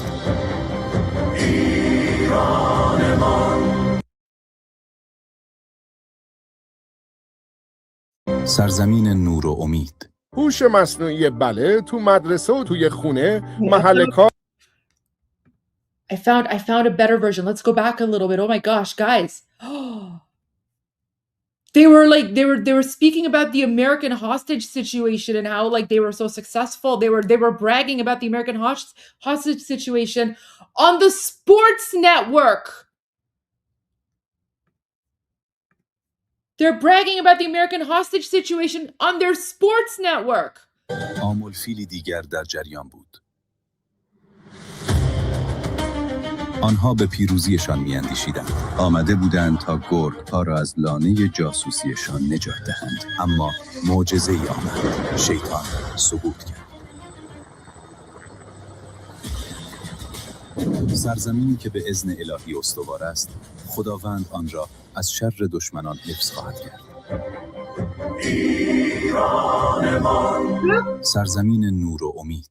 هوش مصنوعی بله تو مدرسه و توی خونه محل کار و هر جایی که بهش نیاز داشته باشی کنارته و برای پرسیدن سوال و انجام تحقیق و پروژه‌هات میتونی روش حساب کنی. چطوری؟ کاری نداره. بله رو باز میکنی، وارد هوش مصنوعی بله میشی و Guys, they're advertising jihadi AI. So they're like, you don't need Grok or anything. So they've created their own jihadi AI. Bad news. Right? So they basically want people to ask their own jihadi AI questions. They're like, oh, whatever question you have, ask this app because this app will give you the answer. Why? Because their own AI is going to be pure propaganda, right? So it's going to be like fake news or whatever. از دم قسط بدون پیش پرداخت. خرید ویژه برای تمامی بازنشستگان عزیز از شهر لوازم خانگی، شعبه مرکزی تهران میدان آزادی و شعب اصفهان، شیراز، ساقی، رشت و مشهد. بسم الله الرحمن الرحیم. ملت عزیز و بزرگ ایران، سلام. که بزرگترین پل خاورمیانه است، درسته؟ ایرانی‌ها برای ساخت کشورشون منتظر کسای دیگه نمیشن، خودشون نیست. کاملا ایرانی اقراق میشی. من یه زمانی دفاع تیم ملی بودم، الان دفاع خاک. من ایرانم. شبکه نسیم. وقتی نیاز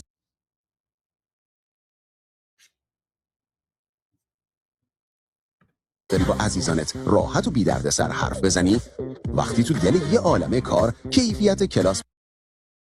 اللهم صل علی محمد و آل محمد و عجل فرجهم. خانم ها آقایان، مردم شریف ایران، سلام.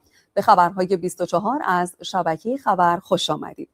رئیس جمهور در ادامه بازدید و نظارت ستادی در وزارتخانه‌های دادگستری، میراث فرهنگی و سازمان آتش‌نشانی حضور یافت. آقای پزشکیان در جمع مدیران وزارت میراث فرهنگی، گردشگری و صنایع دستی بر تسریع در مرمت آثار آسیب دیده، حمایت هدفمند از فعالان گردشگری و تقویت زیرساخت‌های این بخش تاکید کرد. رئیس جمهور در جمع مدیران وزارت دادگستری گفت آنچه تا امروز حاصل شده نتیجه هماهنگی میان دولت، مجلس، قوه قضاییه و همراهی مردم در کنار راهنمودهای راهگشای رهبری بوده است. آقای پزشکیان هدف نهایی صهیونیست‌ها و آمریکایی‌ها در منطقه را آتش افروزی و غارت ثروت ملت‌ها دانست و افزود باید کاری کنیم که دشمن جرأت حمله به کشورهای اسلامی را نداشته باشد. تمام تلاش آمریکا و اسرائیل اینه که مسلمان‌ها کشورهای اسلامی به جون هم بیفتن، سرزمین‌های ما رو با آتش بکشن، بعد از منابع ما پولمون رو دوباره بگیرن، دوباره بر خودمون هزینه کنن. باید کاری بکنیم که اسرائیل جرأت نکنه به کشورهای اسلامی حمله بکنه، جنایت بکنه و این در وحدت و انسجام امکان پذیره. رئیس جمهور با حضور بدون اطلاع قبلی در یکی از ایستگاه‌های آتش‌نشانی تهران با قدردانی از تلاش‌ها و ایثار آتش‌نشانان در جنگ تحمیلی سوم گفت آتش‌نشان‌ها عاشقانه با اعتقاد و باور برای نجات دیگران به صحنه آمدند. واقعا زحماتی که دارید میکشید، تلاشی که دارید میکنید و تصور میکنم باید رسانه ها این زحمات شما رو بیشتر در حقیقت نشون بدن. طبیعیه در مقابل قلدری و ظلم هم سرخم نخواهیم کرد، در مقابل زیاد خواهی کوتاه نخواهیم اومد، ولی وقتی میشه با منطق مسئله رو حل کرد، با جنگ و درگیری ادامه دادن به نفع هیچکی نیست. رئیس قوه قضاییه در جلسه با جمعی از مقامات عالی قضایی با اشاره به همکاری بین این قوه و دولت برای ترخیص کالا گفت مقامات قضایی مربوط در سراسر کشور مساعدت‌های زیادی با مسئولان دولتی داشتند.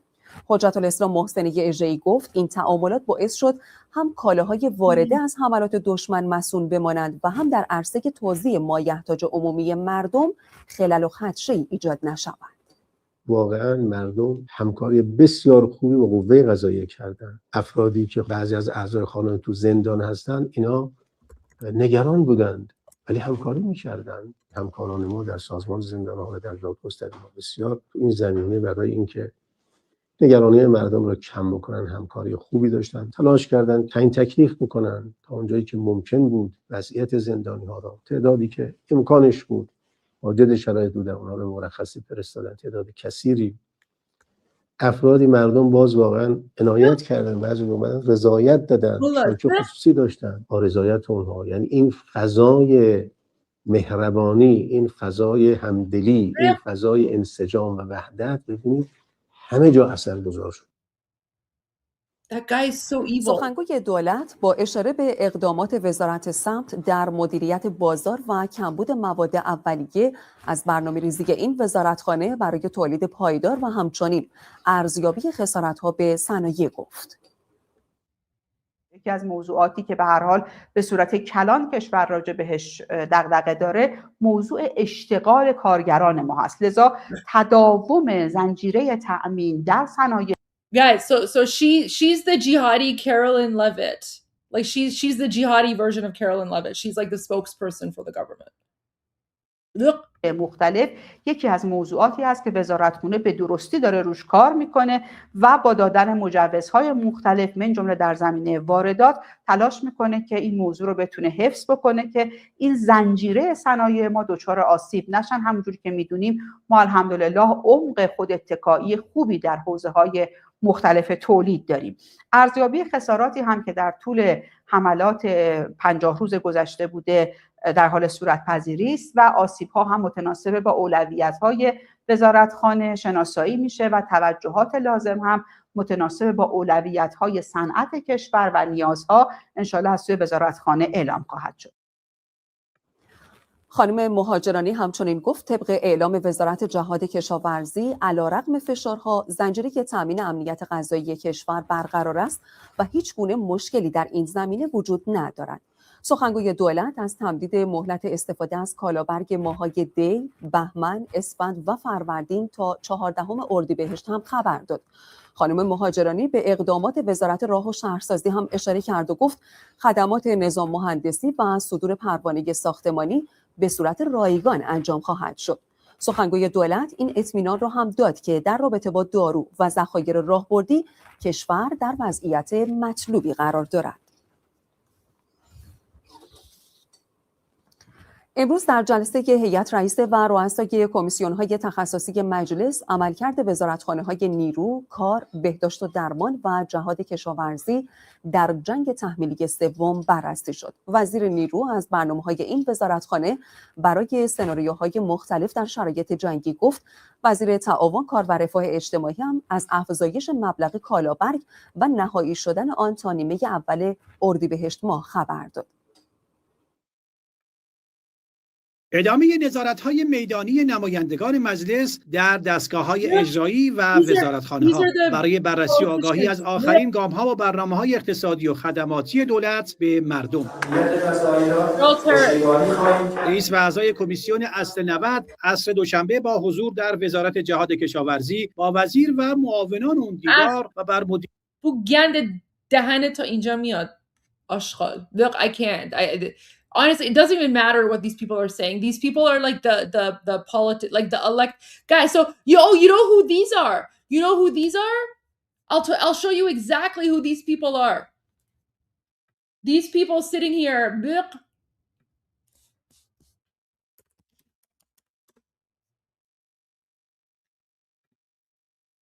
This is who they are.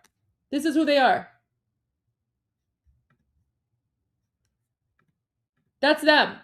See all these people, all of these like Durka jihadis, and they're like death to America. That's them. This is them in the parliament here, and they're all wearing IRGC suits. That's Ghalibaf.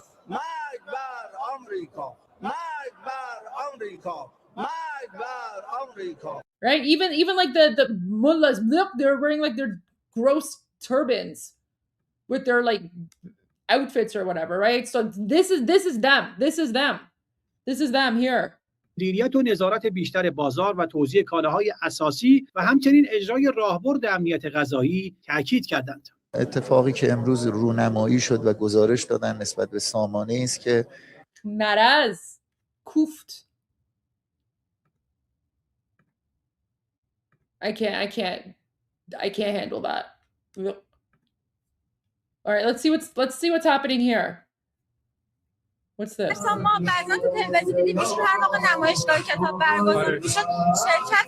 Guys, I found the Durka version of me and Armin. Oh, guys, I found this is Jihad Revolution live. This is Durka Jihad live, guys. It's the jihadi version. It's the Durka version of me and Armin. Oh, we found our jihadi doppelgangers. Look at this. کردن صحبت می‌کردن با نویسنده ها میدم که ایشون یه سری کتابایی رو برمی داشتن نگاه می‌کردن و راجبش توضیح guys yes it's Kulsum and Zulfaq Armin. Guys, we found Kulsum. I can't pronounce that name. What is it? You know, I'm just gonna stick with Sakina. Sakina is easier for me. Sakina and Zulfaq Armin.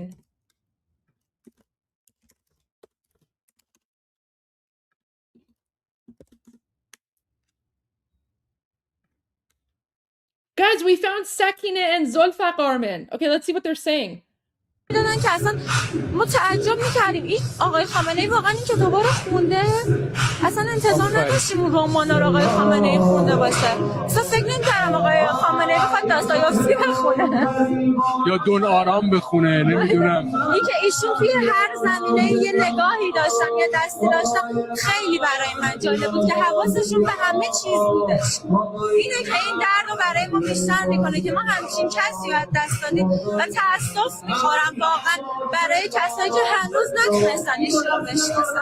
انشالله این میگن اثر شهید بیشتر از خود شهیده. انشالله که قلبی باورش بکنیم و اثر اون شهید به نظرم همچنان آدم زنده میکنه، آدم احیا میکنه. یه بیتی هستش که میگه که در رفتن جان از بدن گویند هر نوعی سخن من خود به چشم خویشتن دیدم که جان واقعا اون لحظه‌ای که این خبر رو به ما دادن انگار جونمون رفتش. واقعا همینطوره.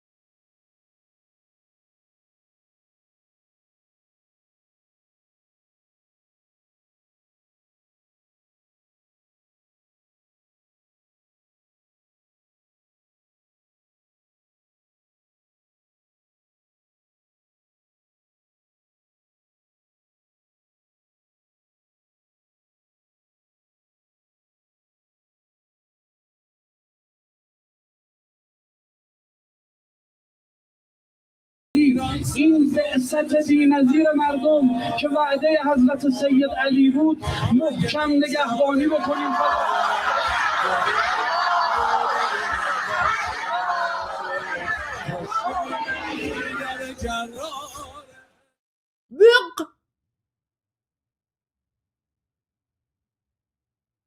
Ugh, that was so nasty. That was so nasty.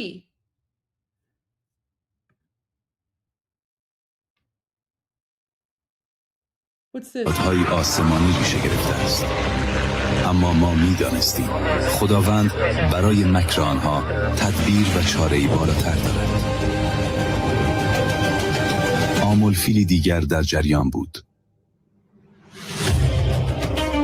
آنها به پیروزیشان می‌اندیشیدند. آمده بودند تا گرگ‌ها را از لانه جاسوسیشان نجات دهند، اما معجزه‌ای آمد. شیطان سقوط کرد. سرزمینی که به اذن الهی استوار است، خداوند آن را از شر دشمنان حفظ خواهد کرد. سرزمین نور و امید. در این روزهای متفاوت مهم بدونیم تنها نیستیم. تو شهر تهران شهرداری متولی جبران خسارت‌ها شده و خوبه بدونیم چطور میتونیم خسارت‌های احتمالی رو جبران. Do you see how insane these commercials are? Like, look, the commercials are like a bunch of like jihadi mullahs waving AK-47s, riding motorcycles, and then it goes to like American hostage propaganda, and now it's like, are you feeling lonely? اگر خونتون آسیب دیده، مثلا در و پنجره ها، اول از همه از خسارت پاکسازی دار. یادتون باید سخت شون منتظر. بسم الله الرحمن الرحیم. ملت عزیز و بزرگ ایران، سلام. که بزرگترین پل خاورمیانه است، درسته؟ ایرانی ها برای ساخت کشورشون منتظر کسای دیگه نمیشن، خودشون نیست. کاملا ایرانی اقراق میشید. من یه زمان Jihadi commercials.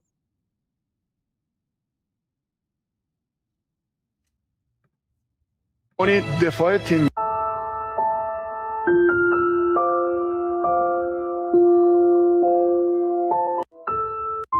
یه مثلا زنگ میزنم یه دست پیامک نمیگه، خاموش اصلا نمیگه، هم دیگه شاید میشه بازاتش بیت قرار بده. خدایا مرگ ما رو در آشوبا قرار بده. در به رابطه البته این شرایط که خب اون بدونیم که Yep. I don't care about you people. Wait, what channel was that? شبکه what channel? Oh, شبکه یک بود فکر کنم. Yeah, that was شبکه یک.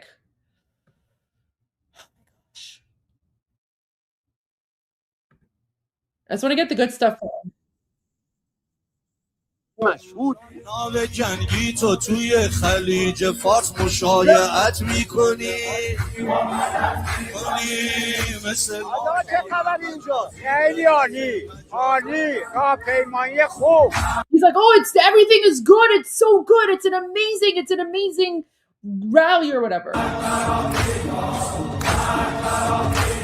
کم کم راهپیمایی این خیلی عظیم مردمی شروع شد.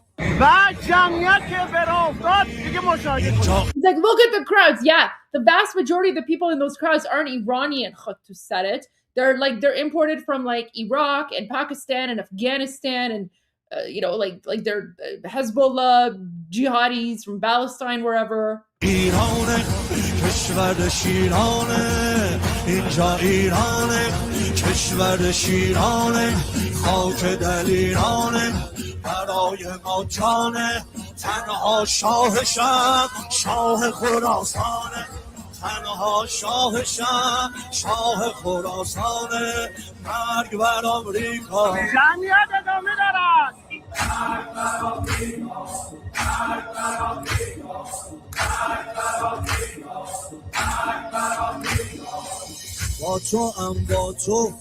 با تو ای لعنتی صهیون جمع کن بساط تو زود برو از خلیج فارس بیرون به خیال باطل داری کل ارتباطی موشکا با حیفا رو قطع میکنی.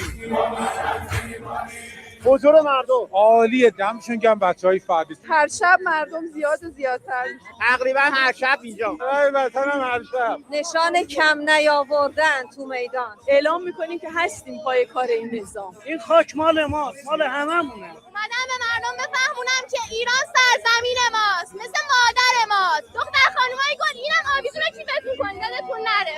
یه رکوردی هستش که تا به حال هیچ کشوری به همچین مردم خودش نمیتونستش افتخار کنه. در واقع از فلکه دوم تا فلکه چهارم فردی است که مسافت تقریبا طولانی هست. انگار این جمعیت تمامی نداره. به خیال باطلت برا زانو زدن ایرونیا کل اروپا رو به خط میکنی.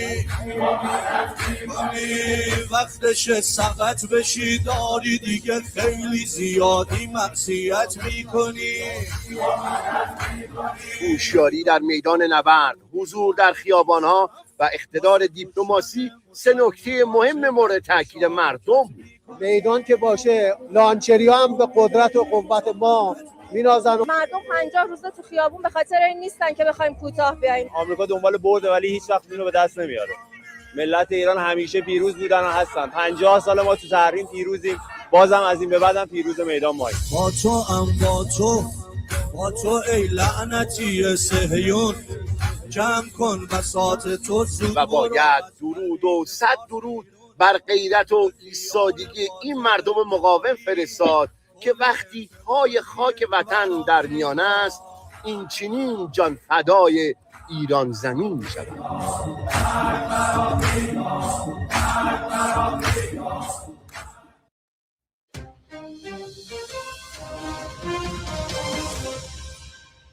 They're taking our words.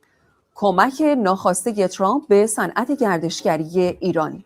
راندا گاراد از چهره‌های علمی و فعال رسانه‌ای استرالیایی در فضای مجازی نوشت ترامپ با جنگ علیه ایران کاری کرد که هیچ پویش گردشگری نتوانسته بود انجام دهد و آن ایجاد علاقه گسترده به فرهنگ ایرانی است. به گفته این چهره علمی و رسانه‌ای اکنون پست‌هایی درباره تاریخ، معماری، غذا و موسیقی ایران به طور گسترده در فضای مجازی منتشر می‌شود. راندا گاراد این را هم گفته که نفرتی که از ایران دهه‌ها به ما تحمیل شده بود به سرعت در حال تبدیل شدن به حمایت و احترام است.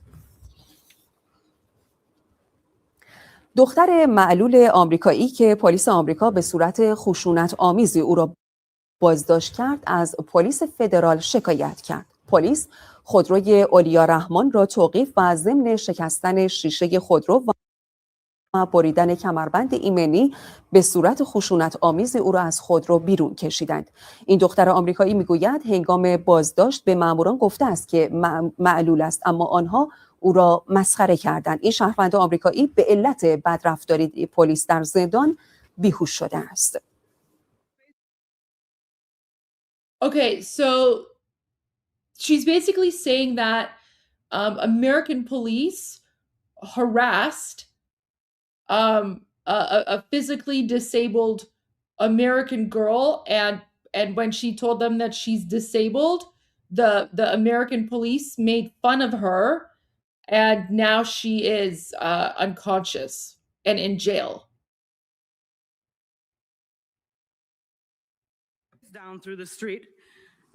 من را در حالی که صورتم به سمت زمین بود با دستها و پاهای دستبند زده از خیابان کشیدند. در حالی که فریاد می‌زدم آسیب مغزی دارم و ناتوانم. حالا دیگر نمی‌توانم دستهایم را به طور عادی بلند کنم. هیچ وقت از من کارت شناسایی نخواستند. هیچ وقت نگفتند بازداشت هستم و هیچ وقت هم به ارتکاب جرمی متهم نشدم. مشاور و دستیار مقام معظم رهبری با حضور در منزل شهید ستوان دوم مهدی رحمانی از پرسنل Do you see, guys? Do you see how like the Islamic regime just takes like these random news stories and then they flip it around and then they just like put out like crazy propaganda? Like wasn't that woman was obstructing ICE? Like that woman was not allowing ICE to do their job. Like she was part of Antifa or something. راهبر فراجا که در نخستین روز حملات آمریکایی صهیونی وقت نگفتم رهبری با حضور در منزل هیچ وقت هم به ارتکاب جرمی متهم نشدم. مشاور و دستیار مقام معظم رهبری با حضور در منزل شهید ستوان دوم مهدی رحمانی از پرسنل راهبر فراجا که در نخستین روز حملات آمریکایی صهیونیستی در تهران به شهادت رسید با خانواده این شهید معظم دیدار و گفتگو کرد. آقای مخبر با بیان اینکه و حالا هم به مزد سال 1400 3.45% سایر سطوح مزد مشخص شده با مشکل برخورد میکنن در شورای عالی کارفرمایان استان و شوراهای کارگری میتونن تشکیل جلسه بدن و اگر درخواستی در مورد سایر سطوح دارن اون رو مصوب بکنن. شورای عالی کار بر اساس اون تشکیل میشه و سایر سطوح. Ew. All right. I think I'm pretty much, I'm done. I've had enough. Look, Durka. That's enough Durka. That's enough Durka for me. Jeez. That's crazy. These people are insane. Don't worry, Armin will translate everything. I'm just recording right now.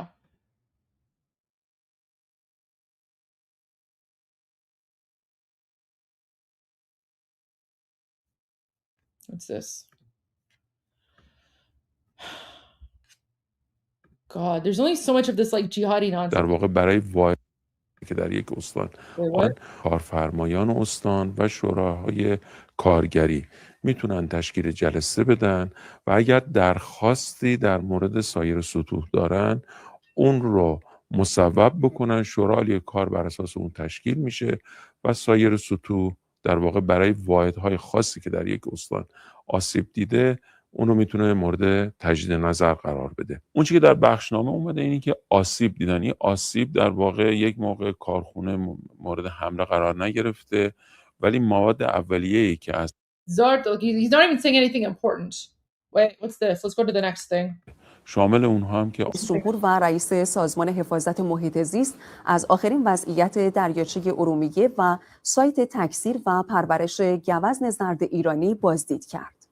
بعد از بارش‌های مناسب بهاری و حال خوب دریاچه ارومیه، معاون رئیس جمهور از پارک ملی دریاچه Oh my gosh, so stupid. All right. It's literally all just pure propaganda. Man. Crazy, crazy stuff. Okay. Don't worry, Armin will translate. I tried not to interrupt too much and try not to speak too much when I was recording, but we're going to go to 2C. He's starting in a few minutes. So, jeez. All right. And where's the banner here? There we go. So 2C starting in a few minutes. Let me go to some of the super chats here before 2C starts. So Christian Christensen says, Salam, from last time I've talked with someone I know in the Foreign Affairs Committee about Iran. He said he couldn't do much since the Labour Party controls the government, but he have given a speech. Amazing. Thank you. I appreciate that. That's very thoughtful and very kind of you. Aaron Berger, he's talking about the secular date, Yom Ha'atzmaut. The date on the Hebrew calendar starts tomorrow night. Get a helmet. Yeah, the Durka. You know what? No. We don't want the Durka jihadi mullahs to get a helmet. We don't want them to have helmets, right? Good. I'm glad they're not wearing helmets. Let them, let the Darwin's theory take its course. All right, 2C's starting soon, so we're gonna go to 2C, and then I'll be back in about like half an hour. And then when I'm back, we'll go to Armin translating Durka News Network. There were some crazy things in there.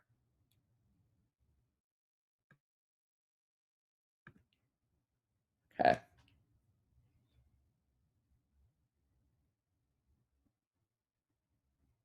I'll be starting soon. Oh my gosh. Honestly, it is really rough. Like, guys, I don't watch those things. The only reason I watch it here with you guys is because at least you guys are here. Like, you guys are like my support, like my therapy. I can't watch Durka TV on my own. It's like, look, right? Especially when like a mullah comes on. The mullah is just like, it's like seeing the Antichrist, right? Yeah.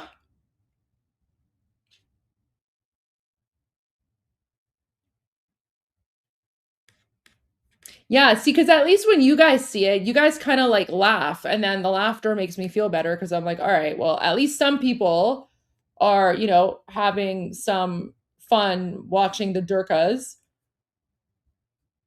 But then just some of the things they say are just utterly insane. Like they say the craziest things.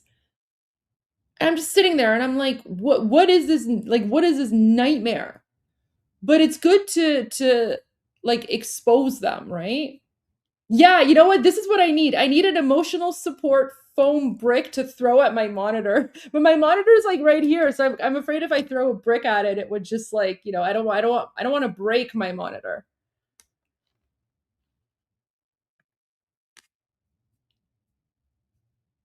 Yeah.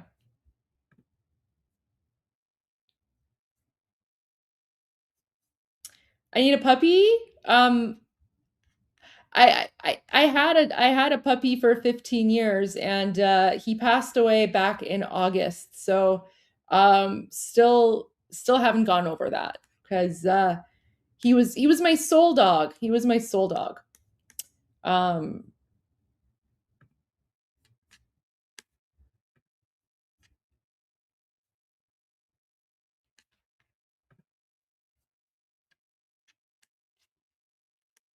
My puppy was the best. My puppy was no, I'm not gonna throw the puppy. Obviously, I'm not gonna throw the oh my gosh, I'm not gonna throw the puppy. Are you kidding me?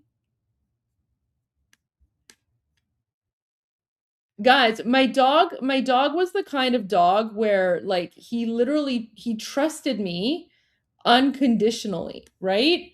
To the point where like do you guys I don't know if you remember this was like years ago. There was like some sort of TikTok meme. You know, let me see if I can find it while we're waiting, unless Tusi comes on, but like one of the first like TikTok videos I ever did was it was the one where like it was the one where like you know you stomp around your dog and basically like it's tried to like get a reaction out of them because apparently the meme was like if you like dance like that around your dog is gonna like freak out and they're gonna react to you, right? So I tried doing that with my dog and obviously it didn't work because he literally trusts me. Oh, here we go. So wait, let me pause this. All right. So literally, this is from like 4 years ago.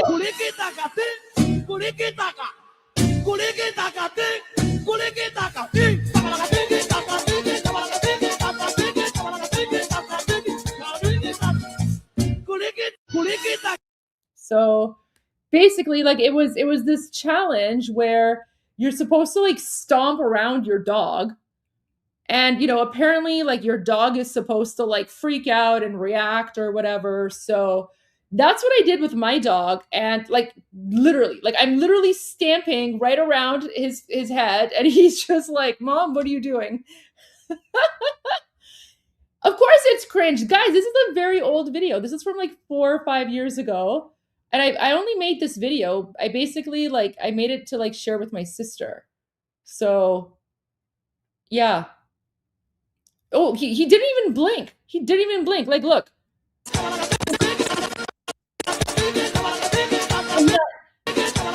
I know you guys are saying it's cringe. That's how the dance was, right? But like my dog is just like, nope. Where's Tusi? Has he started? Tusi's running late. He hasn't started yet. Yeah, so that was my dog. And like he was so good. Like this is like personal space. right? So apparently the personal space challenge is like if you go in your dog's bed, they don't like it and they would get up and leave or something. But I could lay on Baxter for hours and to be with you all the time. You know that I won't stop until I make you mine. You know. Yeah, so he was a good boy. He was a very good boy. I had a lot of fun with him. So yeah. He was very good. He was the best. And yeah.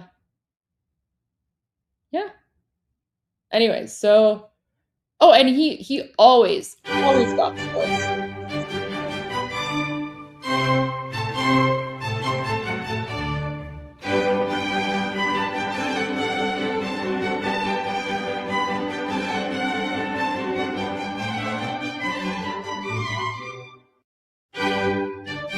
Yeah, so there you go.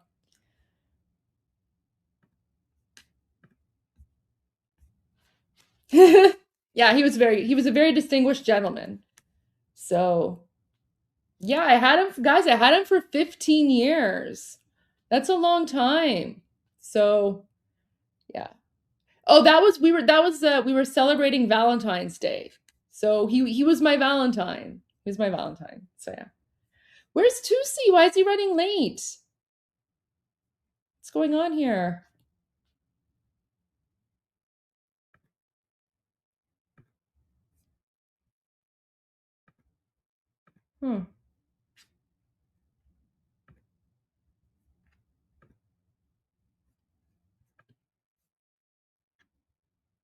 He's never been late before.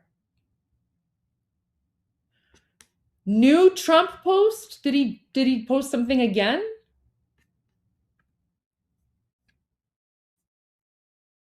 I don't see a new President Trump post. I've already shared that.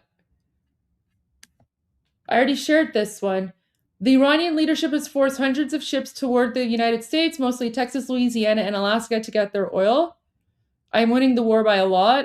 I've shared all of these. Yeah. I've shared all these posts on Truth Social.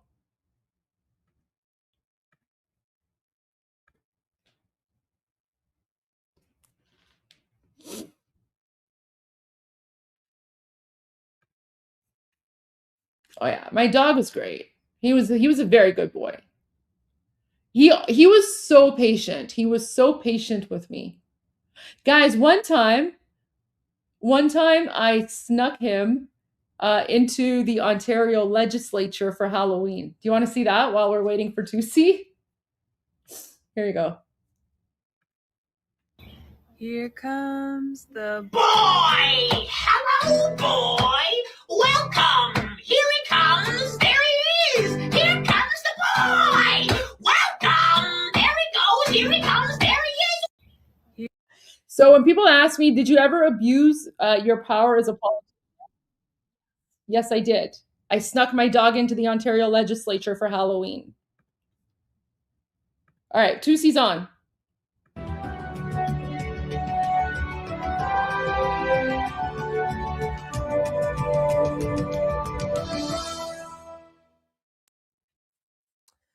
Well, hello, ladies and gentlemen. Welcome to Tusi TV. This is your global news channel. I'm Maya Tusi, and the Islamic Revolutionary Guard Corps leadership in Iran have finally submitted to President Trump's demand to turn up and drag themselves all the way from their tunnels in Tehran to Islamabad. Okay, so this is fascinating. The last 24 hours or so has been a bit of a roller coaster, and the roller coaster continues. We have now reached the end game of the ceasefire talks, and tomorrow afternoon, we're going to have the final attempt, a final round.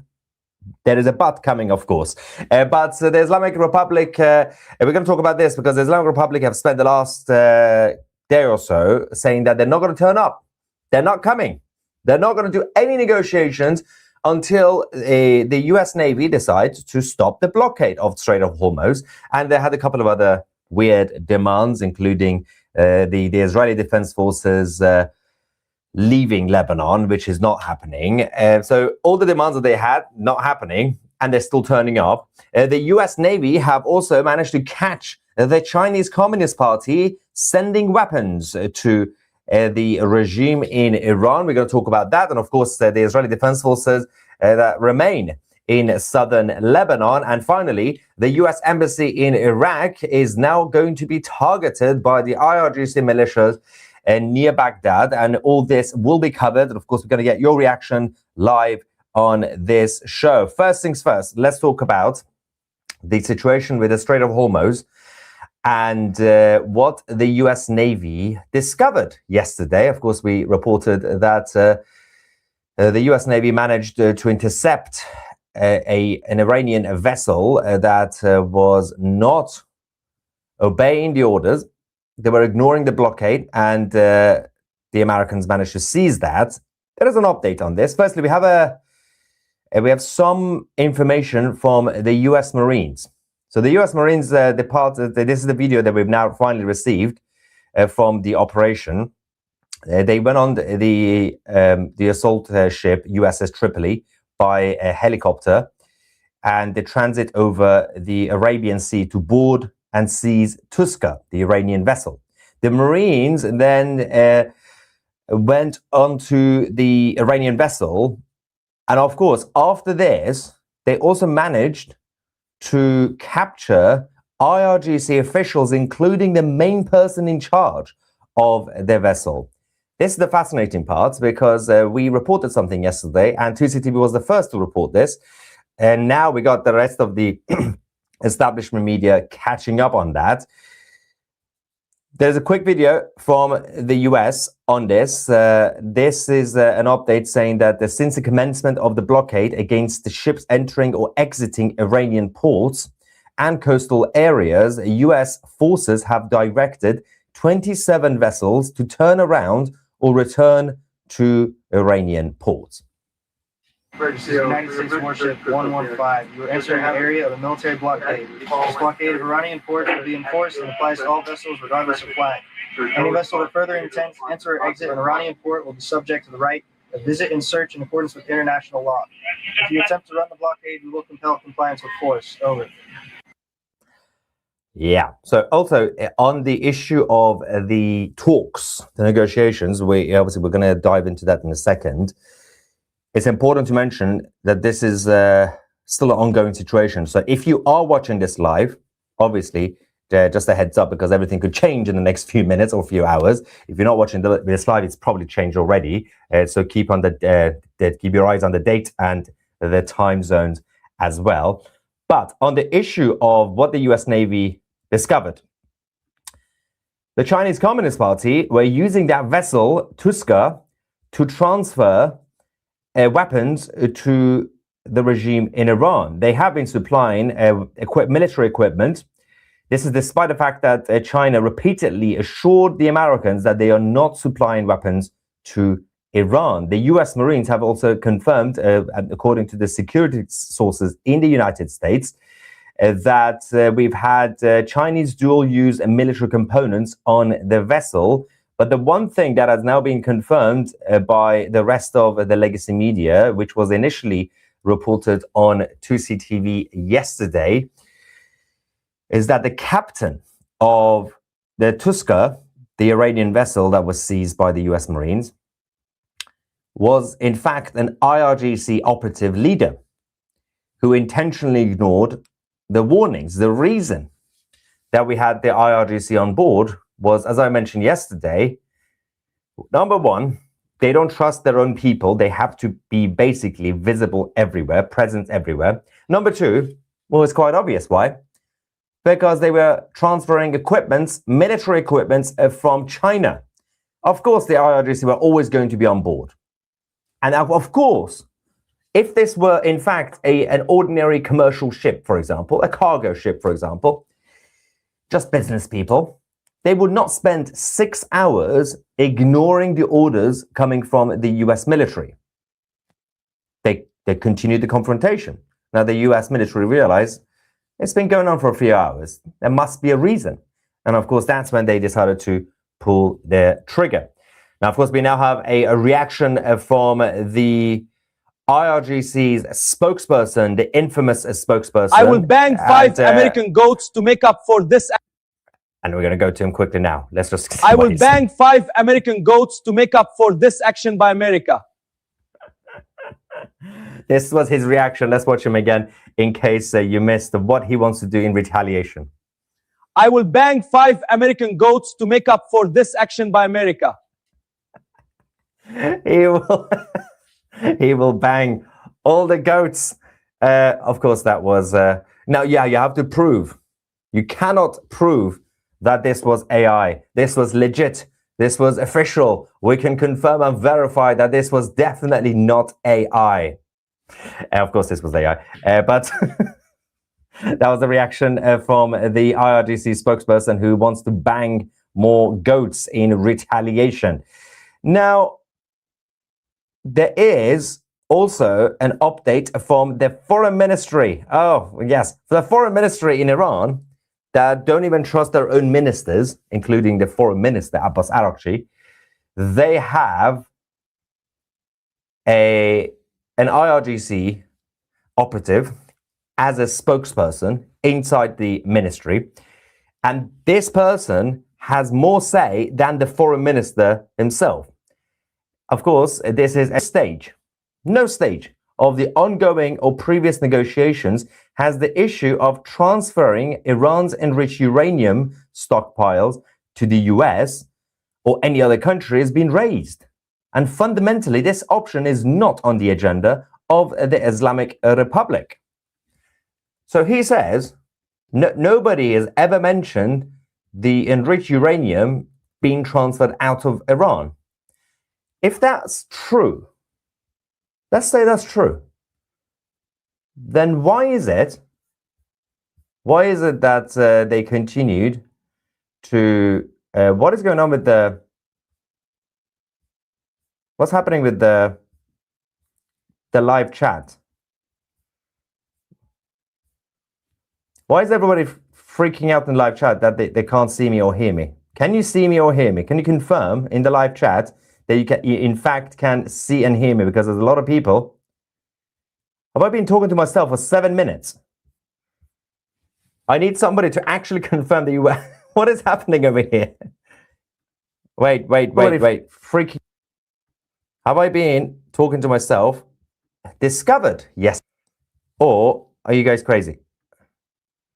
Okay, I need someone in the live chat to just write this sentence that we have been watching you from the beginning. Just confirm that you have been. Don't say yes or no. Just say we saw everything from the beginning.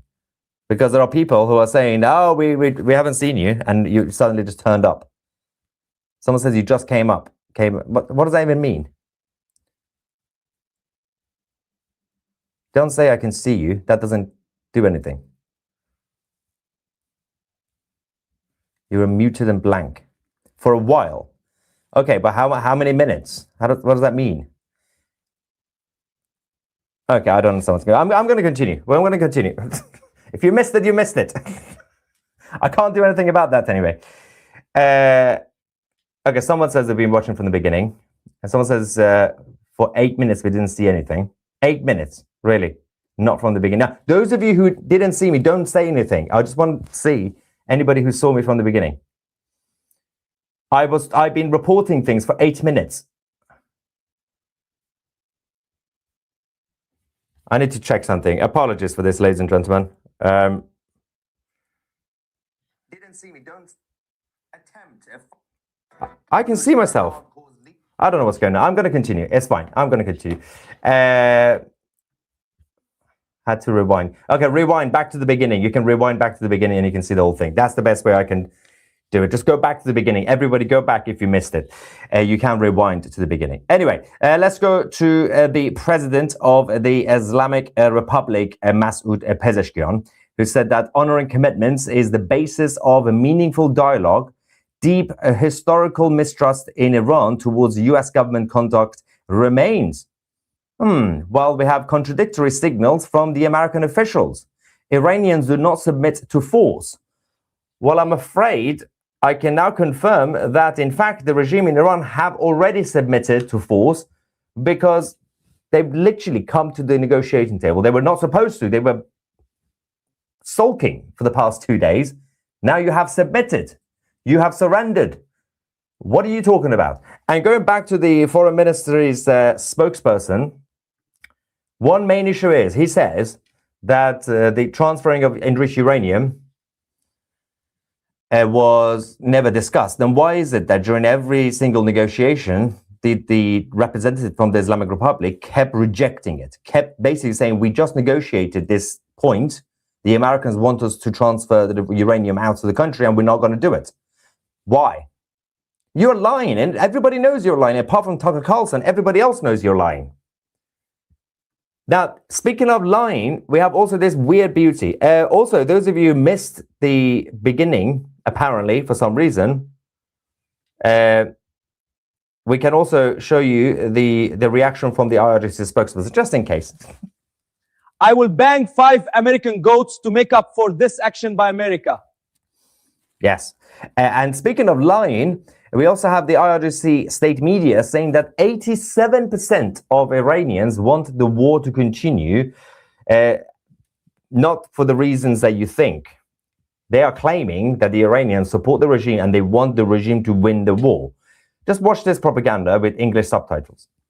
نظرسنجی‌های بسیاری دیگه هم داشتیم که راجع به جنگ یا تسلیم جنگ یا توقف جنگ اصلا به قول ماها overwhelming majority یعنی اکثریت قاطع میگن اتفاقاً یک دو شب پیش یکی از مرکز دانشگاهی اومده بودن نظرسنجی کرده بودن از نگاران‌ها 87% مردم گفتن که دارن میگن مقاومت رو ادامه رسانه‌ها این کارو انجام بدن مرکز دانشگاهی انجام بدن مرکز نظرسنجی برای نهادها انجام همه دارن انجام میدن دیگه دارن میگم اکثریت قاطع دارن میگن آقا یک بار برای همیشه این دندون که خورده رو بکن بندازو تمومش کن چون همه میدونن Absolutely delusional people. تنگه و صلح و اینو دفعه دیگه ممکن اصلا تو غافلگیری و تنگه هم نتونی ببندی گرچه بازم خیلی سخته برای اونها چون خاک ولی آره اتفاق دیگه ممکنه It's crazy, absolutely crazy stuff.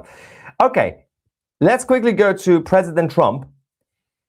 He's been posting a lot on social media. He said, the deal that we are making with Iran will be far better than the JCPOA, commonly referred to as the Iran nuclear deal, penned by Barack Hussein Obama and Sleepy Joe Biden, one of the worst deals ever made having to do with the security of our country. It was a guaranteed road to a nuclear weapon, which will not and cannot happen with the deal we are working on. They actually gave $1.7 billion in green cash loaded into a Boeing S-757 and flown to Iran for Iranian leadership to spend any way they saw fit. He emptied out all of the cash from banks in DC, Virginia, and Maryland. Those bankers said they've never seen anything like it before. In addition, hundreds of billions of dollars was paid to Iran. If I did not terminate that deal, nuclear weapons would have been used on Israel and all over the Middle East, including our cherished US military bases. They're fake news, like lightweight Washington Post journalists love to talk about the JCPOA, knowing that it was dangerous and a complete embarrassment to our country. If a deal happens under Trump, it will guarantee peace, security, and safety, not only for Israel and the Middle East, but for Europe, America, and everywhere else. It will be something that the entire world will be proud of instead of the years of embarrassment and humiliation that we have been forced to suffer due to the incompetent and cowardly leadership. So, based on obviously what you're hearing, again, during geopolitical diplomacy, never take anything that you hear from any side literally, because there's no point. Just wait for outcome and result. People say a lot of things, left, right, and center, right? But based on what President Trump is now creating, the expectation management, is that he's pretty much against giving money to the regime in Iran. And also, apparently, this will be very, very different. Now, while he keeps also saying, oh yeah, the deal is coming, he also every now and then says, if we reach a deal.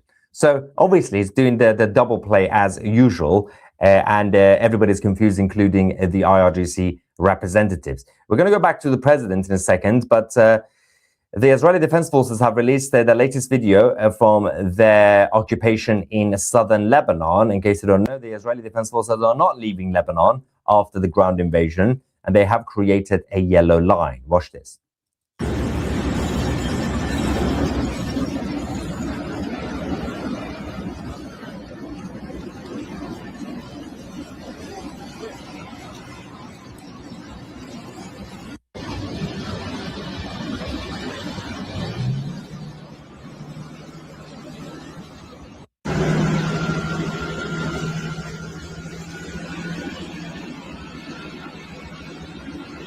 A lot has happened.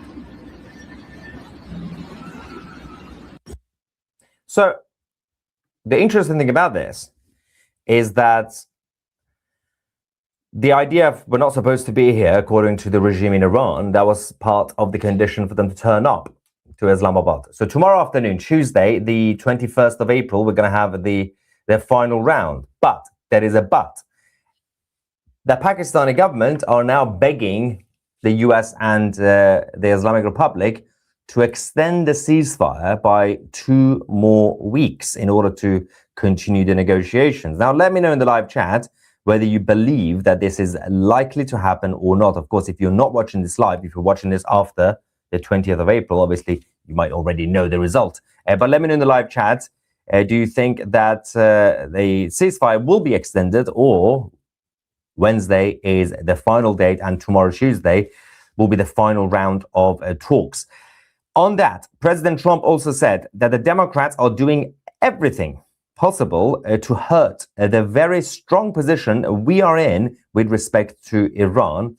Despite World War I lasting 4 years, 3 months and 14 days, World War II lasting 6 years and 1 day, the Korean War lasting 3 years and 1 month and 2 days, the Vietnam War lasting 19 years, 5 months and 29 days, and Iraq lasting 8 years, 8 months and 28 days.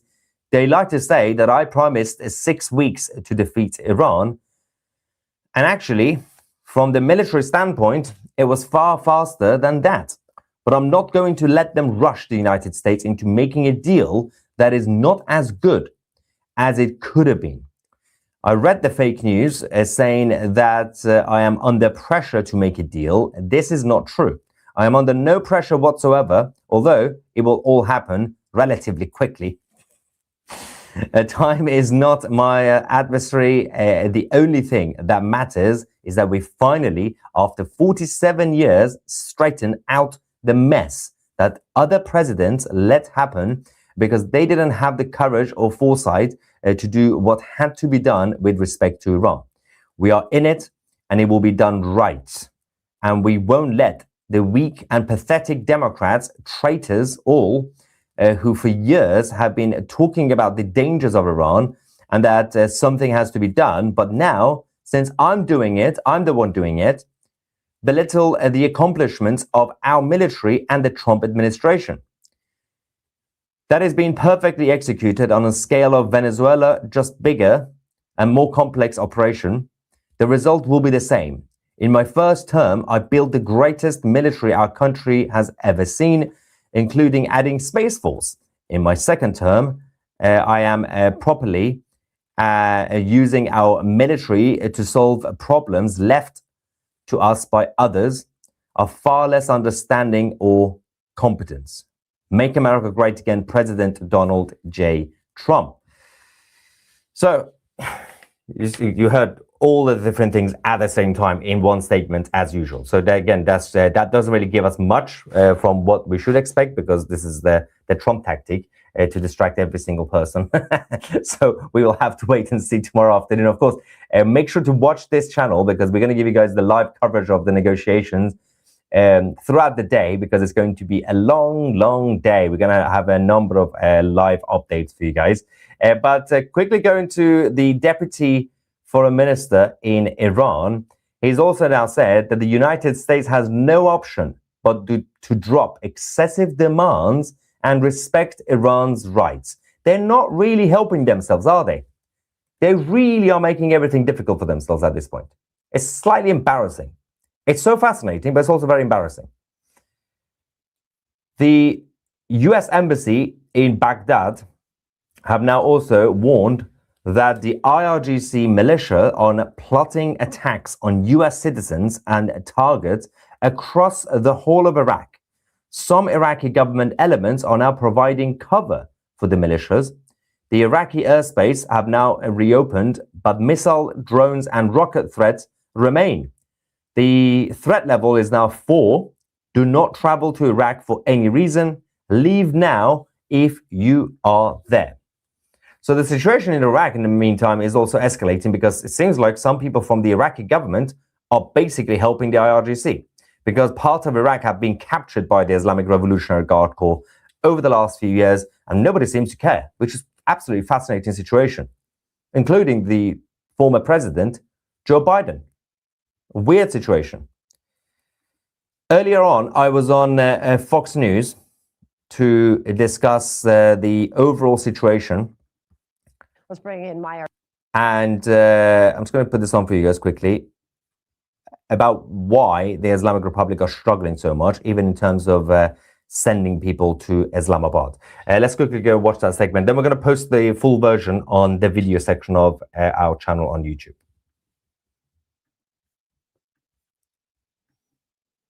Let's bring in Maya Artusi, founder of Tusi TV. Welcome to you. Obviously, this is another day of uncertainty for global markets as we do anticipate what is next. Your thoughts?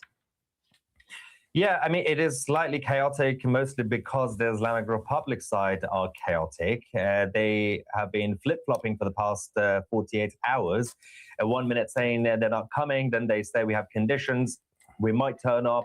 But the reality is not because they are playing some sort of trick. It's because they don't know exactly where they stand. You've got different factions trying to call the shots. You've got at least 3 factions right now in Iran.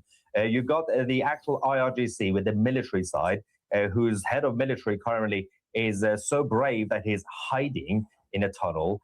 We also have the second group, which are the clerics, the mullahs, the ayatollahs, whose leader is a cardboard and with allegedly 1 leg. And you've got the third side, which is the official government side, the foreign minister and the so-called president, who nobody really likes at this point, even inside the regime. Their only friend seems to be Tucker Carlson. That's why they don't even know what they're doing. So right now, President Trump has basically trapped them. If they sign the deal, it is what I would call a surrender deal. And if they don't sign a deal, well, it's also a bit of an end for them. Yeah. It's a bit of a lose-lose situation for the regime in Iran. It's a very different situation compared to, let's say, February, when we were having talks. It's very different to May 2025, May and June 2025, with those talks.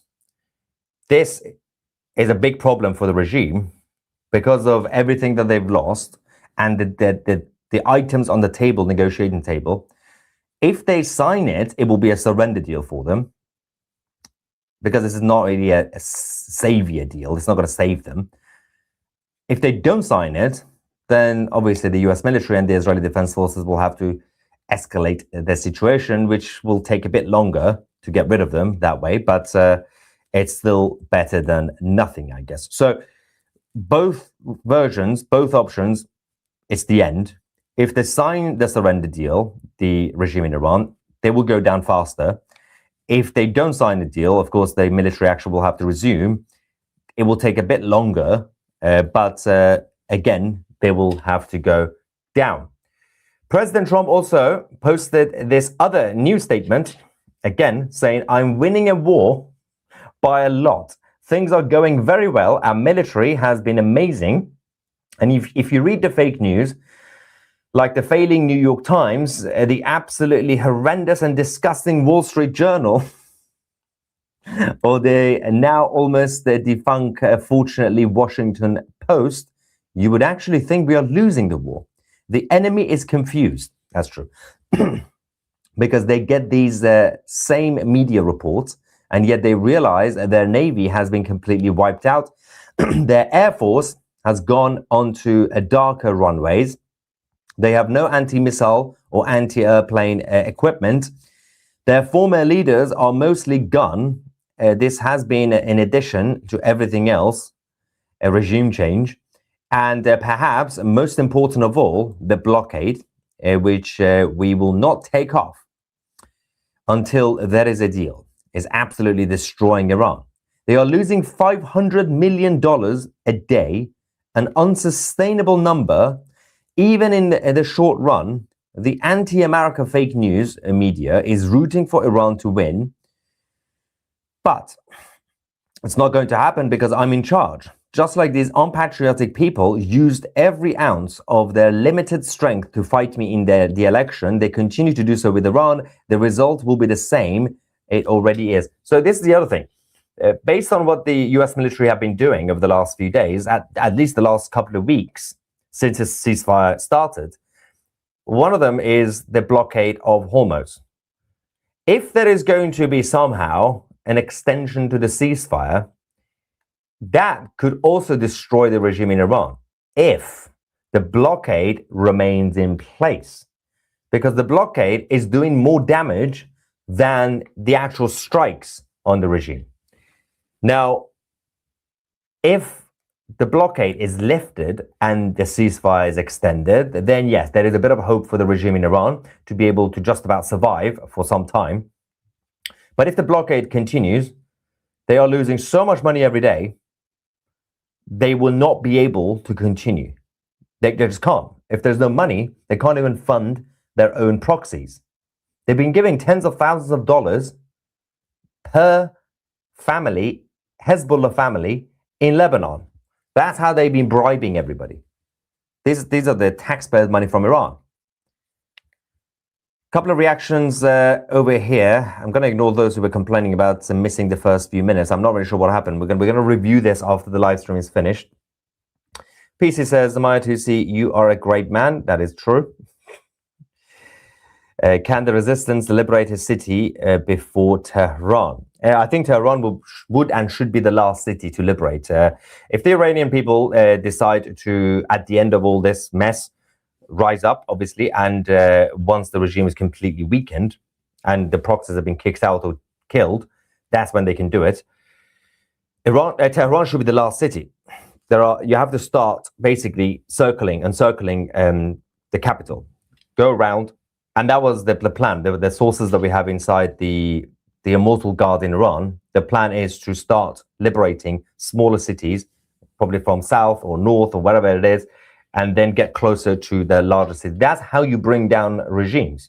That's how it happened with al-Jilani in Syria against Assad. Now, the difference is, of course, al-Jilani had a bunch of jihadi terrorists with guns.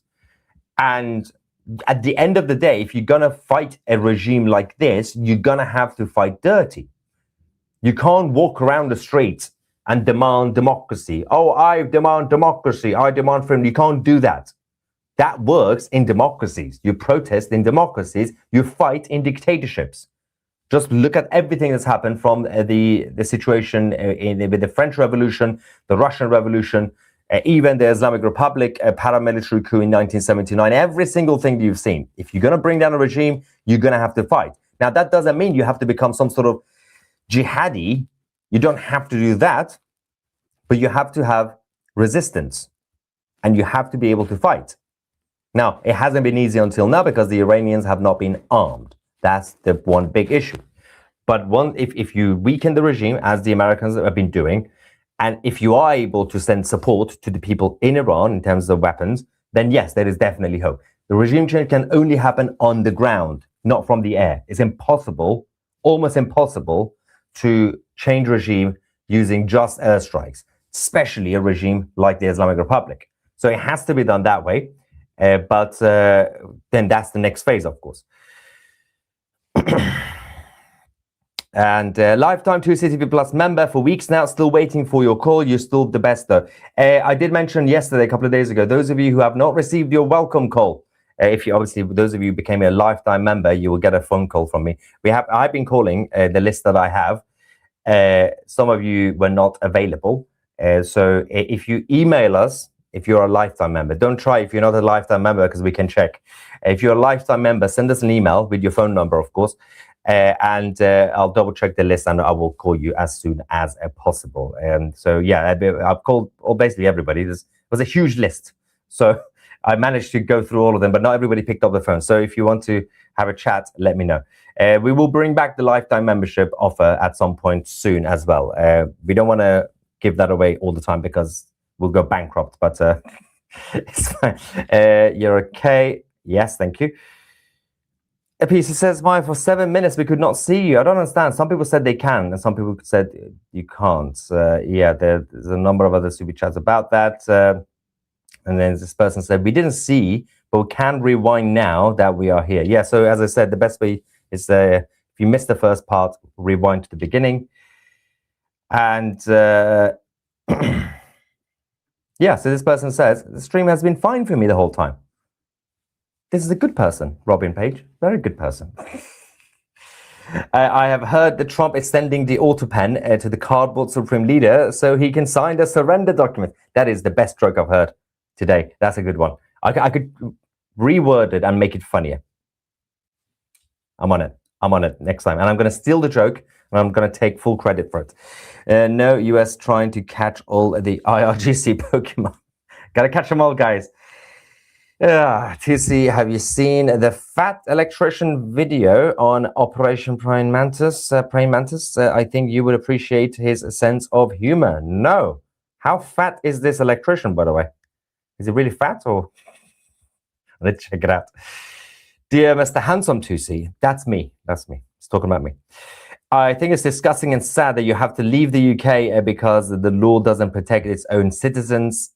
Don't say where to. Not yet. I will say when we finalize our plans. It's currently between Gaza, Islamabad, what else is terrible? Baghdad, and Havana. Although Havana is going to be free soon, so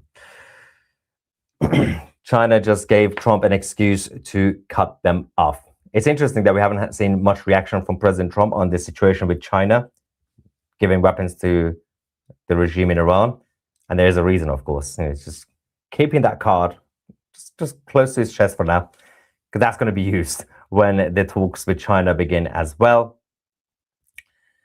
How funny would it be if all power plants are destroyed before they land back in Iran after the failed talks?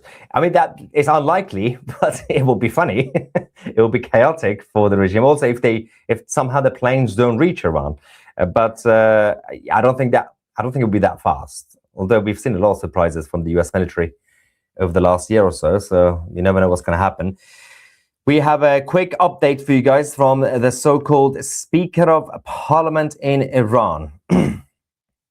Barleybuff says, Trump, by imposing a siege and violating the ceasefire, seeks to turn this negotiating table in his own imagination into a table of surrender or to justify renewed warmongering.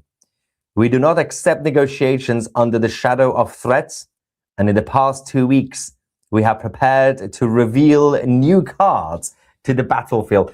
Please tell me this is real. Please tell me he's not just bluffing. This is beautiful. Firstly, ideally, I want them to sign the surrender deal. That would be nice. It will be also funny to kind of see them fight each other when they go back to Iran, because the rest of the hardliners are going to go absolutely mental if there is a deal. Firstly, even if a deal is signed in Islamabad, hypothetically tomorrow, it's still not actually done. You do realize that. Firstly, the deal has to be ratified by both sides, to Congress, good luck with that, and also the regime in Iran, the rest of them. Secondly, it has to be implemented. There was a whole transition period as well. Things will happen. Even if the deal is signed, nothing good is going to happen, basically. But this guy seems to be saying we're not going to submit to force, right? So he's effing around. But he's just making it more fun now. I mean, I wanted them to go down quietly. Just close your eyes. Everything's fine. Think about jihad. But it seems like they want to go out with a bang. So let's give them the fireworks that they are asking for. And also, the US are now also lowering expectations for this deal because it seems like the Pakistanis are very, very keen to push this ceasefire extension. So I'm not really sure. I also did a poll on X, actually. I'm going to check that out. I asked people on X, will there be a ceasefire extension in Iran tomorrow? 32% have said yes. 67% have said no. Interesting. Let me know. What I'm going to do, I'm going to also do a poll right now on YouTube. Right here. I also did a... No. You might have to... Hang on, let me just do it here. Will there be a ceasefire extension? Yes? No. Okay, so it should now appear in the live chat. If for some reason you don't see it in the next, give it about 30 seconds or something. You might have to refresh the page and it will come up. And then give me your answer, yes or no. I want to see the consensus on this. Margaret says, dear Maya, greetings from Malta. Do these IRGC morons believe themselves? Yeah, neurotic. They don't know what they're doing because it's not just one leadership. That's the problem. They're not even bluffing. They don't know what they're doing. Nobody knows who's in charge. Marandi, advisor to Iran's negotiating team in the previous Pakistan round, tells Al-Mayadeen, oh God, that there was no intention to send an Iranian delegation to Pakistan for further talks. Yeah, but that's changed now. The delegation are now on their way to Pakistan. Despite all that, despite all the chaos we had until 2 hours ago, they've changed their mind. They are now going to the talks. That's what they have submitted to President Trump's order. He said, come, you idiots. And they said, yes, sir, we will come. Started reading Winterworld last night. Great book. Can't put it down. Thanks for the recommendation. Oh, is that the riddle? You started with that one. Wait, what's it called? Welcome back, Armin. Yay, thank you. We had some interesting Durka spying. Oh, you did? Yeah, before we went live to Tusi, yeah. Okay. Did you record it so I could translate? Yeah. You have to go to, like, I think if you go back about an hour. They showed Mossadegh at Coachella. Did you know that? What? They showed Mossadegh on big screens at Coachella. Why? To celebrate him. Oh my gosh. Look. That's messed up. Yeah. Wait, let me show you the video. That's crazy.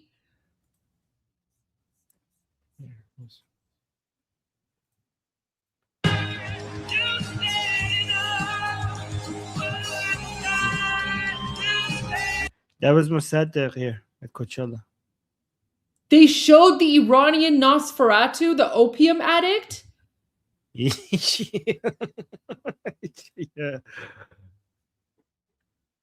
Wait, that's insane. These people have gone insane. That's like the stupidest thing I've ever seen ever. Jeez.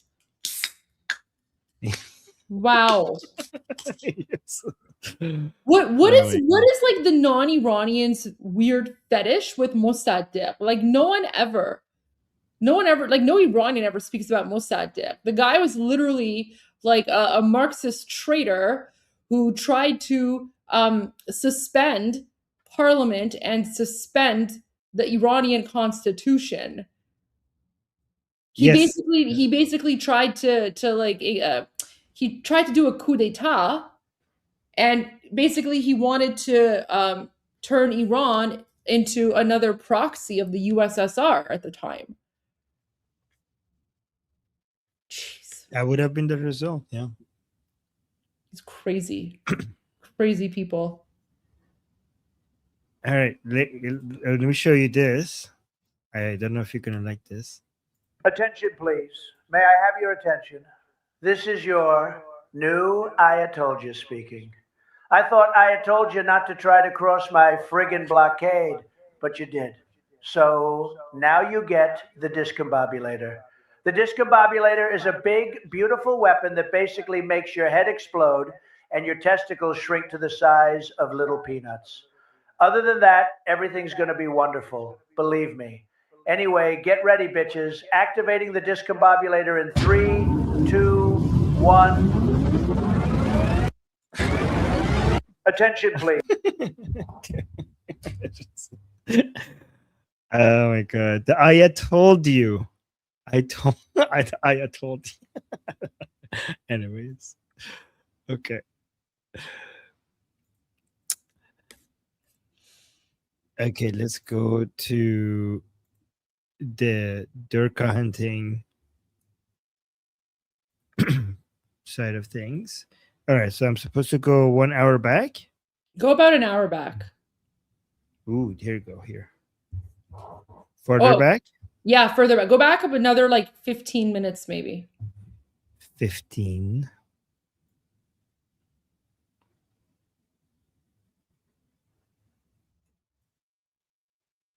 Oh, that's more right. آنها به پیروزیشان می‌اندیشیدند. آمده More back? No, further I back? think no. This is good because here, like this, so this is like a commercial. I only caught like the end of it, and then it was sort of freezing. But we see this commercial again in the future. Oh, So okay. yeah, start from here. Like go forward to like the next thing here. Forward. Okay. Talk about the American hostages. اما معجزه‌ای آمد. شیطان سقوط. Oh, they're talking about yeah, guys, the sandstorm. They think God stopped the Americans. This commercial comes again, so you don't need to explain this. You can move ahead here. Yeah. Okay, start from here. مدرسه All right, let's go back to here. سرزمین نور و امید. هوش مصنوعی بله تو مدرسه و توی خونه محل کار. Explain this part. I found. What? No, I'm saying I explained this part. I think You did? Okay, so I won't say anything. I found a better version. Let's go back a little bit. Oh my gosh, guys! Yeah, move forward. Because we'll replay this because it'll come back up. So you can explain it when it comes back up again. I'm trying to figure out when you're speaking which Goldie is speaking. Okay. So forward. Yeah. More forward. Yeah, go forward until we get to like, because we were just spying here. Here? No. This is a commercial. It's just like a weird jihadi commercial. Okay, there you go. You can start from the news. Okay, here. Let's go back اللهم here. صل علی محمد و آل محمد. Oh my God. اللهم صل علی محمد و آل و عجل فرجهم. خانم ها آقایان، مردم شریف ایران، سلام. به خبرهای 24 از شبکه خبر خوش آمدید. رئیس جمهور در ادامه بازدید و نظارت ستادی در وزارتخانه‌های دادگستری، میراث فرهنگی و سازمان آتش‌نشانی حضور یافت. Oh, wait, who? رئیس جمهور در ادامه بازدید و نظارت Oh my God, they're sending Pezeshkian again. They let him loose again. ولش میکنن برای این ورمون یه چیزی بخور تو سرش. So the guys, every once in a while, the Islamic Republic pulls Pezeshkian out of his hole. Like, you don't get to beat him, but oh, you're so cute. You're so cute. You think you can hide like the rest of us in a bunker? No. Get out there. Go kiss some babies. Go out there like where the rest of us are hiding in our bunkers. You don't get a bunker. You go around. Go visit people and act like we're all brave while the rest of us hide in a bunker. So they just because the rest of them have to hide in their shelters. And Pezeshkian doesn't have free will anymore.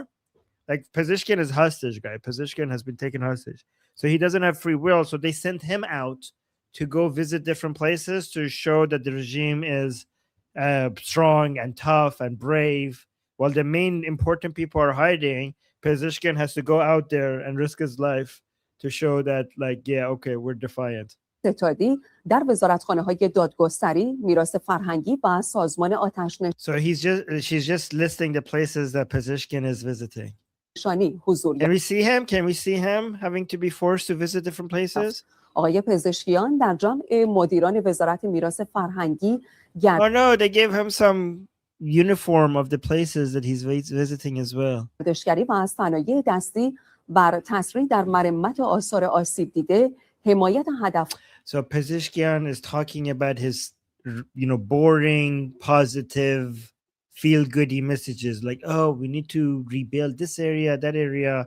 I won't bother you with what he's saying. Oh, guys, look at that. Behind them, they have a replica of Cyrus the Great's cylinder. Look at that. There's a replica there. I know, like, it's not the real thing because the real one is in the British Museum. But that's the Cyrus cylinder. مند از فعالان گردشگری و تقویت زیرساخت‌های این بخش تاکید کرد. رئیس جمهور در جمع مدیران وزارت دادگستری گفت آنچه Guys, the things Pezeshkian says is so boring that even when this woman is giving me a summary of what Pezeshkian is saying, even the summary of it is boring me. He's talking about the importance of this and that and rebuilding this or rebuilding that. It's amazing how even the summary bores you. تاکید کرد. رئیس جمهور در جمع مدیران وزارت دادگستری گفت آنچه تا امروز حاصل شده نتیجه هماهنگی میان دولت، مجلس، قوه قضاییه و همراهی مردم در کنار راهنمودهای راهگشای رهبری بوده است. Oh my God, he's saying everything that we have achieved so far is because of the cooperation of the parliament, the government, the people under the guidance of the supreme leader. Oh my God. Why are you so boring? Why are you so boring? آقای پزشکیان هدف نهایی صهیونیست‌ها و آمریکایی‌ها در منطقه را آتش افروزی و غارت ثروت ملت‌ها دانست و افزود. Pezeshkian is saying the goal of the Zionists is to cause conflict and also to steal the wealth of our country. Okay. باید کاری کنیم که دشمن جرأت حمله به کشورهای اسلامی را نداشته باشد. What? Okay, this is not boring anymore. He's saying that we have to do something so that our enemies would never dare attack Islamic countries ever again. Your enemies are defending Islamic countries. You're attacking Islamic countries. You have attacked more Islamic countries in the smallest numbers of days than Israel has in its entire history. Okay? You have broken a record. You have broken a record in attacking the highest number of Islamic countries in the shortest amount of time. Look at this. You're like, we have to stop our enemies from attacking the Islamic countries. You have attacked Islamic countries. No one in history has managed to attack more Islamic countries than you. Your enemies have been defending them. Your enemies have been defending the Islamic countries. Oh my God. Okay. All right. Oh my God. We're actually going to listen to Pezeshkian. Oh no. Oh no. I don't want to listen. Oh no. Okay, let's listen to Pezeshkian. اسلامی را نداشته باشد. تمام تلاش آمریکا و اسرائیل اینه که Oh, look, Goldie's reaction was like, guys, look at Goldie's reaction. She was like paying attention. She was reading something else. And then as soon as Pezeshkian starts speaking, let's bring Goldie. Look at her reaction. Look what happens when Pezeshkian, first she's distracted. I don't know. She's like reading something. But look at what's happened when Pezeshkian starts speaking. کاری کنیم که دشمن جرأت حمله به کشورهای اسلامی را نداشته باشد. تمام تلاش آمریکا و اسرائیل اینه که مسلمان‌ها کشورهای اسلامی به جلو هم بیان. سرزمین‌های ما رو با آتش بکشن. She's like, what the? I don't know. Who's shouting Durka in my ear? Like, oh no, what is this? And it doesn't help that there was a pause. Look, she gets caught off guard because for some reason there's a pause and then all of a sudden Pezeshkian speaks and then Goldie is like, what the hell? که دشمن جرأت حمله به کشورهای اسلامی را نداشته باشد. تمام تلاش آمریکا و اسرائیل اینه که مسلمان‌ها کشورهای اسلامی به جلو هم بیفتن. سرزمین‌های ما رو. Oh my God, that was so good. That was so good.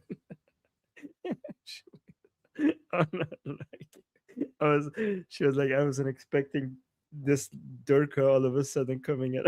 That was good. That was good. با آتش بکشن بعد از منابع ما پولمون رو دوباره بگیرن دوباره بر خود. Oh my God, Pezeshkian, what is he saying? Look at this. آمریکا و اسرائیل اینه که مسلمان‌ها کشورهای اسلامی رو جلو هم بیفتن. He's in Israel. Yeah, he's saying the entire goal of Israel is for the Islamic countries to start attacking each other and have conflict between Islamic countries. Then why did you bomb them? Like Israel's plan was for you to bomb Islamic countries? Well, then you could have ruined their entire plan by not bombing the Islamic country. Did Israel, you know what this is like? It's like, you know, the bully in the school that holds your hand and start hitting you, like stop hitting yourself, stop hitting yourself, stop hitting yourself. Like, did Israel come and like hold your hand and like press the, you know, launch button on the missile launcher? Like, was it like, oh, I don't want to attack UAE? And like, oh no, Israel like, yeah, yes you do, yes you do. And then you press the launch. Like, how does that work? You launch the missiles. Israel is responsible for you launching the missiles at Qatar, Saudi Arabia, UAE, Oman, even Oman. Like, why Oman? Like, oh, it's their goal to make us fight against each other. Well, then you could have just not attacked them, and then they would, and their plans would have been ruined. Oh my God. Armin, he's like, just go back and listen. Like, he's blaming the Jews. It's the Jews, right? It's the Jews. Blame the Jews. It's the Jews. We bombed them. The Jews made us bomb our friends. Wow. There's like, you have no agency. Like, you have like the Jews control your everything you do. Okay. تلاش آمریکا و اسرائیل اینه که مسلمان‌ها کشورهای اسلامی رو جلو هم بیفتن. سرزمین‌های ما رو Yep. So tamam talish, all the efforts of the Americans and Israelis is to put the Islamic countries against each other. Wow. Wow, like zero responsibility. They take zero response. But by the way, you continue to do so. You know, you continue to attack this Islamic, like UAE, like more than anybody, guys. Like they have this grudge against the UAE more than any other country. I'm starting to get convinced that the Islamic Republic hates the UAE more than they hate Israel, because they have like they stop, like sometimes they stop attacking everyone else. I'm like, oh, but the UAE, like the missiles, the priority of their missiles is UAE, second Israel. That's how much they hate the UAE. آمریکا و اسرائیل اینه که مسلمان‌ها کشورهای اسلامی رو جلو هم بیفتن. سرزمین‌های ما رو با آتش بکشن، بعد از منابع ما پولمون رو دوباره بگیرن، دوباره بر خودمون هزینه کنن. باید کاری بکنیم. There's like they want to set fire upon our lands and then use our money to what? اسلامی رو جلو هم بیفتن. سرزمین‌های ما رو با آتش بکشن، بعد از منابع ما پولمون رو دوباره بگیرن، دوباره بر خودمون هزینه کنن. باید Oh, they want to set our country. Actually, he's right. He says they want to set our land on fire and then take our money and then spend it on us. On us. Like, okay, so they're not going to steal your resources. They want your money to be spent on the country. That's weird. Well, that would be that would be an improvement, given that you steal the money to create your terrorist groups all around the world. So that would be an if our enemies are trying to do that, that would be an improvement to what we have already. کاری بکنیم که اسرائیل جرأت نکنه به کشورهای اسلامی حمله بکنه. Like, we have to do something so that Israel wouldn't dare attack Islamic countries. Okay, buddy. جنایت بکنه و این در وحدت و انسجام امکان پذیره. So he's saying this will be possible in unity. In unity. In unity and solidarity. Guys, you know why he's saying that? Why is he talking about needing unity? Guys, who are the people who constantly talk about needing unity? I wonder.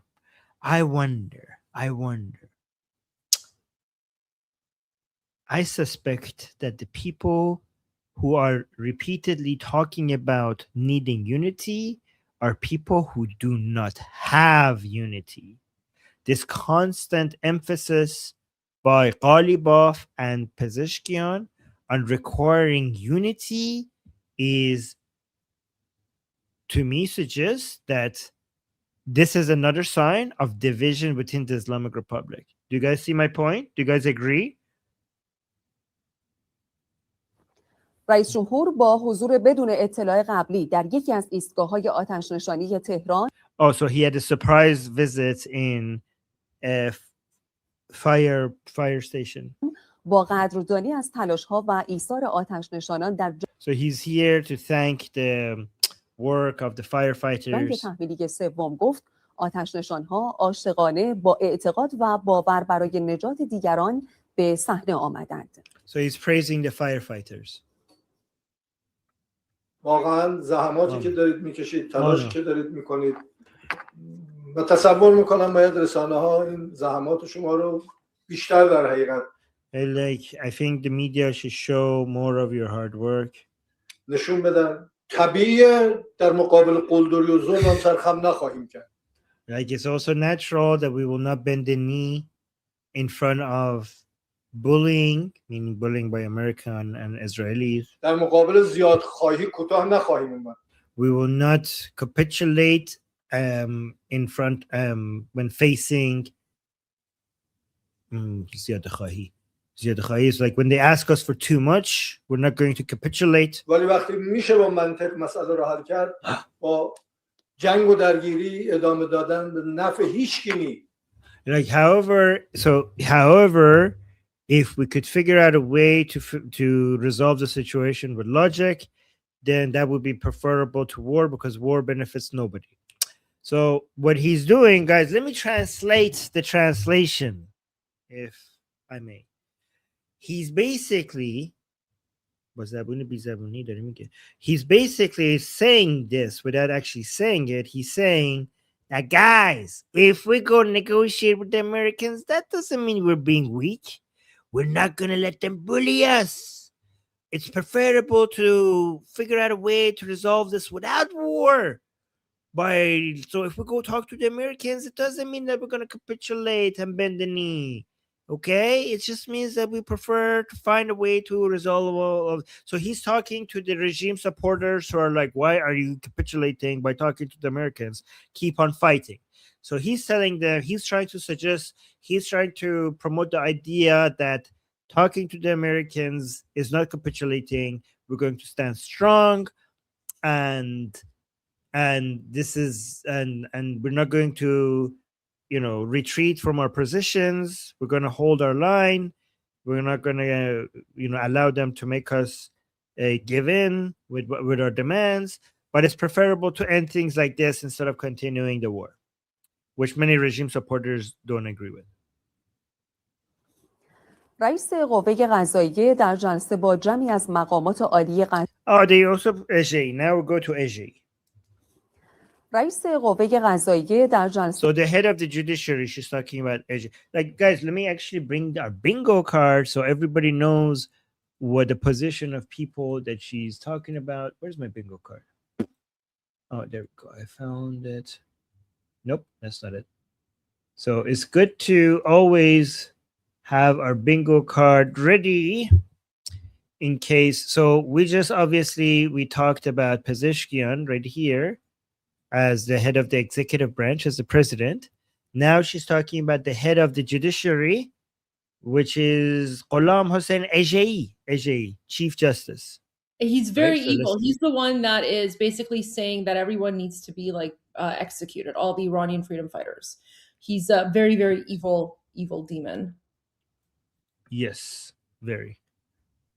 با جمعی از مقامات عالی قضایی با اشاره به همکاری بین این قوه و دولت برای ترخیص کالا گفت مقامات قضایی. So he's saying that Mr. Ejei came up with a statement in a meeting regarding cooperation between the judiciary branch and the government, the executive branch. رئیس قوه قضاییه در جلسه با جمعی از مقامات عالی قضایی با اشاره به همکاری بین این قوه و دولت برای ترخیص کالا گفت مقامات قضایی مربوط در سراسر کشور مساعدت‌های زیادی با مسئولان دولتی داشتند. So wait, he's talking about the judiciary branch and the executive branch working with each other regarding food prices? Did I get that right? Iranians in the chat, how is the judiciary branch going to help with that? How are the courts are going to, hold on. What the F? Go back. How does that help? رئیس قوه قضاییه در جلسه با جمعی از مقامات عالی قضایی با اشاره به همکاری بین این قوه و دولت برای ترخیص کالا گفت مقامات قضایی مربوط در سراسر کشور مساعدت‌های زیادی با مسئولان دولتی داشتند.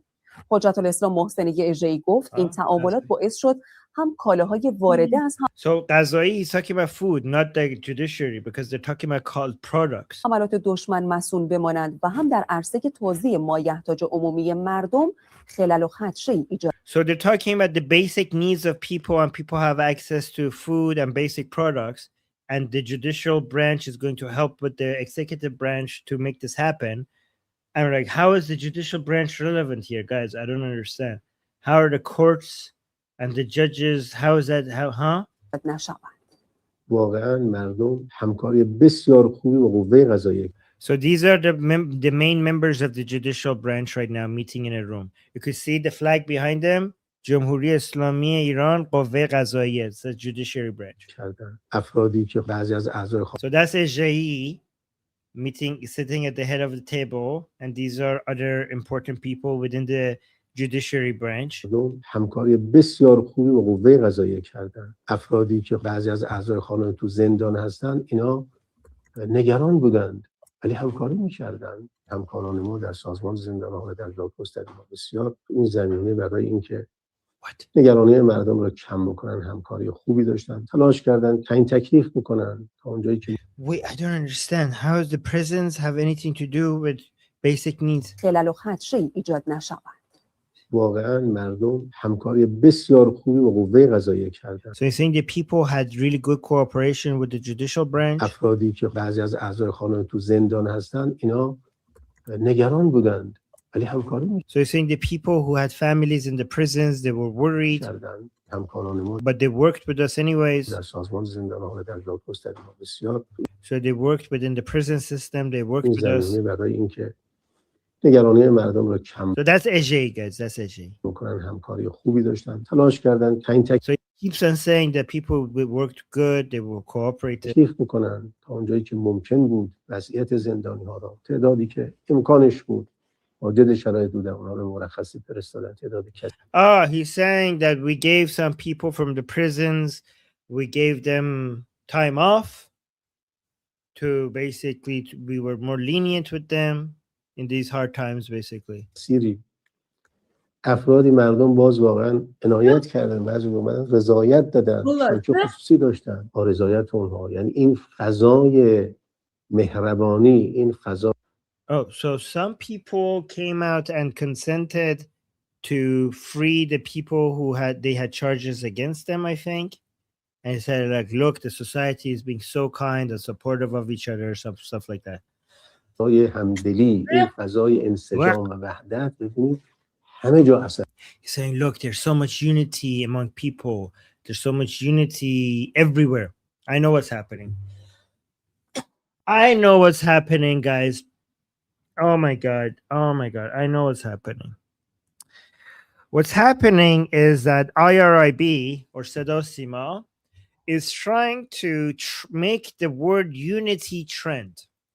Now I see. Now I see what's happening. They keep going from Pezeshkian. And so this is the IRIB state media, okay? They're going to the different regime officials who are available and not in a shelter. They're trying to stop the division.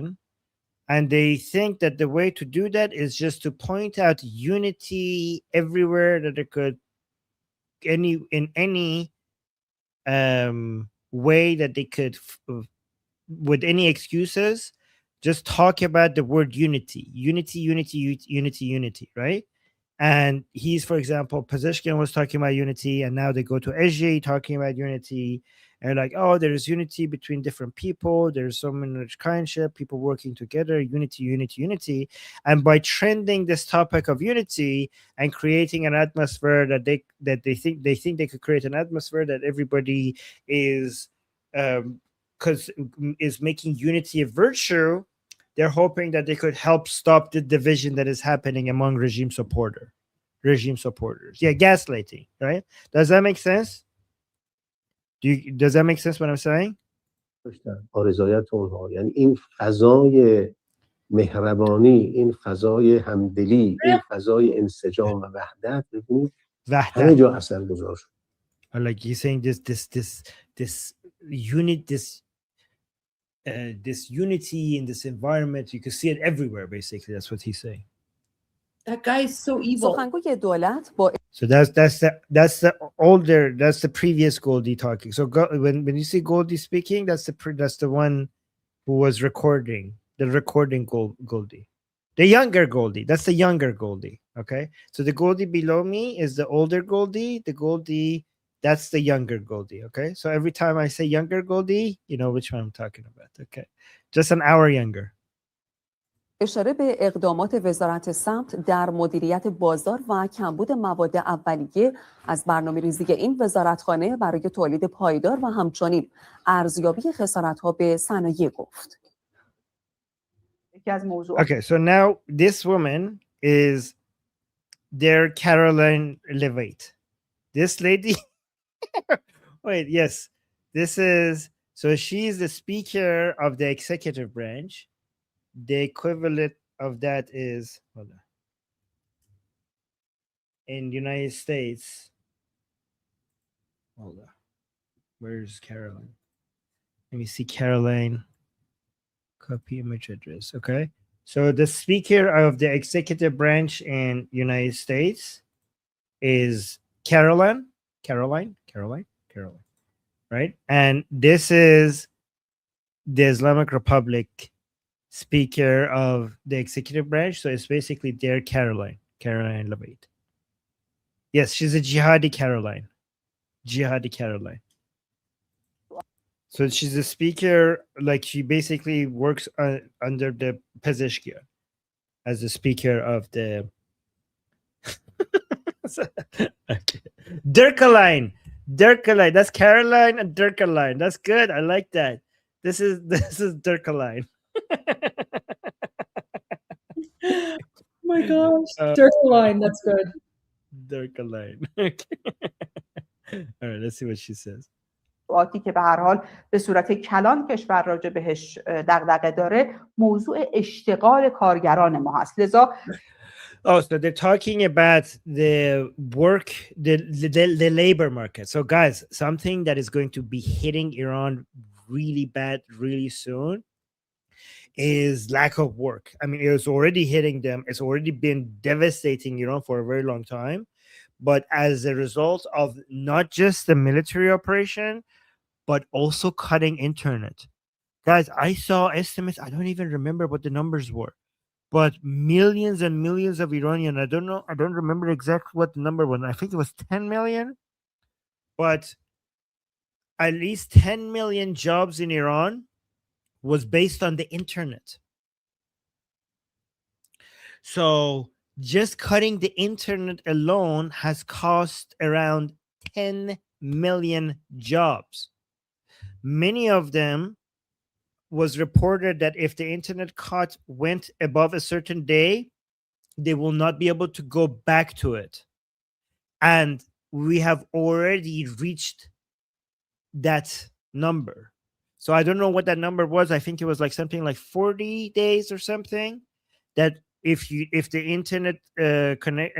internet disconnection past 40 days, I don't know what that number was, but then these jobs will become like, for many of these people, they wouldn't be able to go back to it. It would be like almost like a permanent loss, right? They would have to close shop.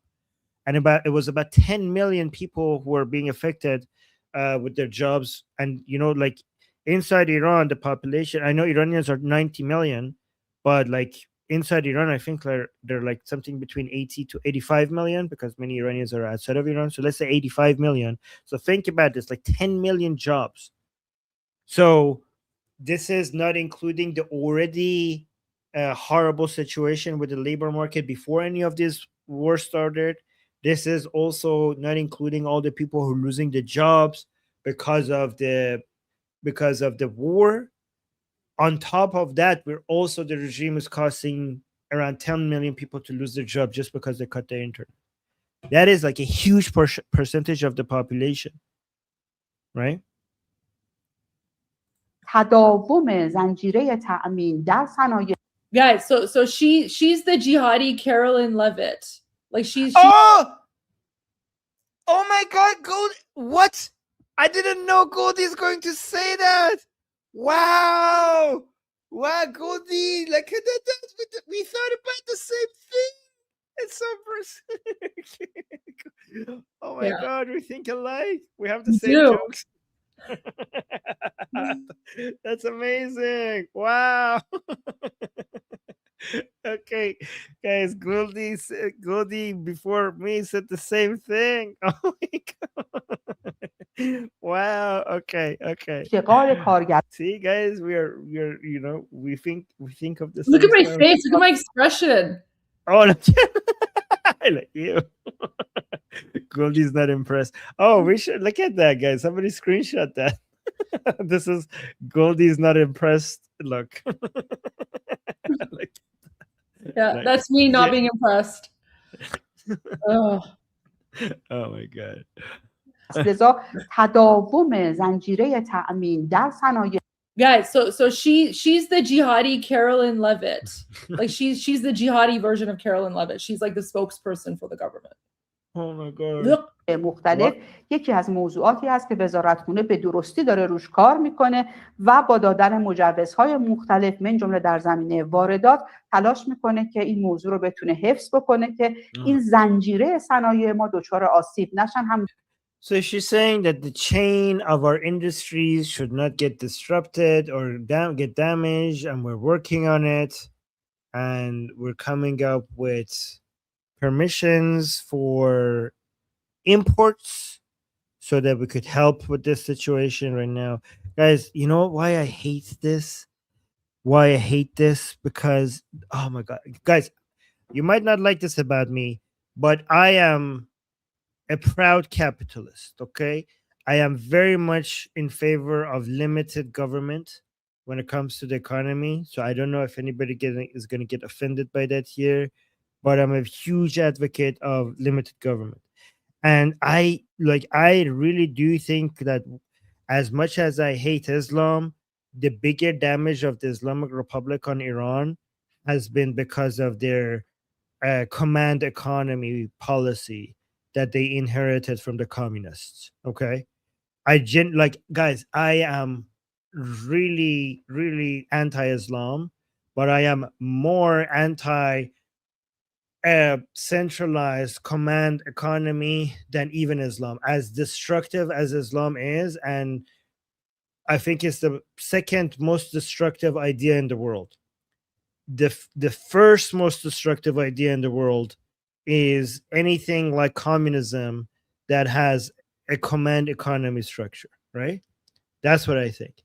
So yeah, I can see Samantha is not happy in the chat. Okay, but that's what I think.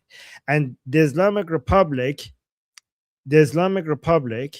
has caused more damage to Iran because of that, even more than their Islam, right? And look at this. The fix for all my life, I've watched the Islamic Republic. Every time there was a problem with something in the economy, they came out with some centralized micromanagement of trying to fix things, which in my opinion always makes a bad situation worse.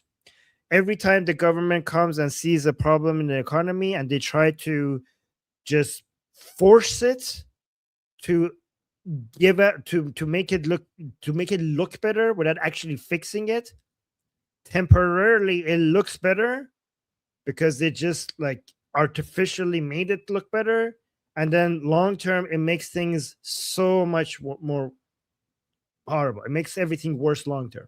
And this is what I'm noticing here, is that they're doing the same thing here, right? They're doing the same thing here. They're like, oh, we're going to give permission to certain imports. Why was that even limited to begin with? This is a horrible situation, so certain imports are going to get permissions. This to me shows how involved they are into deciding what gets imported, what gets exported, at what price, at what quantity. They're so involved. They're so involved in how much governments get, how much corporations get to pay their employees. the price of bread, the price of fuel, the price of milk, everything is determined by the government. Everything when it comes to the economy. And they're like, oh, the Iran's economy is suffering because of the sanctions. No, it's this. Oh my God, it's not mostly the sanctions. It's the centralized command economy that has ruined us.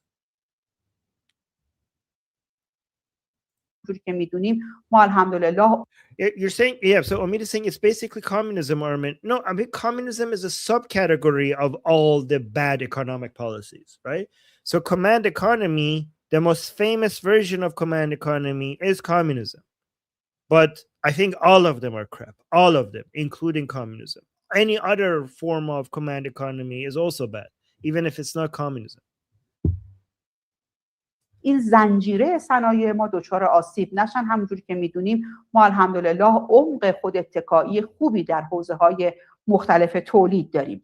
ارزیابی خساراتی هم که در طول حملات 50 روز گذشته بوده در حال صورت‌پذیری است و آسیب‌ها هم متناسب با اولویت‌های وزارتخانه شناسایی میشه و توجهات لازم هم متناسب با اولویت‌های صنعت کشور و نیازها انشالله از سوی وزارتخانه اعلام خواهد. So she's talking about different industries will have different priorities, and we will talk. You will get to fixing each one of them separately. خانم مهاجرانی همچنین گفت طبق What is that? Where is that Reagan post? Like Reagan quotes, regard post. I'm sure they didn't have social media back then. It was like when the Reagan quote, government help. What is this? Oh yeah, okay. Here's the quote from Ronald Reagan. Ronald Reagan was quoted here. Most terrifying words. I'm from the government and I'm here to help. So, yeah. Love that quote. اعلام وزارت جهاد کشاورزی علیرغم فشارها زنجیره تامین امنیت غذایی کشور برقرار است و هیچ گونه مشکلی در این زمینه وجود ندارد. سخنگوی دولت از تمدید مهلت استفاده از کالابرگ ماه‌های دی، بهمن، اسفند و فروردین تا 14 اردیبهشت هم خبر داد. خانم مهاجرانی به اقدامات وزارت راه و شهرسازی هم اشاره کرد و گفت خدمات Okay, so she's basically the news anchor is summarizing all the stuff that she's said regarding different industries and how they're going to come and help. بهمن، اسفند و فروردین تا 14 اردیبهشت هم خبر داد. خانم مهاجرانی به اقدامات وزارت راه و شهرسازی هم اشاره کرد و گفت خدمات نظام مهندسی و صدور پروانه ساختمانی به صورت رایگان انجام خواهد شد. سخنگوی دولت این they're going to fix something for free by the government. They're like, oh, we're going to come fix that for you for free. اطمینان را هم داد که در رابطه با دارو و ذخایر راهبردی کشور در وضعیت مطلوبی قرار دارد. Oh, guys, okay, so there were so many different industries and roads and forests and stuff that they mentioned. This last part was interesting. She's saying when it comes to the medicine, the country is in a very good situation. So basically saying that we have all the medicine that we need. So just remember that in case like somebody like Kyle Kulinski or Bosch or some other retard comes and says like, oh no, you close the ports and now they have Iranian people have no medicine because you close the ports. Okay, so she, the spokesperson of the government of the Islamic Republic, is saying that when it comes to medicine, we are in a very good situation. Okay, so just wanted to رایگان انجام خواهد شد. سخنگوی دولت این اطمینان را هم داد که در رابطه با دارو و ذخایر راه So she's saying when it comes to she's guaranteeing that when it comes to medicine کشور در وضعیت مطلوبی قرار the country is in a very good situation. Okay. So that means close the ports, guys. Don't worry about. So guys, when it comes to basic, she said medicine and basic needs. Okay, guys, Americans, you have the permission then to close the ports because they have as much food and as medicine and basic needs as they could require. So don't worry. Then I guess they're giving you permission to close the ports. Keep closing the ports. Don't worry about medicine and food. They have all the basics. Thank you for the permission then. So it's just the oil and gas then, okay? So if you close the ports, if you blockade the ports, this is perfect then. Given that they have all the food and medicine and basic needs that they could require, then you could close the ports and just stop them from making oil and gas revenue without having to be worried about anything else. جلسه هیئت رئیسه و رؤسای کمیسیون‌های تخصصی مجلس، عملکرد وزارتخانه‌های نیرو، کار، بهداشت و درمان و جهاد کشاورزی. Wait, what? This is interesting here. امروز در جلسه هیئت رئیسه و رؤسای کمیسیون‌های تخصصی مجلس، عملکرد وزارتخانه‌های نیرو، کار، بهداشت و درمان و جهاد کشاورزی در جنگ تحمیلی سوم بررسی شد. وزیر نیرو از Okay, so the parliament is now trying to figure out whether the different ministries are doing their job properly. So they're analyzing the performance of different ministries. The parliament is analyzing it. برنامه‌های این وزارتخانه برای سناریوهای مختلف در شرایط جنگی گفت. وزیر تعاون، کار و رفاه اجتماعی هم از افزایش مبلغ کالابرگ و نهایی شدن آن تا نیمه اول اردیبهشت ماه خبر داد. Oh my God, they're increasing the budget for something.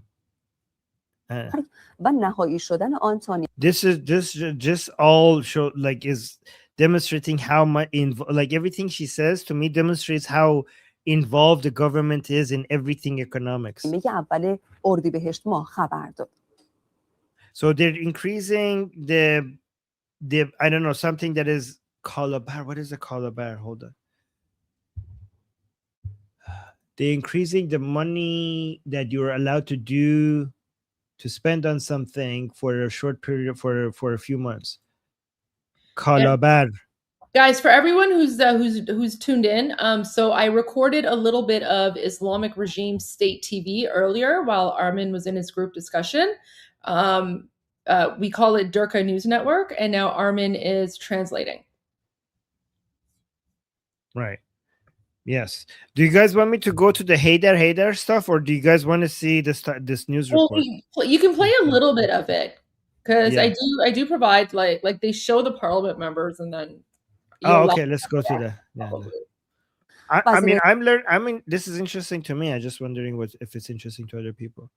Oh, look, تعاون، کار و رفاه اجتماعی هم از افزایش مبلغ کالابرگ و نهایی شدن آن تا نیمه اول اردیبهشت ماه خبر داد.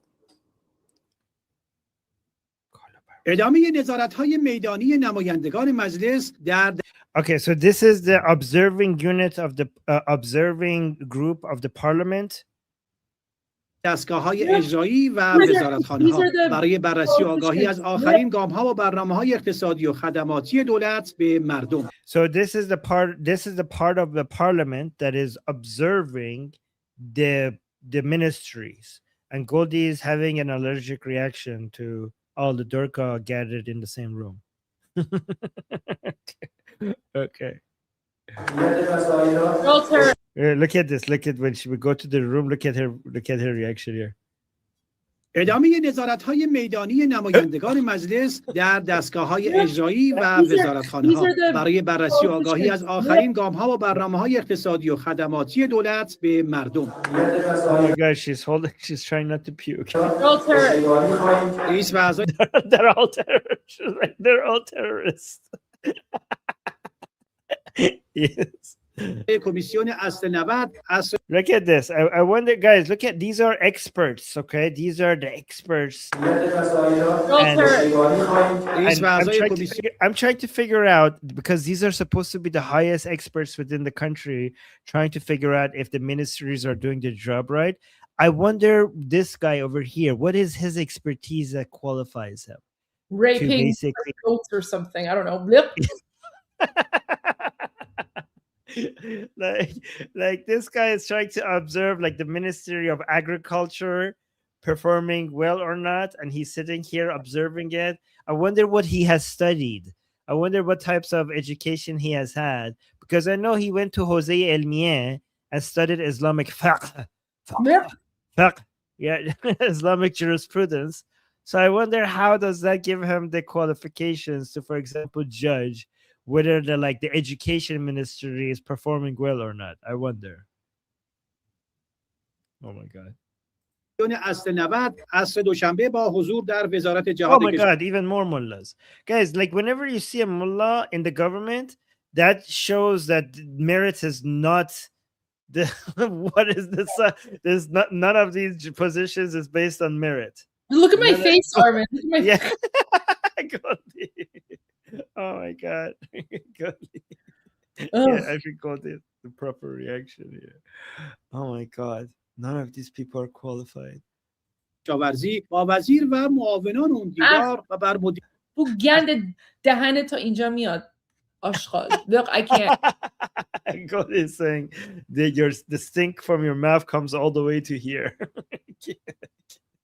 Oh my God. And honestly, it doesn't even matter what these people are saying. These people are like the politi- like the elect guys. So you know who these are? You know who these are? I'll show you exactly who these people are. Oh, you're gonna go to the bingo These card, people huh? sitting here. Blech. This is good. Bingo card? No, this is who they are. This is who they are. That's them. See all these people, all of these like Durka jihadis, and they're like death to America. That's them. This is them in the parliament here, and they're all wearing IRGC suits. That's Goldie boss.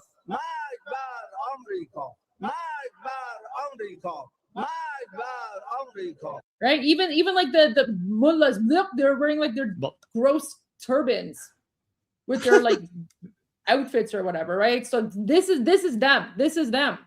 This is them here. مدیریت و نظارت بیشتر بازار و توزیع کالاهای اساسی و همچنین Oh my God. Oh my God. They're talking about look at the presentation. Okay? The presentation is like is based on trade and it's talking about trade, finance, and economics. Look, that's the PowerPoint presentation talking about different products and I don't know, trade balances and stuff like that. And do you guys think that these mullahs understand what is being presented to them? Is there any chance that zero education, guys?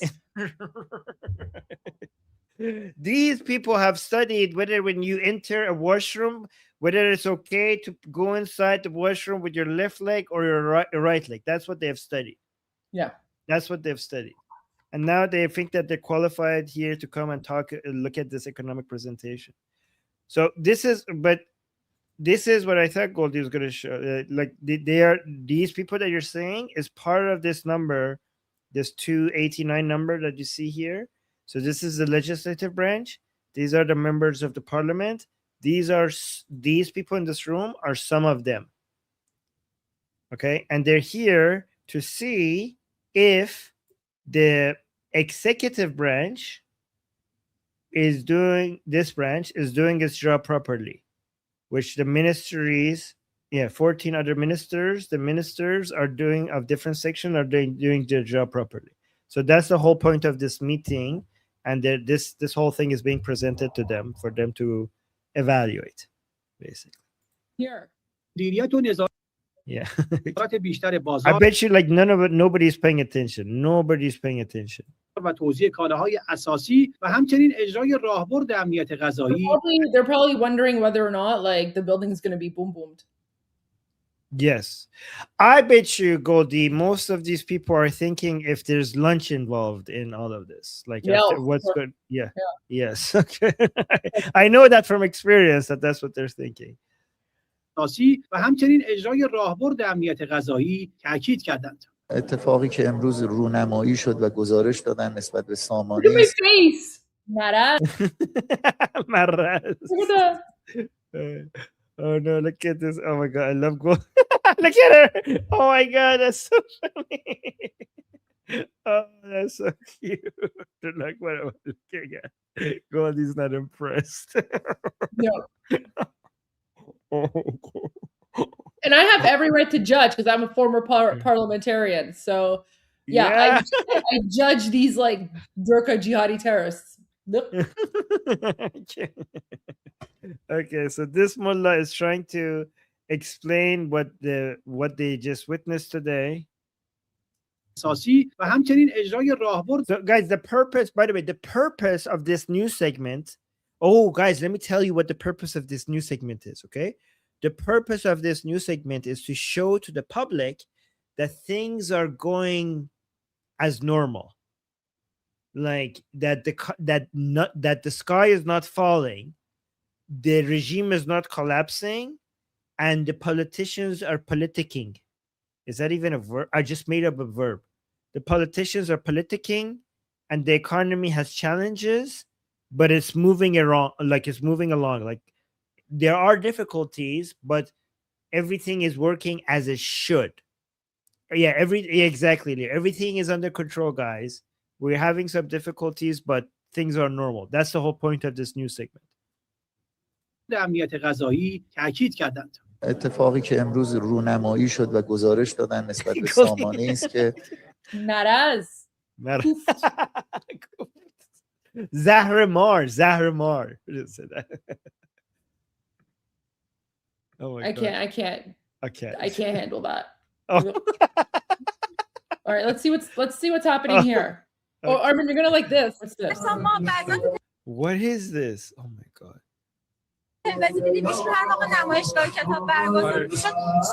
Is that a microphone talking into a microphone? Just wait for my reaction. Okay. All right, let's see what's happening here. What's this?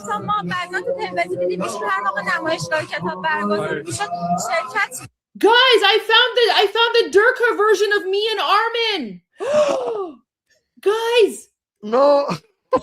I found this is Jihad Revolution live. This is Durka Jihad live, guys. It's the jihadi version. It's the Durka version of me and Armin. We found our jihadi doppelgangers. Oh no. Look at this. کردن صحبت می‌کردن با نویسنده‌ها میدم که ایشون یه سری کتابایی رو برمی داشتن نگاه می‌کردن و راجبش توضیح guys yes it's Kulsum and Zolfaq Armin. Guys, we found Kulsum. I can't pronounce that name. What is it? You know, I'm just gonna stick with Sakina. Sakina is easier for me. Okay. Sakina and Zolfaq Armin.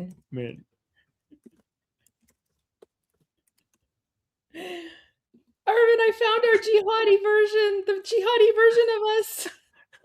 Guys, we found Sakina and Zolfaq Armin. Okay, let's see what they're saying. دادن که اصلا ما تعجب می‌کردیم این آقای خامنه‌ای واقعا این کتابا رو خونده اصلا انتظار نداشتیم اون رمانا رو آقای خامنه‌ای خونده باشه اصلا فکر نمی‌کردم آقای خامنه‌ای بخواد داستایوفسکی. Oh my God, she's talking about when she realized which books Khamenei has read. She was so surprised. Like she's so surprised that Khamenei has read Dostoevsky and other novels that she was so surprised that he was so well read that these are the kind of books that he has read. یا دون آرام بخونه نمیدونم. اینکه ایشون توی هر زمینه یه نگاهی داشتن یه dusty داشتن. Like it's so interesting that Khamenei had like some knowledge in so many different areas, like in like his knowledge was so widespread. Look at Goldie. Like this was so interesting to me that Ali Khamenei was paying attention to everything, like a wide variety of topics. And she's saying this makes this pain harder for us, that we had such a person and we lost them.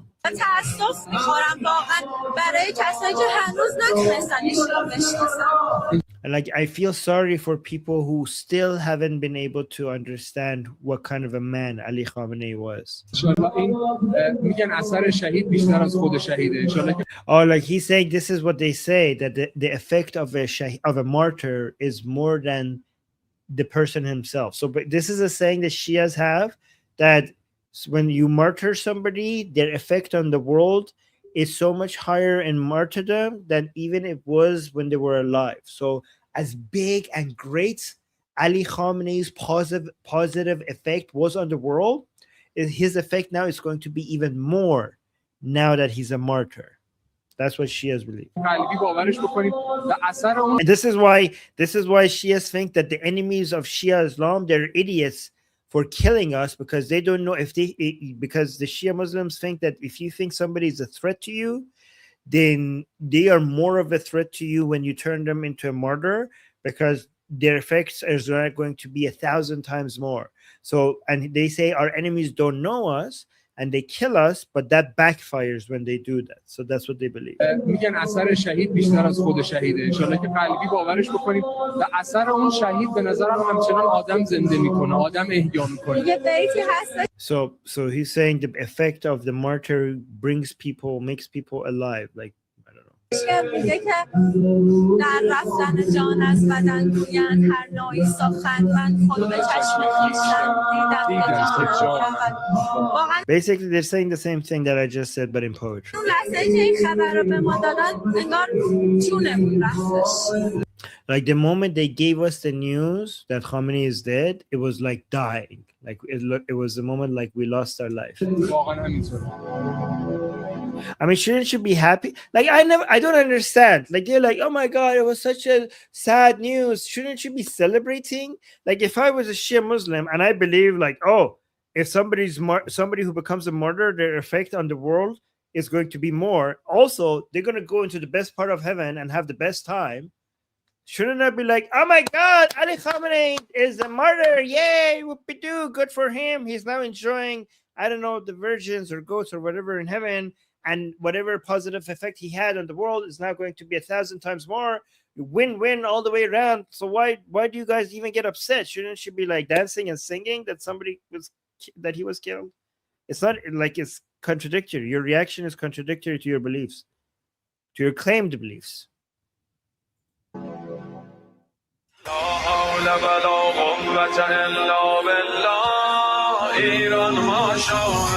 Oh my God, mullahs with guns. Wow, mullahs with guns. Armin, this video is wild. It is a wild ride.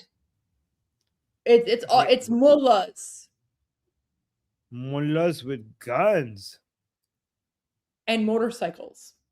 Yes, and you can see that these people are very good at fighting because they're all very, very fit. Yeah. You see that? Yeah. Six-pack right there? You see that? That is a man that knows how to fight. Guys, remember, these are supposed to be the religious, spiritual clerics, right? And they're all going Durka jihad, right? Yes. Right. اینا جز مفخوری هیچ کاری بلد نیستن. الان اومده بجنگه.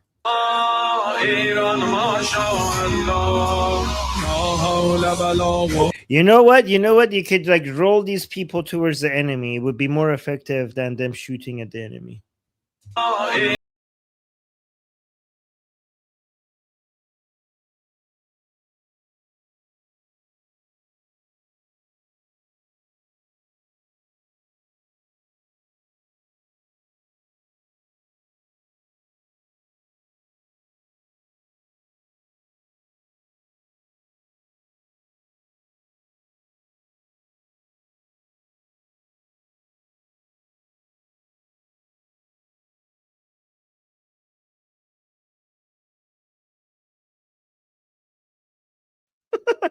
Goldie.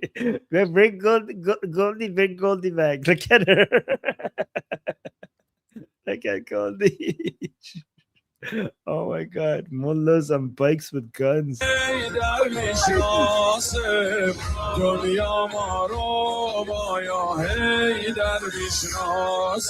Oh, do you guys want me to translate the song or not? It's like Dunya Maro ba Haydar mishnase. Saying the whole world knows us by the name of Haydar.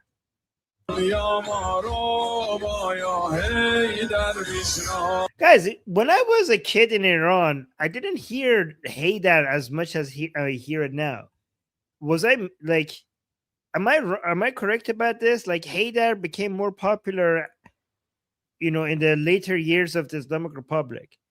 20 years ago, they weren't Haydaring as much as they are Haydaring now. Am I right about that? I think I'm right about that. دنیا ما رو با حیدر میشناسه حتی پاش بیافته تنهایی پای کار علی نیستی So wait, he's saying even if we are alone, we will keep fighting. Sons of monarchy. Sons of monarchy. I like it. Oh my god. Hey, there's angels. Hey, there's angels. Oh, I like that. I like sons of monarchy. That's good. Yeah. ما جز سربازی این آقا کار دیگه بلد نیستی Oh, the song is so okay. Look at this. What the song says here. ما جز سربازی این آقا کار دیگه ما جز سربازی این آقا کار دیگه بلد نیستیم. So they're saying that we don't know how to do anything else. We have no other skills other than being the soldiers of this of our supreme leader. I mean, you ain't wrong. You're right. You guys have zero skills. Like you can't do anything else. I mean, you're right. Okay. Like they're completely useless to the human civilization. They contribute nothing to humanity. Like they are the most worthless cockroaches, contribute absolutely nothing, and they're admitting it themselves. Right. Like they're basically saying we have no other skills other than being soldiers of our supreme leader. And basically murder, like raping, torturing, and murdering people. That's all they're good at. Yeah. Yeah.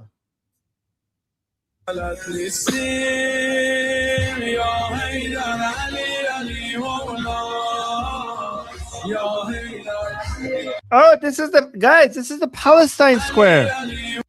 This is the Palestine Square in Tehran.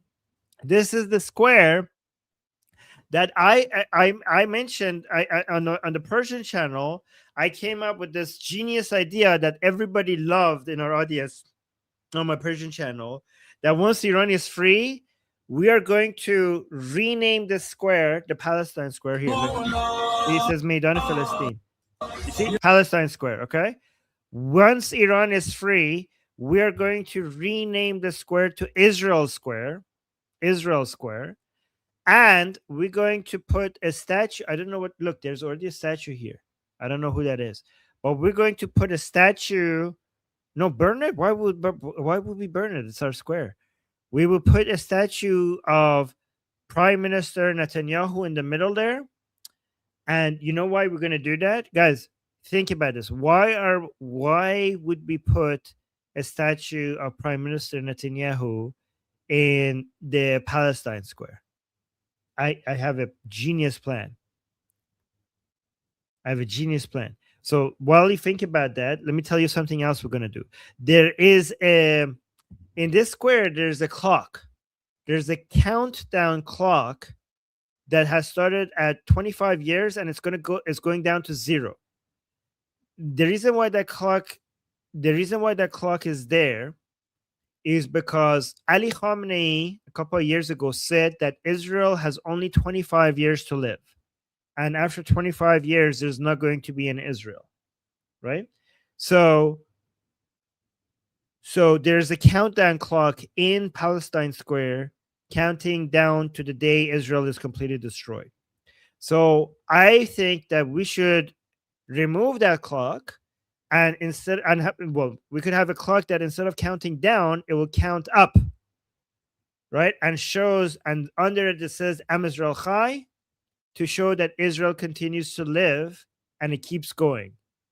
So all the years after Israel was supposed to die and how it continues to live. And under it we say Am Israel Chai, right?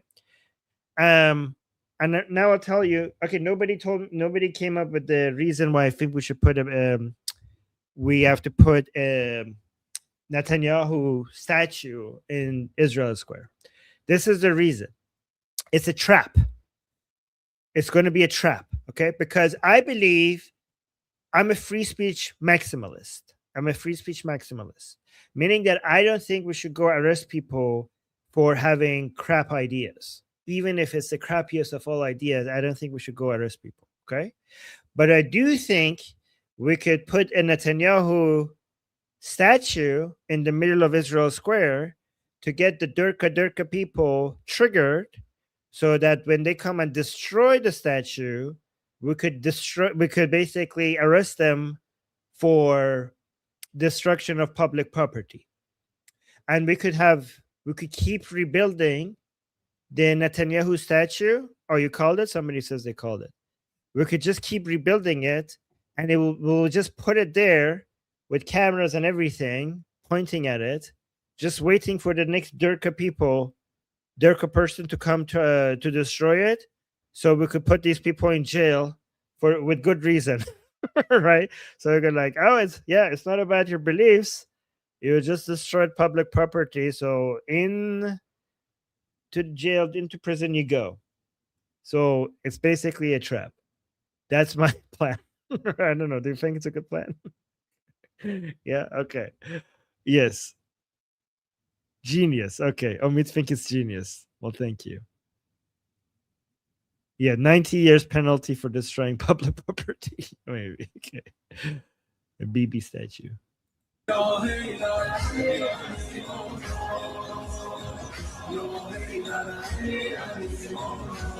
Yo, Ali. You see how these people are obsessed with Ali and Hussein?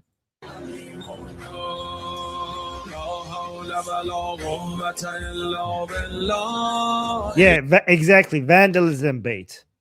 Yeah, let me put you guys on screen here. Vandalism bait. Exactly.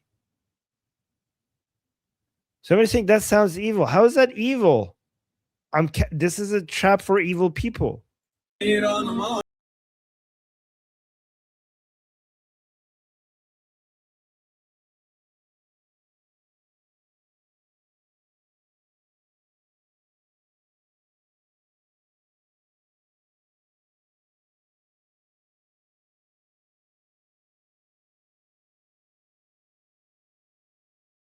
Mullahs in military uniform. This is kind of weird. Like, I'm not used to seeing that. Look at Goldie. Yeah, I'm just like, I'm freaking out here. I'm like, there's so many mullahs, and they're all like, they're going like right with their guns, and they're in military uniforms, and I'm like, oh my god. So Goldie, why is this one wearing is this sunglasses at nighttime? yeah, it's like that song. I wear my sunglasses at night, so I can't. I don't know, man. Durka demons. You know what? I like all the names here. There's Durka demons, the Goat Riders gang. Yeah, it's like Armin. It's just so many mullahs. It's like so many mullahs, and I had to watch this on my own, and you weren't here, and I'm like, oh no, there's so many mullahs. Oh no, Goldie, I think you're going to have a nightmare. I am. Like, Armin, I've never seen anything like this. Right? Like, guys, remember, these are supposed to be like supposedly like holy spiritual men, right? Like, oh, these are religious men. It's Islamophobic to attack them. Look, do you see how like savage they are? They're literally wearing these Muslim spiritual men, like men of God, are like wearing military uniforms, and they're holding guns, and they're riding around on motorcycles going, la, la, la, la, la, right? Like, these are the people that have turned our country into a 7th century Islamic hellhole governed by Sharia law. And by the way, for them going around on motorcycles like this isn't meant for the United States or Israel. This is meant for the Iranian people. So what the mullahs are saying is, if you try to rise up, we, the mullahs, we will murder you ourselves. That's what's happening here. Guys, keep in mind that Goldie, when we're watching these things, right, when there's like so many different people, and then there's one mullah on screen, all of a sudden she's like, and that. So imagine, given that she reacts to one mullah on screen like that, imagine what she had to go through when she all of a sudden saw like 10 to 20 different mullahs on bikes with guns on. with guns in their hand, just like on bikes moving around. So they're like, oh no, what is this? They're like, this is too many mullahs, and with guns on bikes. Like, what? This is, guys, this is Goldie's worst nightmare. This is Goldie's number one nightmare. Oh no, poor Goldie. Sorry I wasn't there. You had to go through this alone. Oh my god. Look at her reaction here. She's like, oh my god, I don't know if I could take this. This is too many mullahs.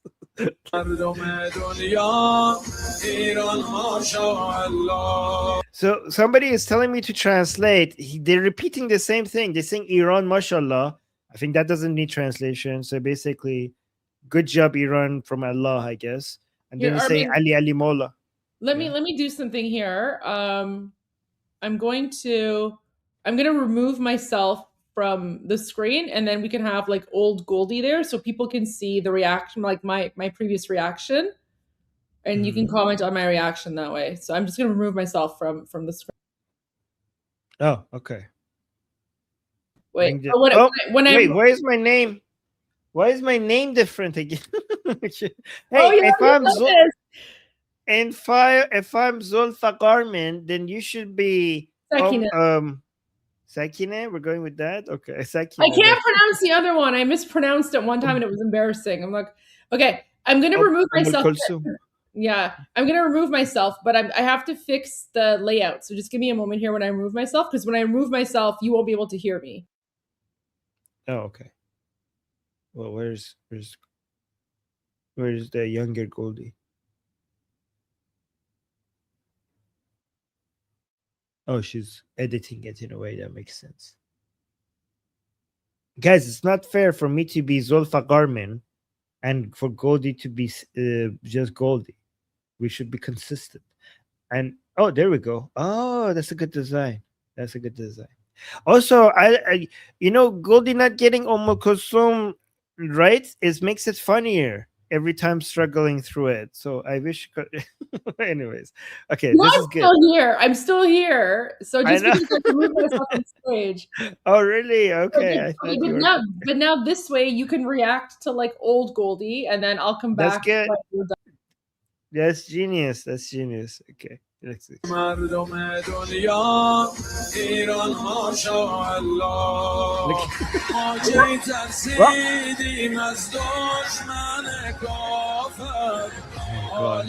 Wow, look at this. So many mullahs at the same time wearing military uniform and holding guns. Wait, what are they kissing? Oh my god, Goldie is almost gonna. Goldie said, which means like, dirt be upon your head, which means basically screw you. Guys, what do you think they're kissing in that box? Is that Ali Khamenei's underwear?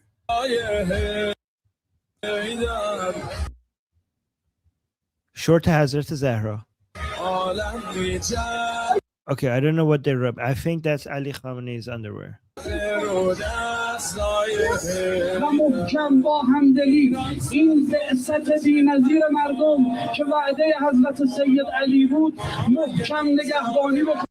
you want me to translate what this guy is saying?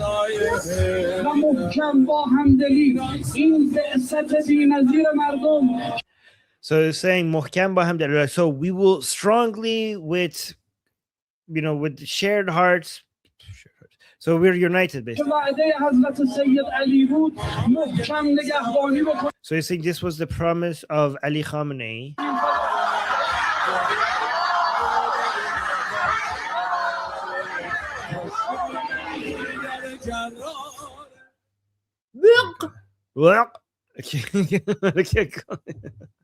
Oh no, this was that was so nasty.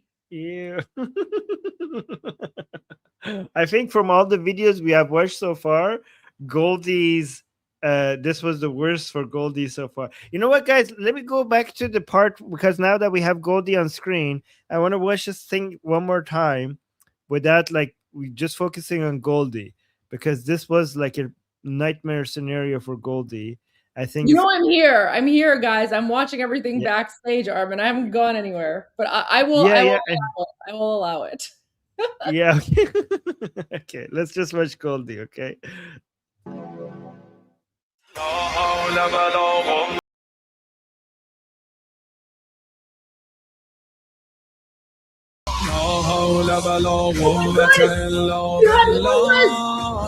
Jihadi mullahs. Oh my God, jihadi mullahs.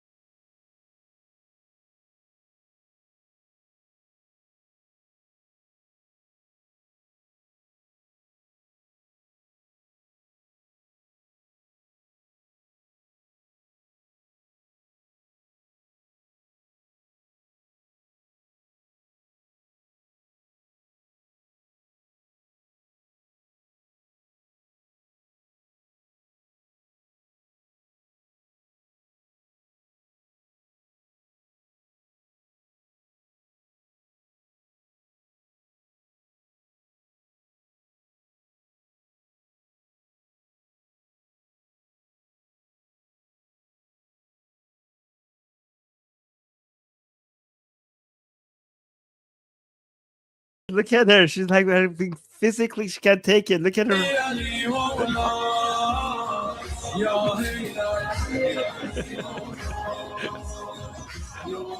Oh my God, she's in shock. Oh no, look at look at her face. She's terrible. She's in absolute shock. It's like, what the jihadi Turk? What is that? What is this hell? What is this nightmare that I'm looking at? Look at her. Oh my God.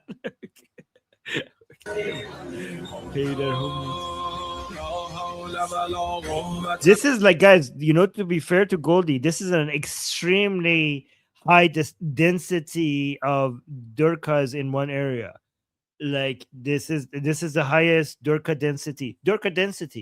This is the highest rating of Durka density I've ever seen for a while. We have a new metric, guys. Durka density. If you could bring so much Durka in a small space, then that would be high Durka.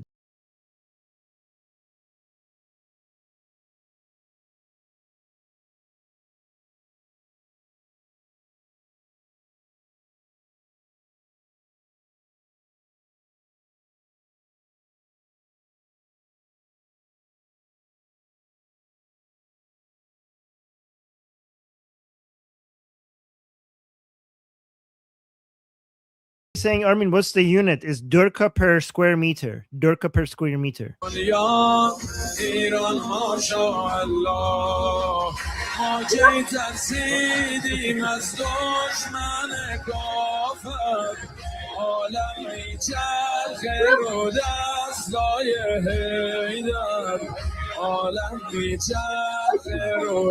خاک to سر.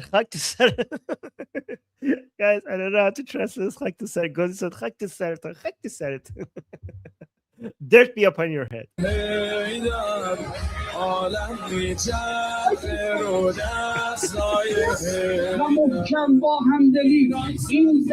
look at this. Look at Goldie's face. She's so grossed out. Look at this. Oh my God. Oh, poor Goldie. Look at her. She's having such a bad time. She's about to pee. She's about to get sick.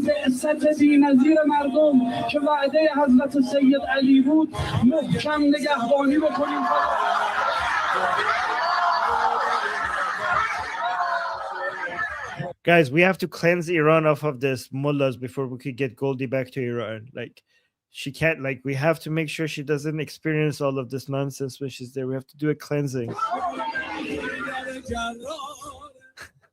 Oh my God. No, that was so nasty. Oh.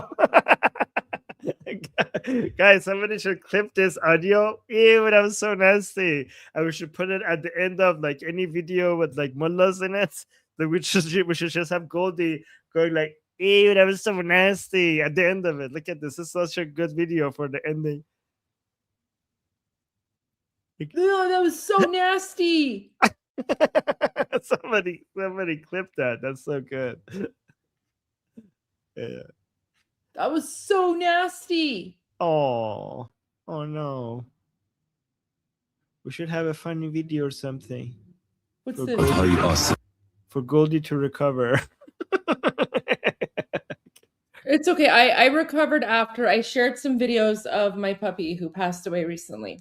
So I recovered. Oh, Yeah, that's but so sweet. Armin, this is remember at the beginning there was like a propaganda about like the American hostages. Mhm.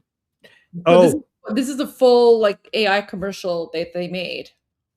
Oh, guy. Okay, so guy, the context is that Carter was trying to save the American hostages in the U.S. Embassy in Tehran that were taken hostage by the Durka University students after the fall of the Pahlavi dynasty, the Islamic Revolution being finalized. The Islamic University students went to they went and captured the U.S. Embassy in Tehran, and they took all of the staff there hostage. And Carter, at that time, he tried to save them and sent some soldiers on, some with helicopters and stuff. I don't remember the details of the operation, but then there was a sandstorm, and it ruined the whole operation. And this was seen by many pro-regime people at that time, a sign that God is on the side of Khomeini. Because why would that, at that specific time where the Americans were trying to save their staff, why would the sandstorm happen exactly at that moment? So to them, they showed like when at the moment that we were weak and that we couldn't defend ourselves, God came into our defense. So you can never, this is why you should never lose faith in God, because whenever you're able, God relies on you to fight and win. But as long as you have your faith in God, even when you're unable to, God will come to your help and basically stop the Americans' plans from working. And this is why they think that victory always belongs to the pure person who believes in Allah. So this is the documentary about that. So these are the military forces that came. Okay, so this is weird. The planes are going as fast as the helicopters. What's this? Guys, look at this. These planes and these helicopters are at the same level and going at the same speed. I'm pretty sure that's not how it works. Is that how it works? Somebody in the chat. I know. So yeah, so I don't think that. خداوند برای مکر آنها تدبیر و چاره‌ای بالاتر دارد. So he's saying God has a different plan for them, a plan higher than what they're aware of. آملفیلی دیگر در جریان بود.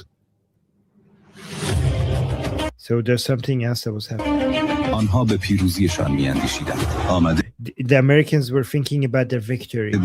So guys, this is 1979. گرگ‌ها را از لانه جاسوسیشان نجات دهند. So they were coming there to save the wolves from Lani Jasusi, their spy center, right? So basically, they're saying that they were coming to rescue the wolves from the nest of spies. That's why my reaction is like that.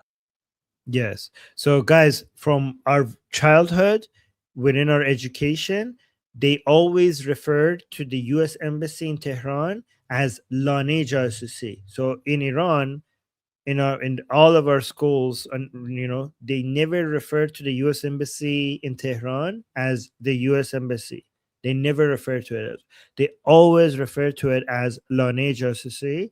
And as Goldie mentioned, the translation to that is nest of spies. So they think Americans were not in Iran doing normal diplomatic stuff. They were there to spy on Iran, right? And they invaded the nest of spies.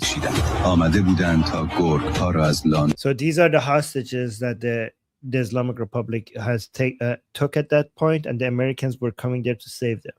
And he's referring to them as wolves. Look at these poor guys.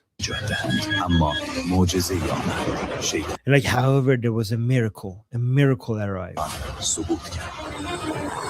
and they all collapsed. They all fell.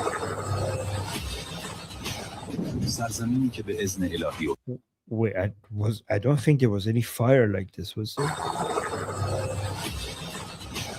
سرزمینی که به اذن الهی استوار است خداوند آن را از شر دشمنان حفظ خواهد کرد.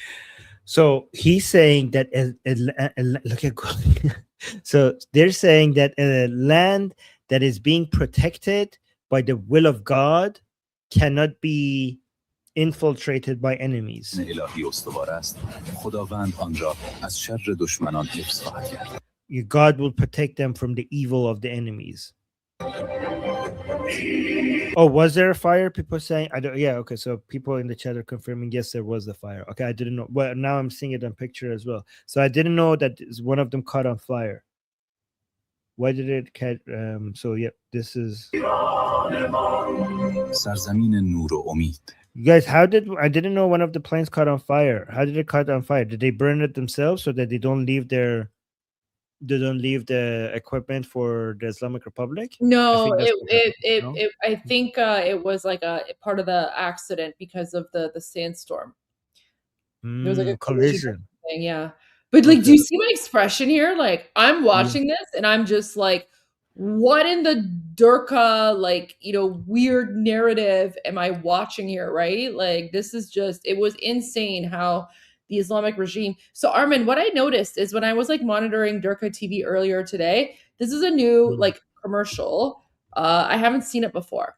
So they're promoting this video clip on a whole bunch of different channels, right? As like they're trying to like portray like how strong the Islamic regime is and like all their victories or whatever. So they're basically glorifying the fact that they took Americans hostage and that Allah was on their side, and Allah helped them to murder Americans. Like, this is basically what's being broadcast on Islamic regime state TV. So that's why like I'm totally horrified. Right. And Goldie, look, they're showing that is the same thing is happening now, because if I remove the chat, look at this. They're saying this is what happened back then and this is what's happening now.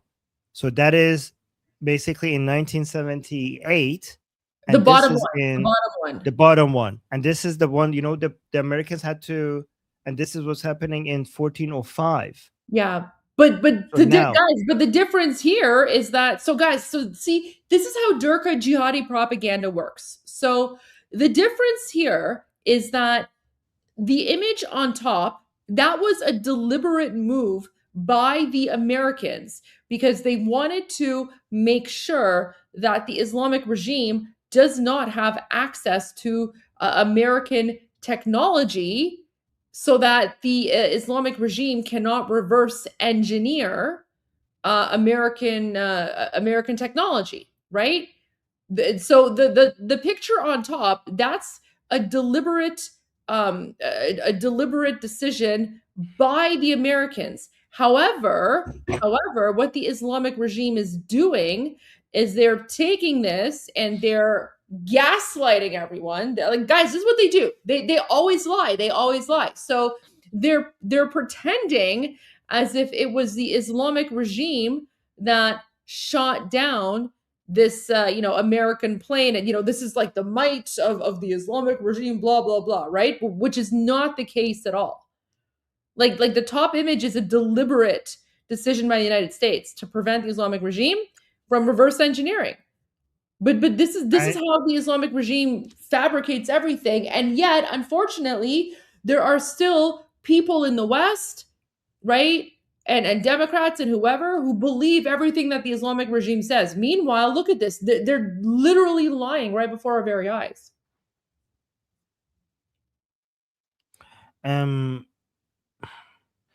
Is this the one that the Americans destroyed, or is this like something else?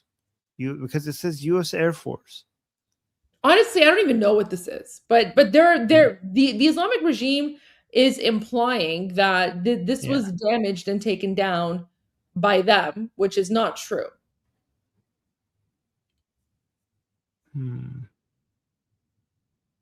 Okay, listen, I could be wrong. I could be wrong because I don't listen. I'm not good with the military stuff. All I know is that, guys, which one is it? This might be the one that was in Saudi Arabia and it was on the ground and it was hit by a drone. Oh, is that the one, guys? Is this the one in Saudi Arabia? Or some.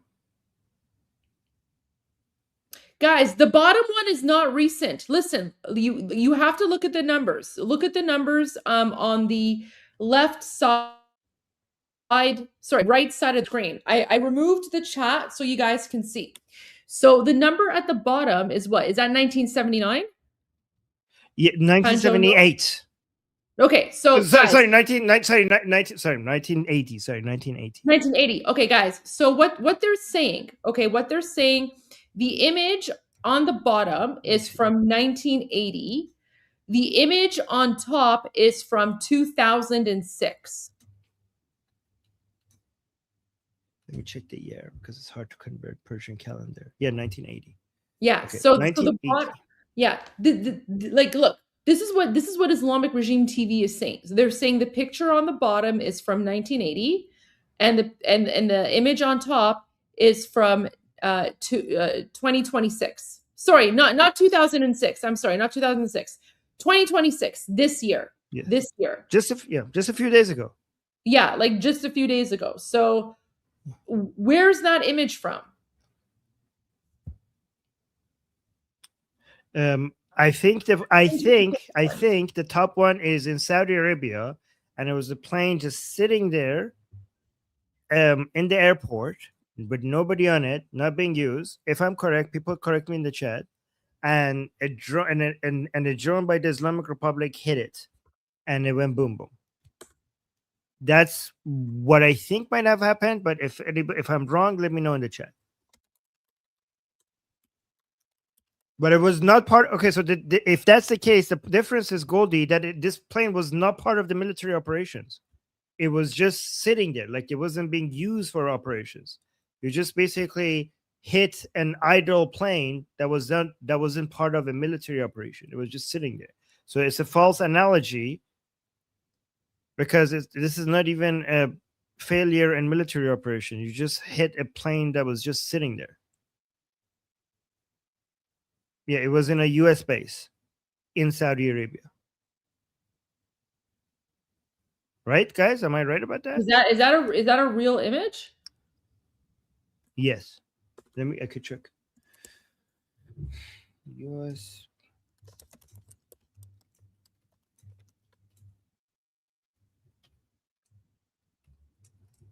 Oh yeah, I see it. Okay, it's from here. It's from here. Okay. Oh yeah, I was there right then. Wait. Okay.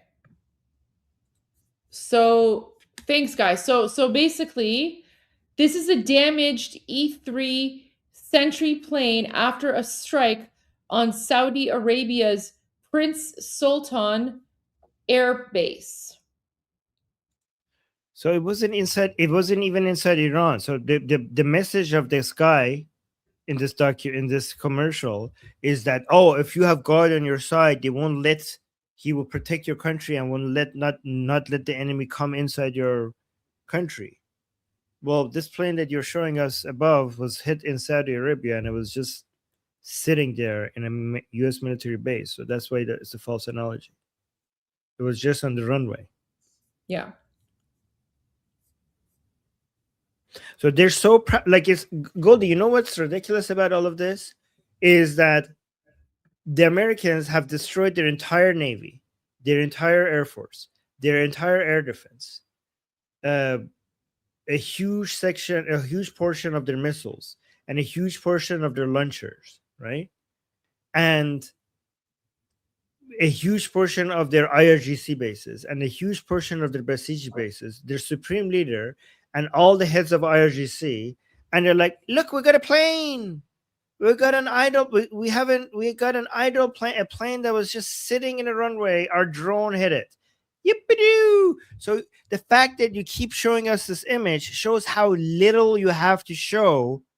Like just put this one plane, like just put the everything that the Islamic Republic has managed to destroy on one side, and everything that the Americans have managed to destroy and the Israelis on the other side. Is the fact that you keep showing us this shows how little you have. The difference between the image above and the image below is that Carter had no wins against the Islamic Republic when this happened. Like this was a huge loss for Carter. Like he lost this and he had nothing to show for it. But the image above is one example in the middle of a head-to-head, confrontational military operations, with one side destroying so much of what you have, and you just keep showing us the same picture over and over and over again as an example of one of your only achievements. Like, what did you expect? Did you expect us to go through these military operations and nothing from the American side being destroyed? Like, not a single thing? Like, was that the standard that we're trying to overcome? This has been one of the least costly wars for the United States when it comes to the level of destruction that the enemy has managed to inflict upon them. Yeah. But this is all they have. They don't have anything else. This is all they have. Yeah. And they're desperate. They're desperate with this propaganda because the Islamic regime has been completely obliterated. Their navy, their air force, everything is destroyed. All they have is like these few images. And also, Goldie, another false comparison is that it doesn't even fit the narrative. Like they actually managed to hit a plane, but they're comparing it with an act of God compared to the picture below, which they had nothing to do with the sandstorm. It just happened. Yeah. So you're basically, by comparing these together, are you not even taking credit for the image above? Like, was that an act of God? So you didn't do this? Like the one below, you didn't do anything. God apparently, according to you, sent a sandstorm. So by saying this one above is like the one below, you're basically losing credit for the one thing that you managed to achieve here. You're like, because the whole narrative is like God will protect us when we like through natural, with his ways. Okay, so you didn't do this above thing. God did this one too. At least take some credit for something that you did yourself. Let's see it go. سرزمین نور و امید. در این روزهای متفاوت مهمه بدونیم تنها نیستیم. So also you're saying in these different days we have to remember that we're not alone. شهر تهران شهرداری متولی. They're like, that's crazy. Oh guys, I remember that logo.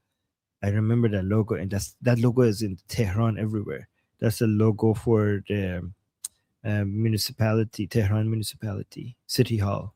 جبران خسارت‌ها شده و خوبه بدونیم چطور. Oh my god, look at this video. شهر تهران شهرداری متولی جبران خسارت‌ها شده. Lies. This is even a bigger lie than what you saw before. Look at this. They're saying that the Tehran's city hall, or like, I don't know, the municipality, whatever it's called, they're going to pay for all the damages. They're going to rebuild everything. I know for a fact that this is not the case. I know for a fact that they're not doing that. This is a lie. Look at this. تو شهر تهران شهرداری متولی. Look at, you see these buildings? One of them is مهمه destroyed. بدونیم تنها نیستیم. تو شهر تهران. Look all of this. You see that building that is being destroyed? The city hall logo comes on top of it and it fixes it. شهرداری متولی جبران خسارت‌ها شده. Oh yeah, sure. Guys, they would not do that for the Iranian people. They would do this for Hezbollah in Lebanon.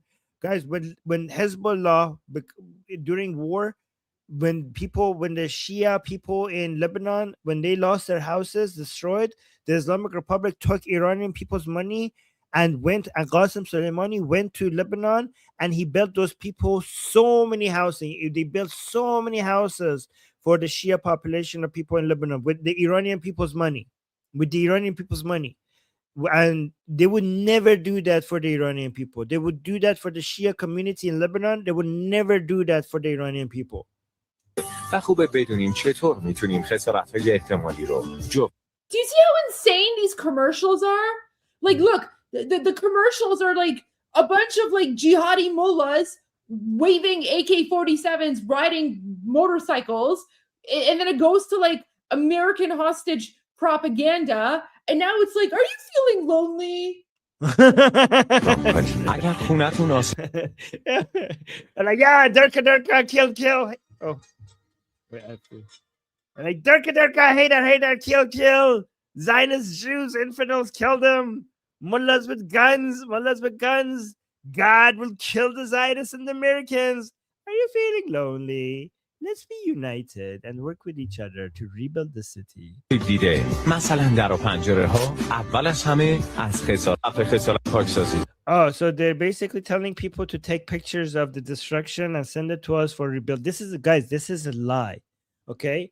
They're acting like they're helping the people. They're not helping the people. They always have these programs and then the people believe it and they go and apply and then they don't hear back from them. So they put the applications there, they put the processes there for people to come apply for aid or reconstructions, and then 7 years later, nothing happens. Because the point was not to help the people. The point was to put the marketing that we're helping the people without actually helping the people. We know this because it constantly gets reported from they did this after the 12-day war. They did exactly this after the 12-day war. They came like, oh my God, we're going to rebuild everybody's house that was destroyed. We will rebuild it. And people came and applied and then nothing happened. And even when they come and rebuild some things, they would do it if you pay them. بسم الله الرحمن الرحیم. ملت عزیز و بزرگ ایران، چه بزرگترین پل خاورمیانه است، درسته؟ ایرانی‌ها برای ساخت کشورشون منتظر کسای دیگه نمیشن، خودشون کاملا ایرانی. Oh my God, look at it. They're like, the Iranian people will not wait for somebody else to come build something for them. They will build it themselves. Jihadi commercials. شما اصلا ایرانی نیستی. Jihadi commercial. So I'm gonna be. I have another 30 minutes.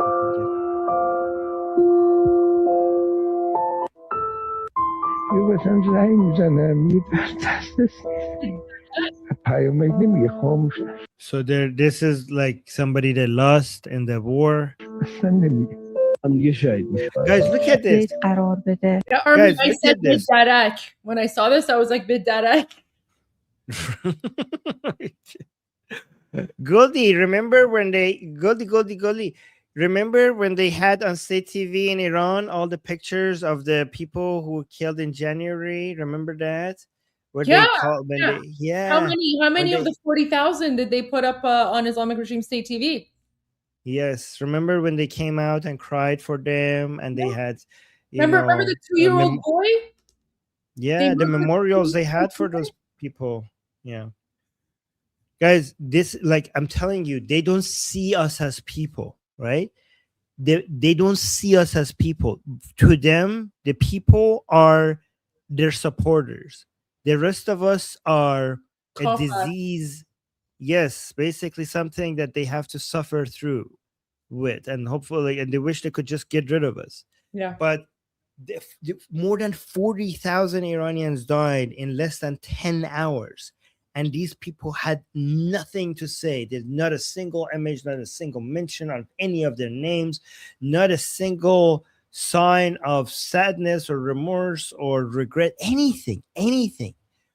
They were, and in fact, not only that, if you spoke about them, they will hunt you down.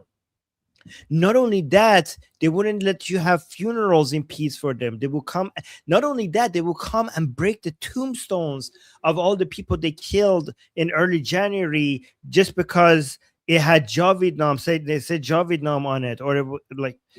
You know what's really messed up about that, Armin? So for the last 2 months, they were breaking the tombstones of Iranians who were murdered by the Islamic regime just because it had the word Javidnam, which means, immortal hero. Now they've appropriated the word Javidnam, and they have their Durka jihadi terrorist website called John Fada. Remember? Yeah. John Fada. So instead of Shahid, right? Because Shahid is like the Muslim jihadi whatever version of it, right? Now they've appropriated John Fada from us when literally just a month ago they were breaking and desecrating tombstones. Guys, these people, they're parasites. They're parasites. They have no culture. They have nothing for themselves. For 1400 years, they have been like these demonic vampires on earth, sucking the blood out of every single culture.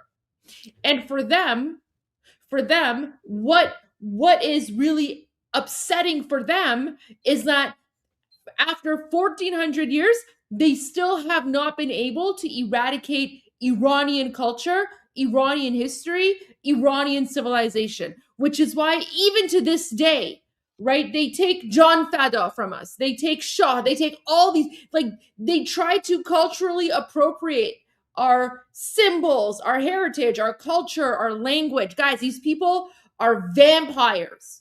They provide nothing. They have contributed absolutely nothing to history or civilization. Everywhere this ideology has gone, it has turned that country or that civilization into shit. Look at what Iran is today. Look at what Iran was 50 years ago. These people are parasites. They're parasites. And we will eradicate them.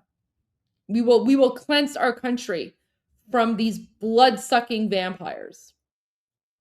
Sorry, Armin, I just had to say that. That was so well said. I'm so glad that we have that. Thank you, Goldie. And Goldie, like, you know what makes me even more angry than the Durkha mullahs with guns on motorcycles is these parts, because those videos actually reflects the Islamic Republic. That is a true image of the Islamic Republic. But it's these professionally made, hearts and unity and family, let's hold hands and rebuild together and remember our fallen.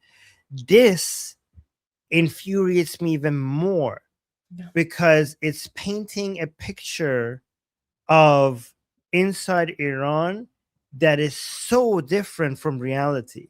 Like this pretending that this entire country is united behind them, that they put this professional, well-produced, lovey-dovey, kumbaya, rainbows, flowery videos of what's actually happening to Iran. It's just so different from what the Iranian people are actually experiencing and how Iran is like and what the Iranian people are feeling.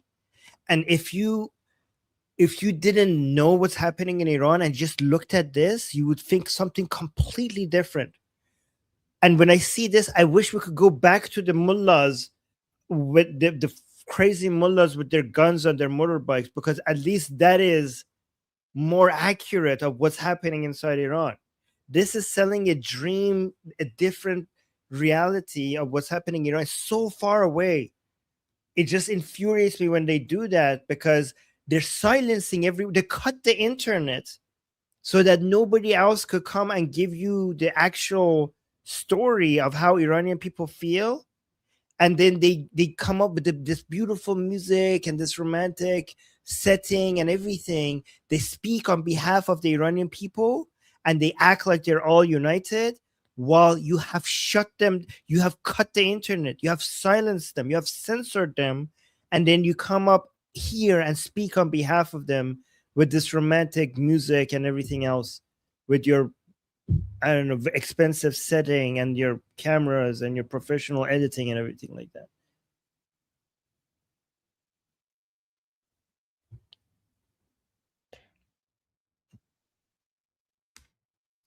You know, yeah. Okay. Guys, yesterday I was mentioning that when I was in Iran, when I turn on the TV and you look at the regime propaganda, it's because I lived in Iran and then I watched the TV. Every time you turn on the TV, it's like you're opening a portal to a completely different universe that is not the Iran you live in. And this is why when I see this, I get reminded of that.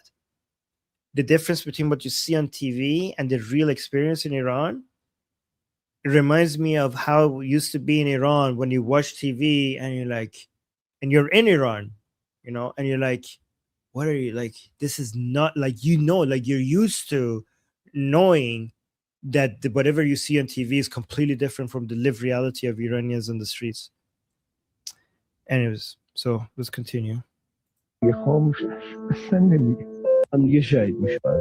بیت قرار بده خدایا مرگ ما رو در آشورا قرار بده در Goldie is like, you know, bedarek. Guys, how do you translate bedarek? Like, to hell with you all. To hell, yes, to hell with you all. I hope you all die. But yeah, to hell with you all. I hope you all die.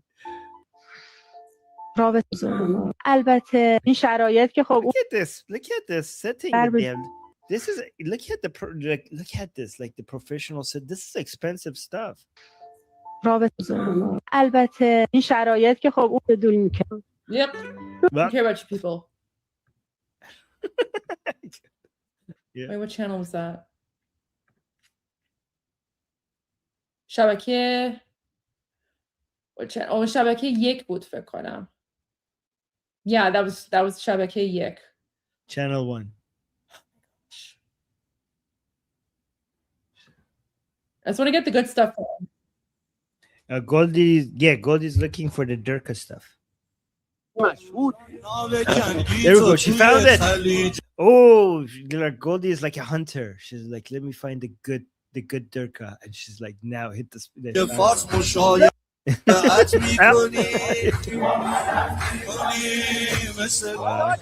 Oh God, look at this. Wait, what are they doing? Look at this. Wait, is that their phones on? Were they copying the early January phones on? Oh Armin, my God. I'm gonna go backstage, but I'll be watching because guys, get ready. This is where the Armin rant's gonna come out. Yeah. What? Wait for it, Armin. Guys, remember where Goldie said they steal everything from us? Remember, like they steal, John Fado, Javed Shah, they stole that from us. Look, they saw in the protests in Iran, early January, the Iranian people, they were holding their phones up and they turned it on so that you could see how many they are. So they're copying that as well. He's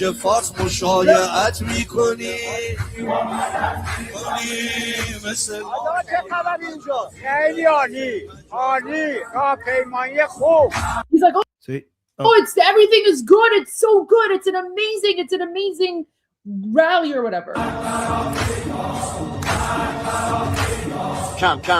So they said the song says Mag Baram Rika, Mag Baram Rika. So the song is saying death to America. I told everyone that you're going to be vibing to this, guys. Zoltan Armin is back vibing to the. This is how you know the Durka Whisperer is in too deep because he hears the hey dad and he starts vibing. Matt. Hey guys, don't judge me. In my discussion group, Israelis told me that in Israel they play Hamas song and they make remixes of that and they dance to it and stuff like that. So don't blame me. این خیلی عظیم مردمی شروع شد. Oh my God! The camera is too far away. Just bring it closer to your face, sir. Bring the camera a little bit closer to your face. I can't really. I want to be able to see up your nose. Oh wow! Wow, you're so pretty. Bring the camera closer. He's like, look at the crowds. Yeah, the vast majority of the people in those crowds aren't Iranian. They're imported from like Iraq and Pakistan and Afghanistan and like they're Hezbollah jihadis from Palestine, wherever.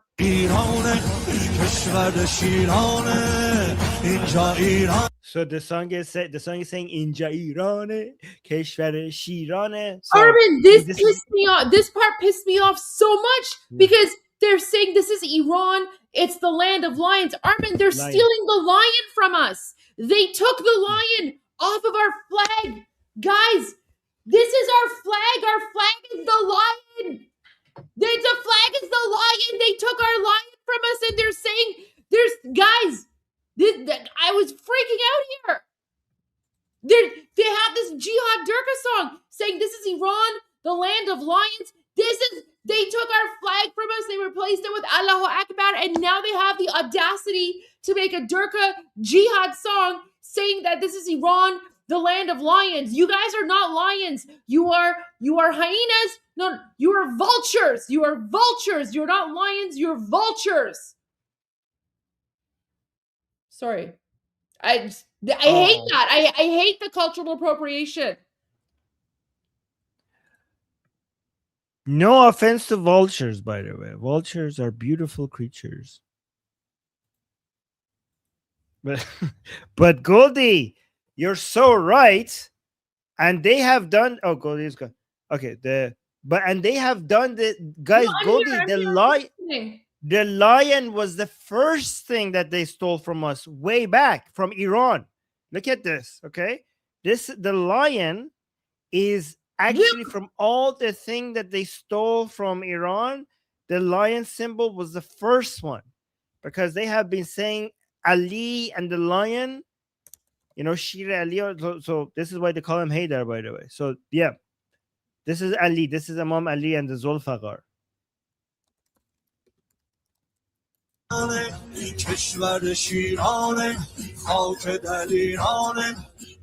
he's saying this is the land of the brave. This is the land of the lions. Oh,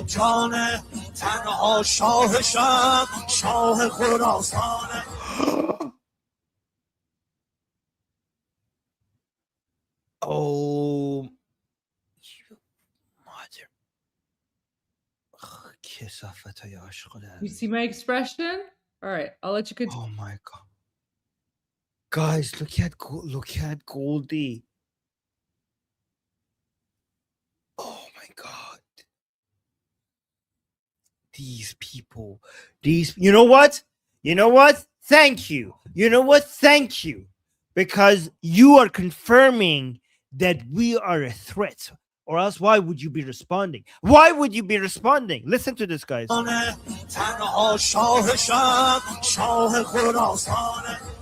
They're saying the only king of the night is the king of Khorasan.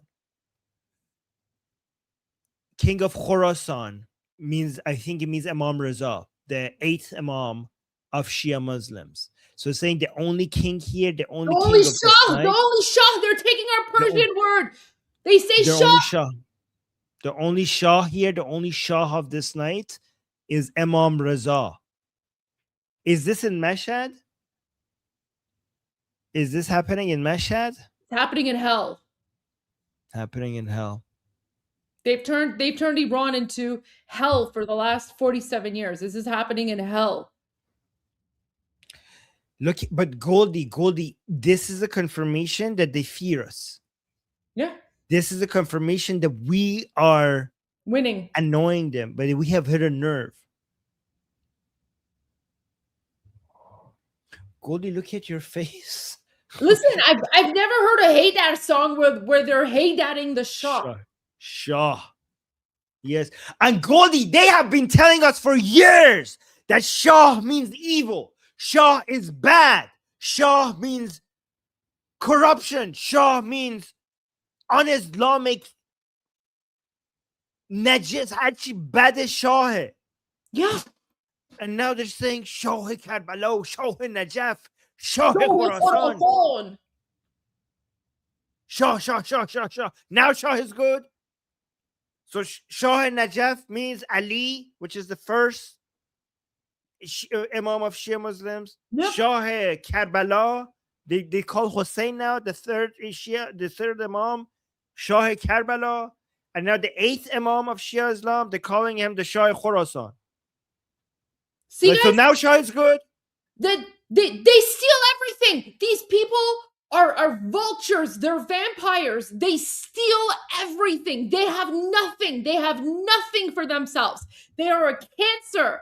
They're a cancer on humanity. They're a cancer on civilization. All they do is they culturally appropriate and then they murder us. They murder us when we speak out.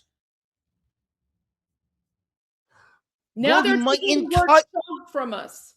But they never take it. My entire life in Iran growing up, as a child, they told me Shah is bad, Shah is bad, Shah is bad, Shah bad, Shah bad, Shah bad, Shah bad, Shah bad. And now Shah is good. That means we're winning. That means we're winning. If Shah all of a sudden is good, that means we're winning. Because they're threatened by us. They're stealing our words because they think our words are popular. They're stealing our words because they think our words are popular. Yeah. All right. I'll go backstage again so you can continue watching and my reactions are there. Yeah.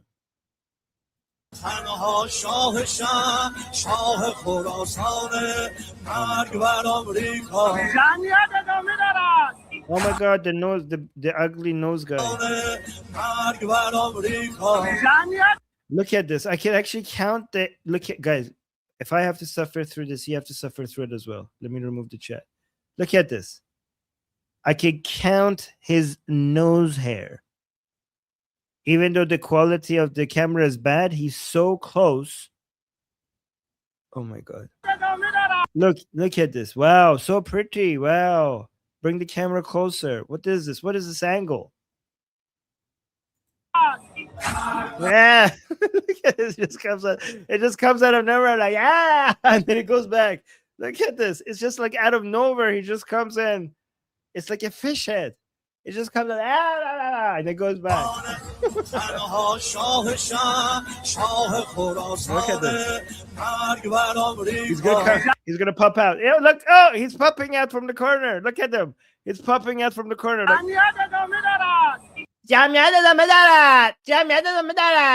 oh my God. And then he goes back in. Is he gonna pop out again? Guys, I'm gonna have a nightmare with that guy. Okay, I'm gonna be sleeping peacefully, and then I'm gonna feel like this guy, his head is gonna come out and be like, and then it's gonna go back into a box or something.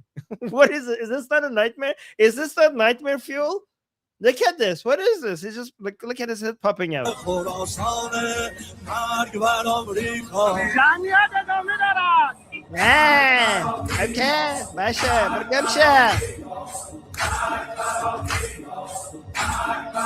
look at this. Look at this. Look how festive this is. They're saying means death to America. Death to America. That's what they're saying. Oh,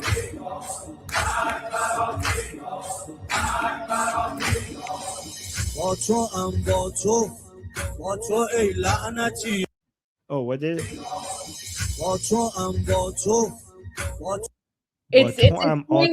Just listen to what he says next, because now it's going to be all about the Jews.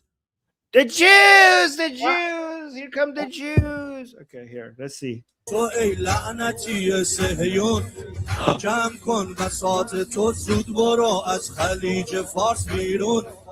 I'm talking to you, O Zionists. Pick up your stuff and leave the Persian Gulf. Wait, guys, are the Zionists in the Persian Gulf? The Zionists are not in the Persian Gulf right now. you're mixing the operations of the Americans and the Israelis together. زود برو از خلیج فارس بیرون و خیال باطل داری کل ارتباطی موشکا با حیفا رو قطع میکنی. And like he's saying, oh my God. So he's saying to the Zionists that you are under the delusion that you're disconnecting the connection between our missiles and Haifa. The polar irtibati. So the bridge connecting our missiles to Haifa, you're under the delusion that you're removing that connection. ارتباطی موشکا با حیفا رو قطع میکنی. Armin, you missed me. They said they're gonna level Haifa. Did they say that? Yeah. کل ارتباطی موشکا با حیفا رو قطع میکنی. I think he said Tokalat. So he said that or something. No, so he said that you Zionists are under the delusion that you're disconnecting the bridge that connects our missiles to Haifa. So he's saying that so that's what he said. Yeah, I translated to boom boom Haifa. Yeah, so he's saying like you cannot stop our missiles from reaching Haifa. Yes. And Goldie, look at this part. And then said to Kalat Mikoni. And like you're not gonna look at this.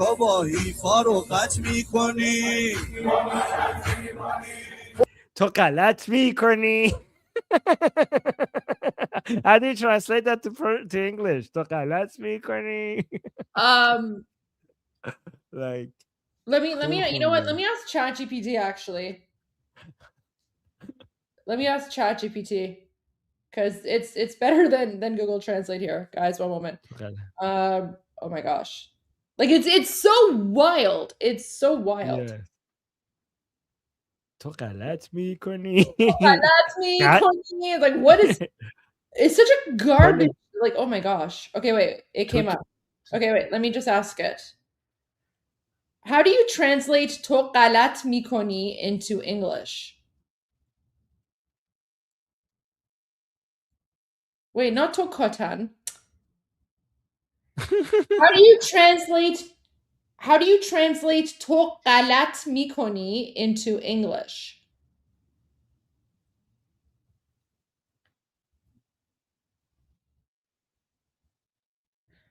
It's not giving it to me. Google ChatGPT. Wait. It's like you're making a mistake. But it's not like that. It's more like Here, Tokalat mikoni. Here, I'll use Gemini. Gemini is good at listening to Persian. Okay.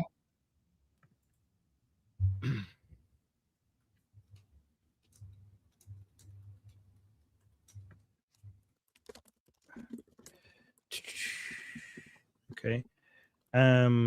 You are making a mistake. No, okay, so I say you're making a mistake. Note, well, this is what the words technically mean. Persians almost never use this phrase politely to politely point out an error. So it's an aggressive way to say that you are making a mistake. Like it's really rude. It's really rude. Like it would, so like, you know, if I was going to give like a rude example in English, it would be like you're effing up or something like that. Like it's just it's very rude. It's very rude. And we are a very polite society, so like we would never, like if Armin's making a mistake or something, I would never say like toqalat kardi. Like it's so rude. Like it's so impolite. It's so rude. Because it's very derogatory. It's very just like very impolite. Because it just basically means like you're effing up or something. You're full of shit. Yeah. That's a good one. Like you're full of poop. Yeah. Yes. So it's the fact that they have this in their like Jihad Muslim Haydar song. Like it just goes to show how low class and garbage these people are. Yes. All right, I'm gonna go backstage. Enjoy the rest Okay, of the Durka. okay. But I'm watching. I'm watching. Yes. So it's basically the song is saying that the Israelis are full of shit for for having the delusion of thinking that they could stop the missiles flattening Haifa. So they say Haifa, they call it Haifa. So they think that the missiles will continue to destroy Haifa, and if the Israelis think that they could stop the missiles from raining down upon them, they're full of shit. حضور مردم عالیه دمشون گرم بچهای فردی هر شب مردم زیاد و زیادتر. So they're reporting people saying like, oh my god, the people are coming out more and more every night. تقریبا هر شب اینجا Like I'm here almost every night for my country. نشان کم نیاوردن تو میدان. اعلام میکنیم که Like, guys, by the way, here's an interesting point. Think about this. Okay, this is I know you guys will get this, but this is very important for everyone to understand. Okay, because there's a contradiction in the messaging here, right?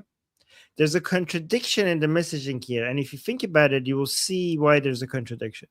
Pay attention to what I'm saying. The regime is trying to show that they are strong by having so many people out every night in the streets for the past 50 days. 50 days. They're saying that is saving the Islamic Republic. And this shows that so many people are united behind the regime. But how is this? So that's point number one.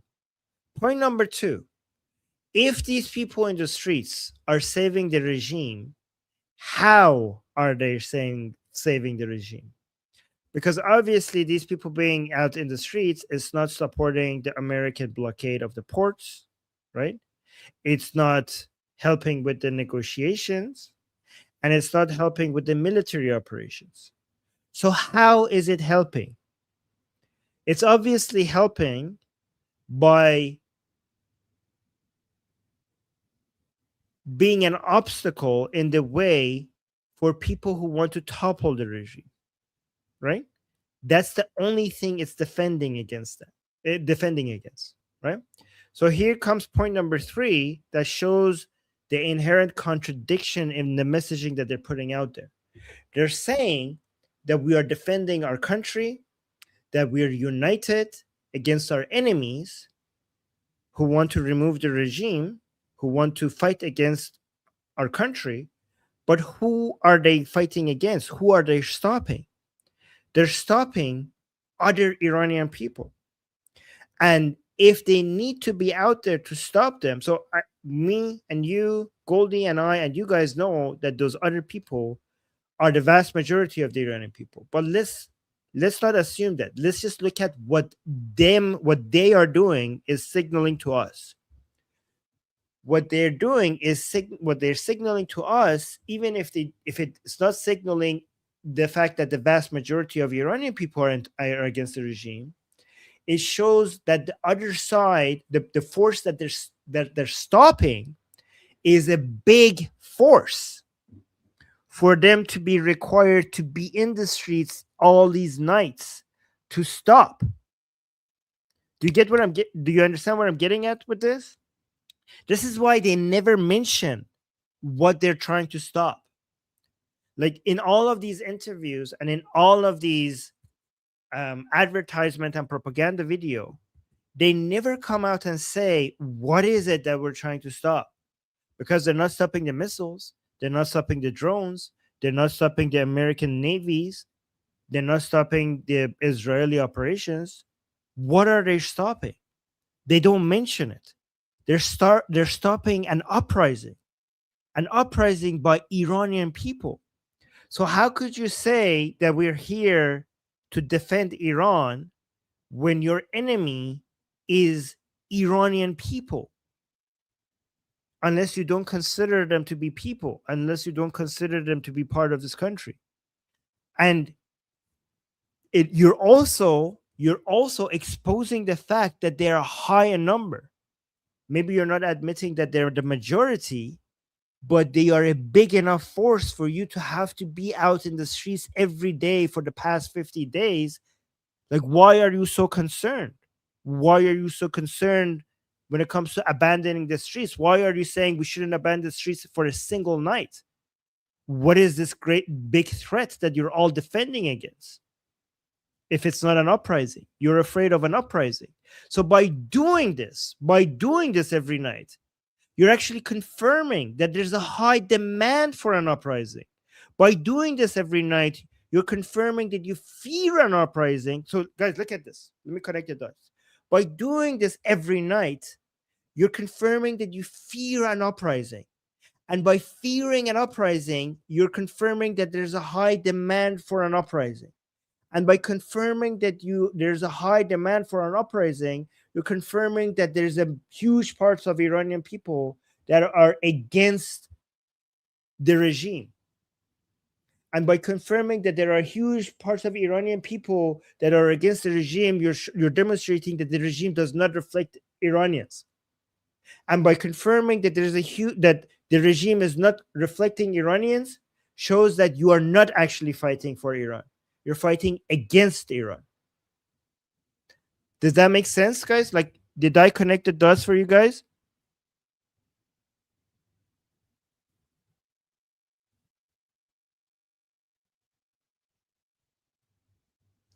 Because the reason why I want to explain it in that way is because you don't have to, because I want to show you that you don't have to trust Goldie and I. I'm showing you that even if maybe Goldie and I are biased and we're just anti-regime, so we're exaggerating. I'm showing you how you could get to this conclusion by just watching what the Islamic Republic is putting out there themselves. Even if you don't trust Goldie and I because we're anti-regime and we have our biases, I'm demonstrating to you that the Islamic Republic's own content and their own activities demonstrate what we're telling you.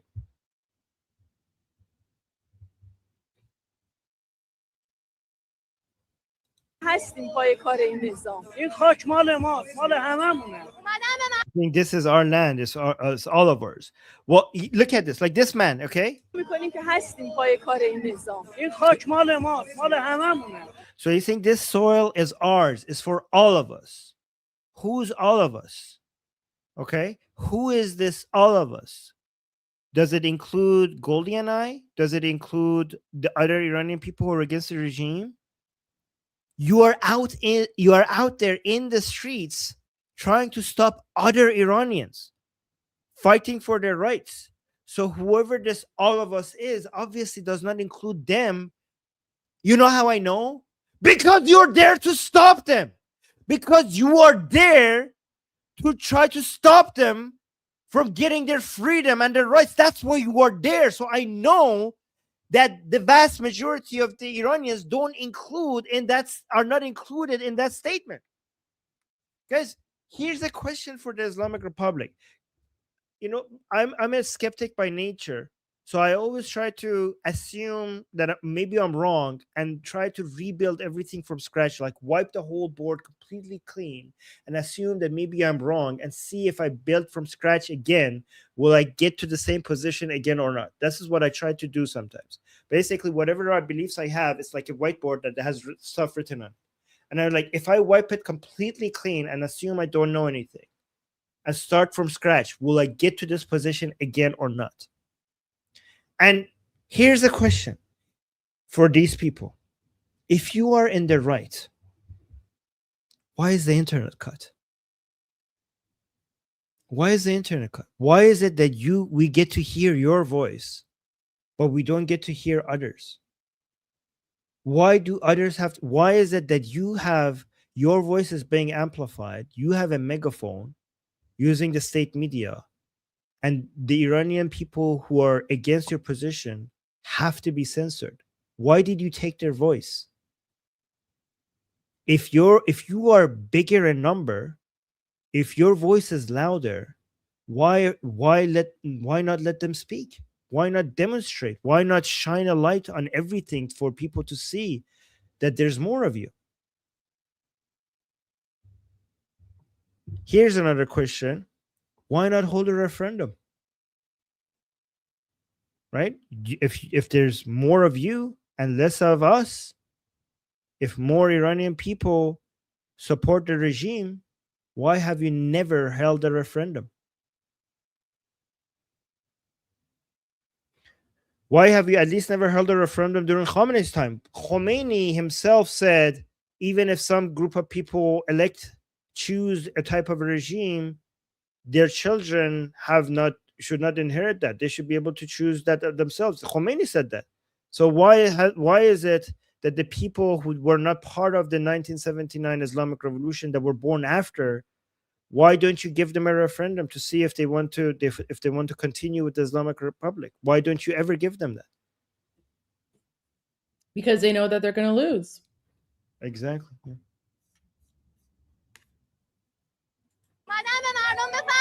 And I wonder if these people know that. I think they know.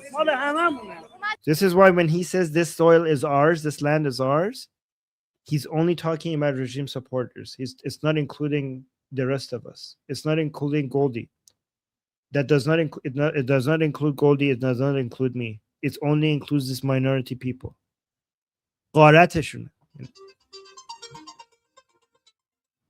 This is the war booty of an Islamic invasion.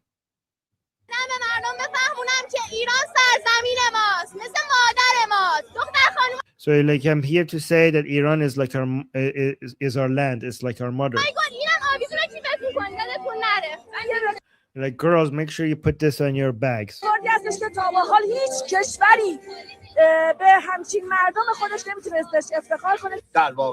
Like, no country can be proud of their people more than us. Again, it's so disgusting because they're acting like there's a love relationship between the regime and the people. Guys, how many days ago was it that they committed the greatest act of massacre? The greatest act of massacre in modern history by a state upon a people has done by this regime. And these people are out there pretending that there's a love relationship between the people and the regime. Unbelievable. It's so vile. It's so disgusting. This is a completely different reality than what the actual experience of Iranians are inside Iran. And guys, look at this. They always try to, they bring in thousands of people out there and they squish them into smaller alleys, and they create these scenes that looks like really crowded, right? And remember, whenever you see these crowd sizes, remember, tens of thousands is really easy to manage when you have even 2% support in a country. In a country that has 90 million people, even with 2 to 3% support, you could create crowds of tens of thousands of people. A small percentage of a big number, you could still manage to get a big number. What is hard to do is to get millions while you're shooting at them. And that's what we did. These people get tens of thousands with food, with money, with entertainment, with concerts, with girls, with so much propaganda and advertisements. They get tens of thousands. What we get millions in the streets under rains of bullets, under the threat of torture, rape, execution, prison, threats to your family members. With all of that, we get millions. And they would bring in foreigners with money, with their propaganda, 24/7, with the internet, with their own internet, personal internet. They cut everyone else, and they get tens of thousands.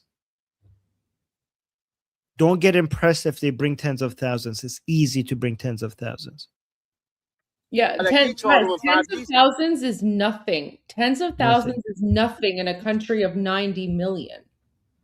Right? And remember, keep in mind, half of them aren't even Iranian.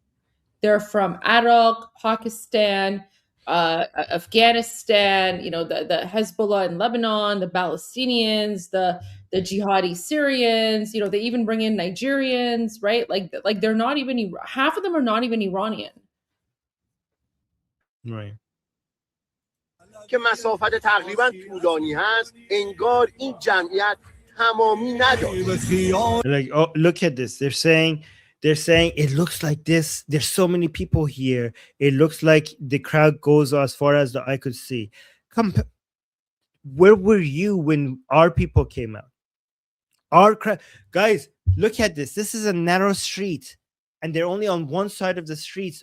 In early January, when our crowds came out, they were in highways, and from one end to another, as far as the eye could see, there was like there was hundreds of thousands in every city, hundreds of thousands in every city, an ocean of people, so much that they had to cut the lights so nobody could see how big the population was. And you never showed that. You never showed that on state TV. This is nothing compared to the crowd sizes that we had, and those people were risking their lives. You know, Goldie, we should do a back-to-back video comparing this to our crowd sizes.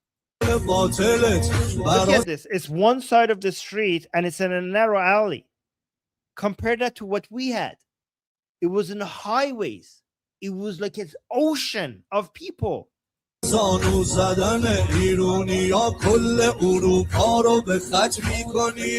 the hell? What? Did you hear the song? تمامی نداره.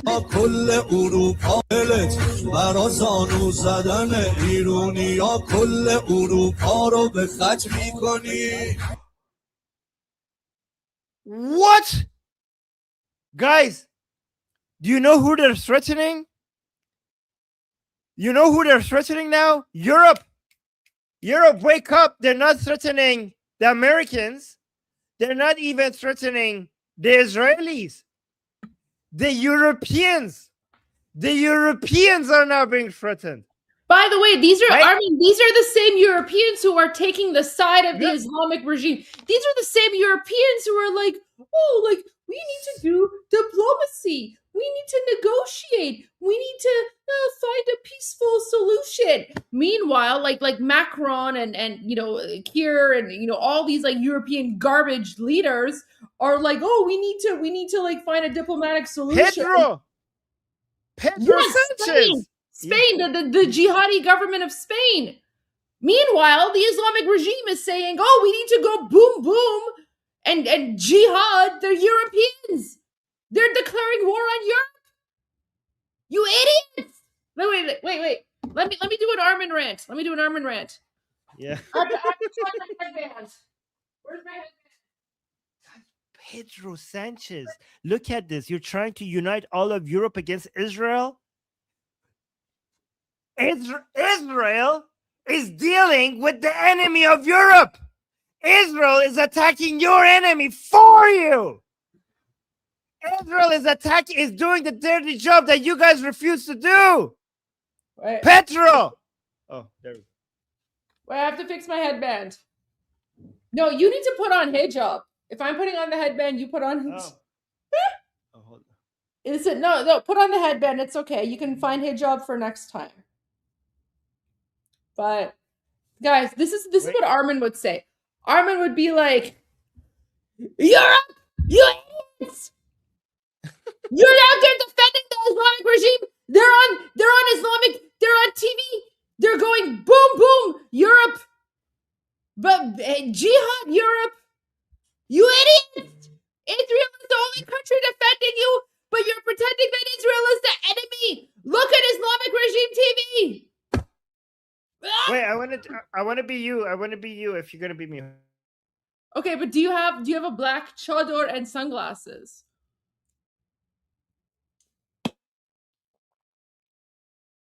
Need to fix my hair in the back.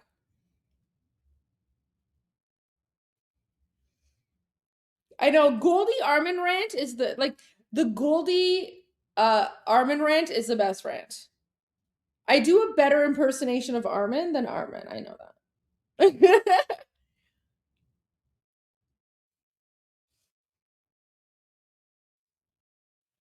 Yeah, he should just grab like a trash bag or something.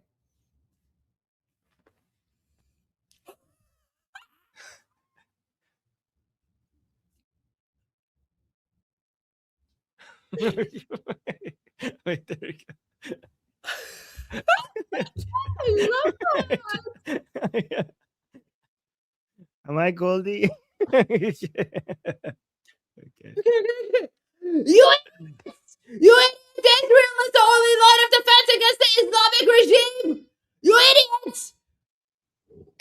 Now the Islamic regime is attacking you.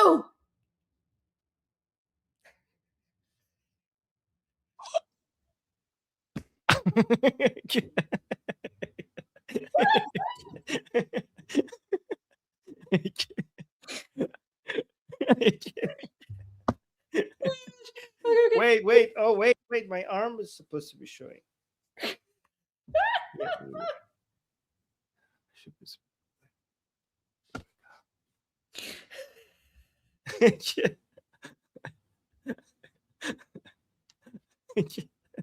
Oh my god, it's so funny.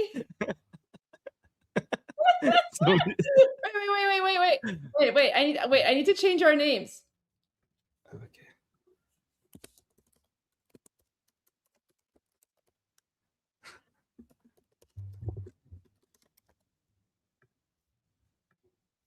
I need to go do my nails. You have perfect nails. I don't have that. That's okay. I need like a. Oh, I need the vodka bottle. Oh, here I have alcohol. I have alcohol. Okay.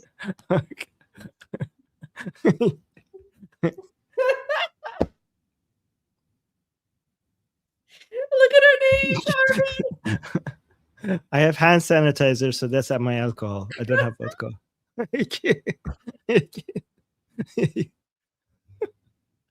you go. Okay, all right, let's continue with the video. Okay. Oh, yeah. But don't change the outfit. وقتش سقط بشی داری دیگه خیلی زیادی معصیت میکنی هوشیاری در میدان نبرد، حضور در خیابان‌ها و اقتدار دیپلماسی سه نکته مهم مورد تاکید مردم. میدان که باشه، لانچریا هم به قدرت و قوت ما مینازم. مردم 50 روز تو خیابون به خاطر این نیستن که بخوایم کوتاه بیایم. آمریکا دنبال بوده ولی This is so همیشه پیروز بودن و هستن. 50 سال ما تو تحریم پیروزیم، بازم از این به بعدم پیروز میدان مایی.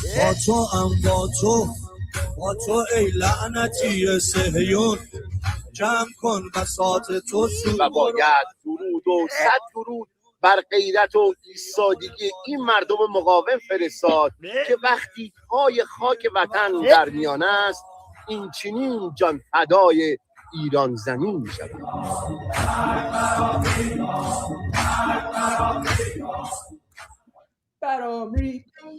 Oh, okay. Oh my gosh.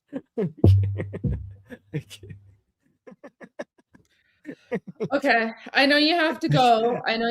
But don't take it off yet, Goldie. Oh, okay. You should probably put on your favorite Sexy Hey Man. Dad song, and we should do a Hey Dad Ho Down before you go, Oh, because okay.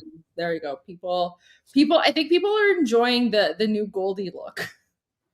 Yeah, okay. I think I do a better Goldie than you. You know what? I do a better Armin than you, so Yeah.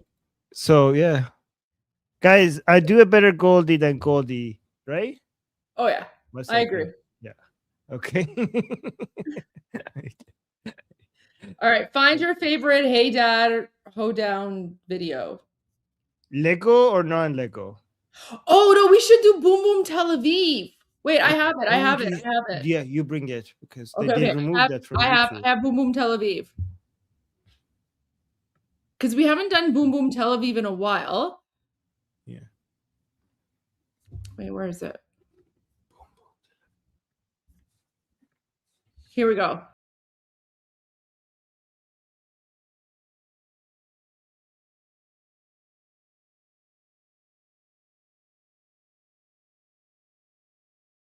Bah! You guys let your guards down.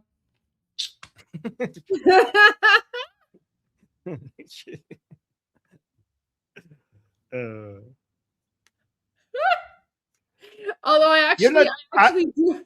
Armin would never do that. The Armin would never do that. Okay.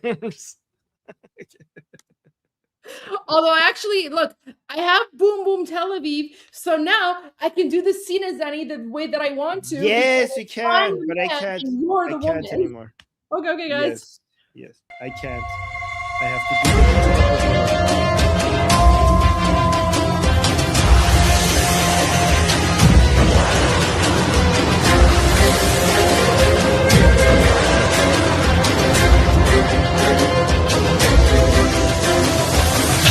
امر رو ببین، فاتح جنگ رو ببین، صدای زنگ رو شنیدی، خشم تفنگ رو ببین، اقتدار رو ببین، هوا فضا رو ببین، هجوم این سجیل های در شکار رو ببین. وقت شکار زمین در غبار، خیبر شکن به تاز و به بار، در این کار و زار پای الفرار فاتح و فتاح میرسد، دوران سلطه اسدالله میرسد، دارد صدای منتقم از راه میرسد. ریشه ظلم یهودو بزن، هرچی بودو بزن، بود و نبودو بزن، بوم بوم تلاویو، هرچی میل ذوالفقاره بزن، زدی دوباره بزن، وقت اقتداره بزن، بوم بوم تلاویو. یا علی معنی لا قوت الا بالله، علی ماشاءالله، علی ماشاءالله. یا علی علم به دست کیست غیر از آقا، علی ماشاءالله، علی ماشاءالله. به اذن صاحب ما مهدی زهرا، بزن ماشاءالله، بزن ماشاءالله.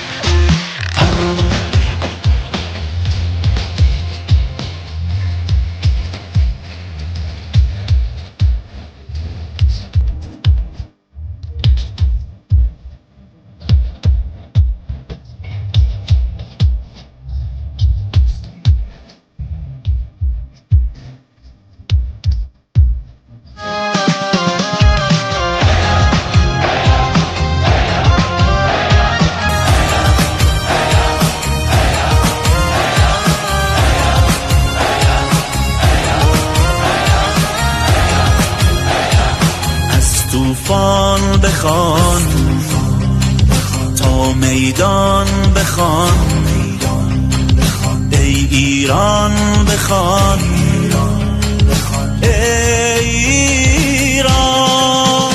نگاهت از ایران به دور آمریکا، یه شرور میپاشید در غرور انشاءالله. خیابان از ظلم تو خون یک کشور لاله گون، اما تو سرنگون انشاءالله. این پایان بازیه، این پایان بازیه، نفرین به تجزیه، نفرین به تجزیه، تو آشوب و اختشاش، تو آشوب و اختشاش، نقش کشت سازیه، نقش کشت سازیه.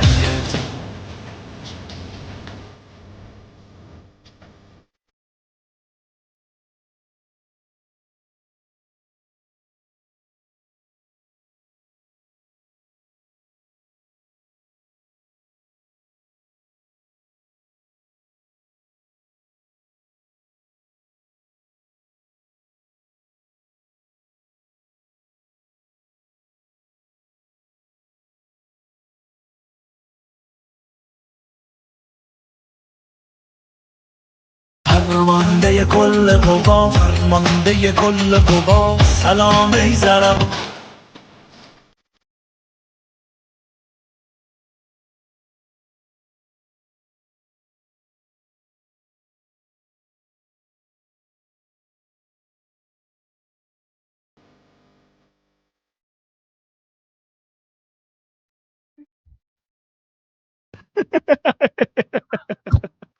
Oh my god.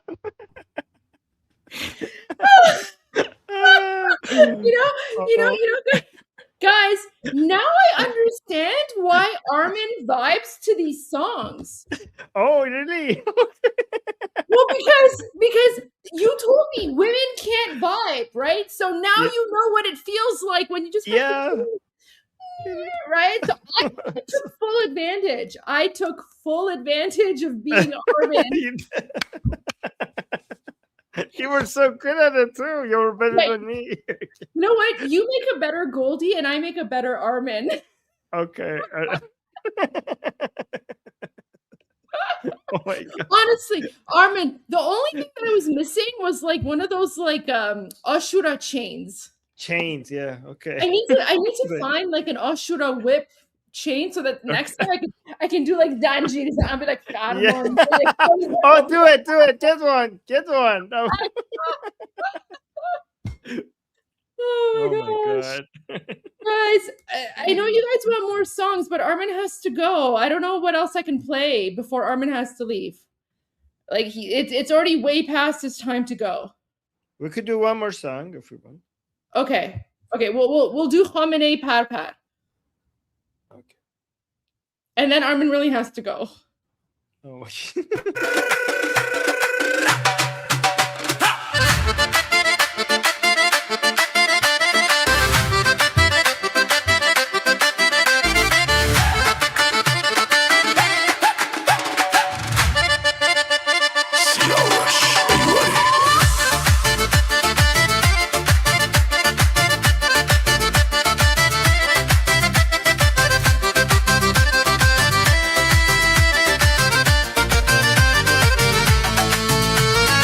امشب شب خوبیه خنده رو لمحای ما هیر و جوون تو میدون هی میرقصن بی هوا هیچ کسی دیگه اینجا از اون سایه نمیترسه هر کی دستشو آورده بالا از ته دلش میخنده همه با هم هیدر هیدر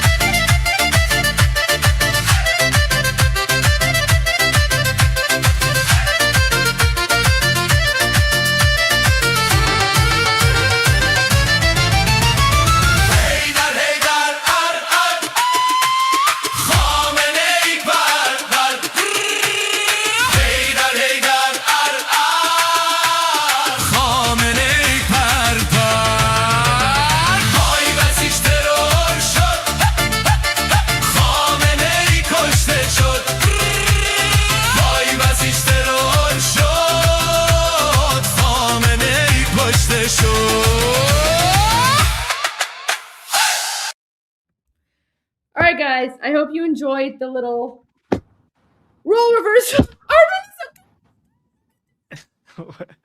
What? Oh. Look at how amazing. Yeah, I like this. It's good. You look better as an Armin than me as an Armin. You look better as Goldie than me as Goldie. I know. Okay.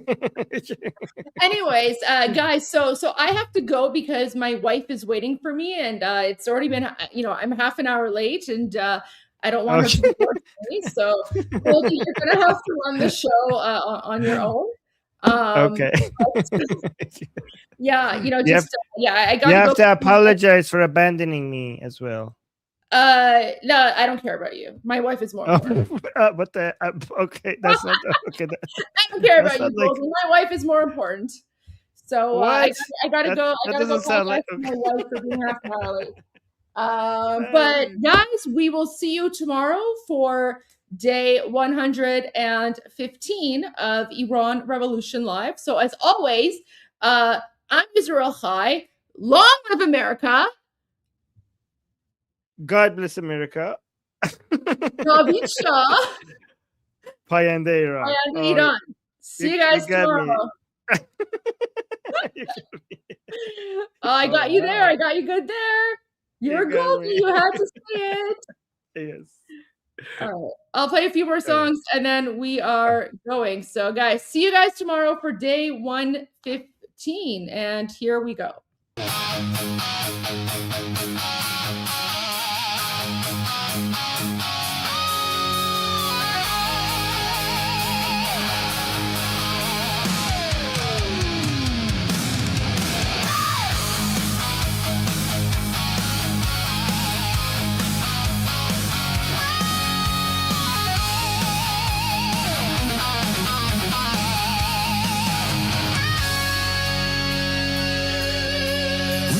Shadows cut from the light,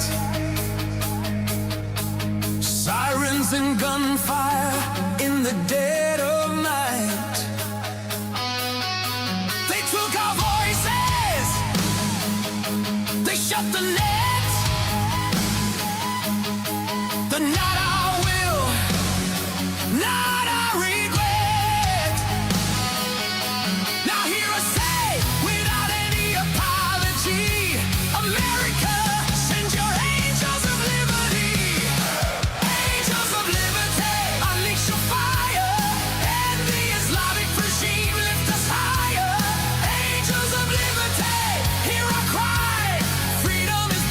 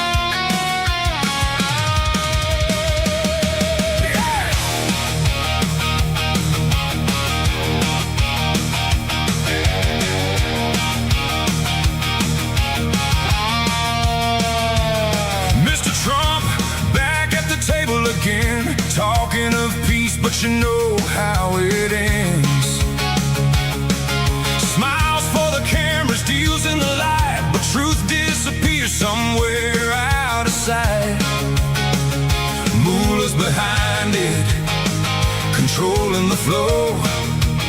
You shake hands with fire, but you already know.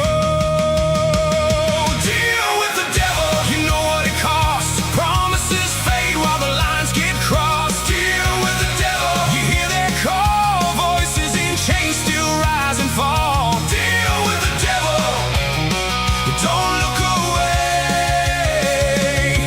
while lives are taken day by day. Mr. Trump, hear the streets, hear the cry. Iranians want freedom, they're reaching high. From cells to the shadows, their voices still grow, dreaming of a future they don't even know. Deals at the top while the pressure runs low, and down below the fear continues to grow. Deal with the devil, you know what it costs. Promises fade while the lines get crossed. Deal with the devil, you hear their call. Voices in chains still rise and fall. Deal with the devil, don't look away while lives are taken day by day.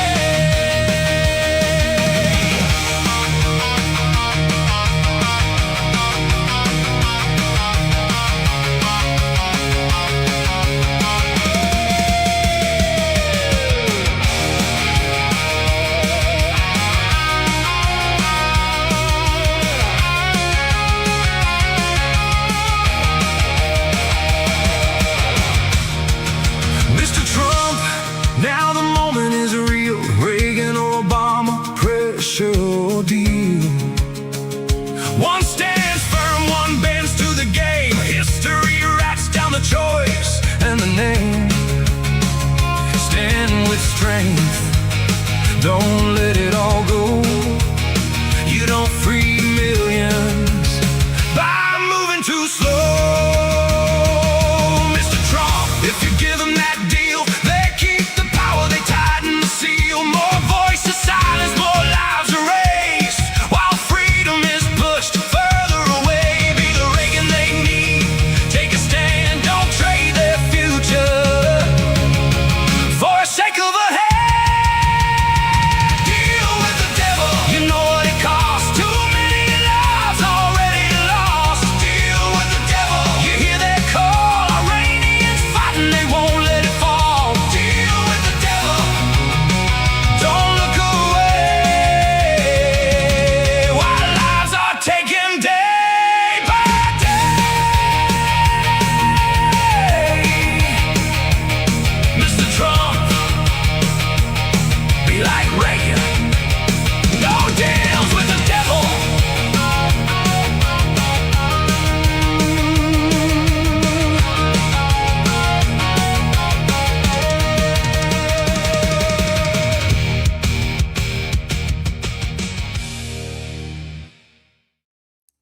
Okay, guys, I have a special surprise for you. Before we go to the Bapish song that I've been playing for you, you know, that one is edited and it's got the English subtitles. You're going to get two Bapish songs tonight. You're going to get the original, which I have on the screen right now. So you're going to get the original Bapish, and then I will end the live stream with the version that is edited and it has the English subtitles. So enjoy Bapish, guys, and we'll see you guys tomorrow. Payanda Iran Javed Shah.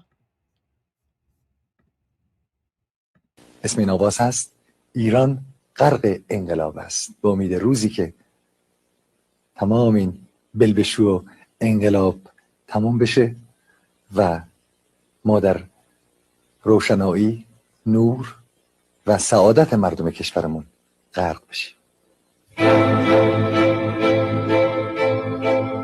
کشور ما، تاریخ ما نفسی دگر فرا گرفته، گویی اهورا مستا دوباره در نور خود مرا گرفته.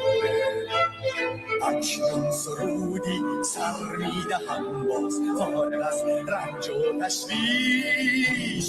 ایران غرق انقلاب است، به پیش به پیش به پیش. ایران غرق انقلاب است، به پیش به پیش به پیش. هن ای پدر هن ای پسر، برخیز و باماش و همگام، تا درد آن تجربه تلخ ما را نکشیده در کام. بگذار هر دم ببرند گرگ‌ها در لباس میش. ایران غرق انقلاب است، به پیش به پیش به پیش. ایران غرق انقلاب است، به پیش به پیش به پیش.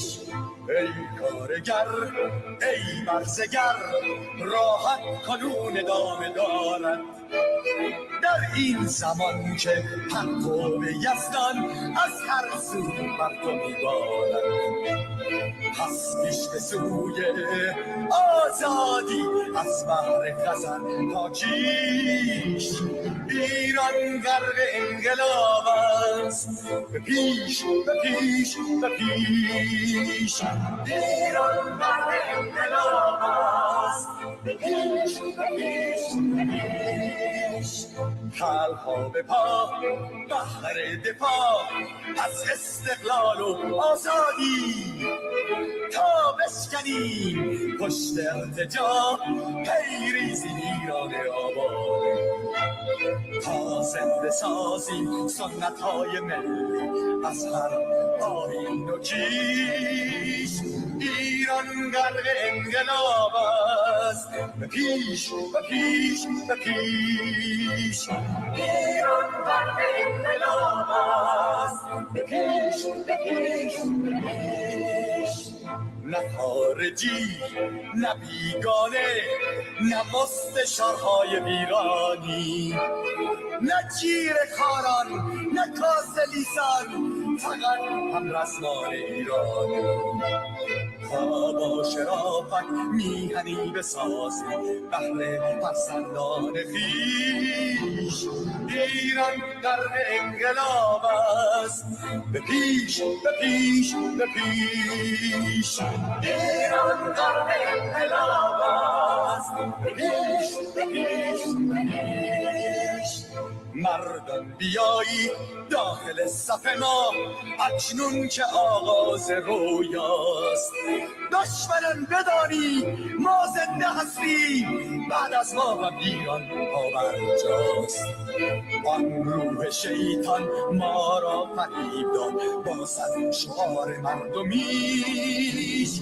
ایران غرق انقلاب است، به پیش به پیش به پیش. ایران غرق انقلاب است، به پیش به پیش به پیش. پرچم ما پرچم ایران غرق خون شهیدان، روی شانه هامان هم میکنیمش در هر خیابان و میدان. تا ماسک دلقکان را برداریم از روی تصیح و ریش. ایران غرق انقلاب است، به پیش به پیش به پیش. ایران غرق انقلاب است، به پیش به پیش به پیش. غرق انقلاب است.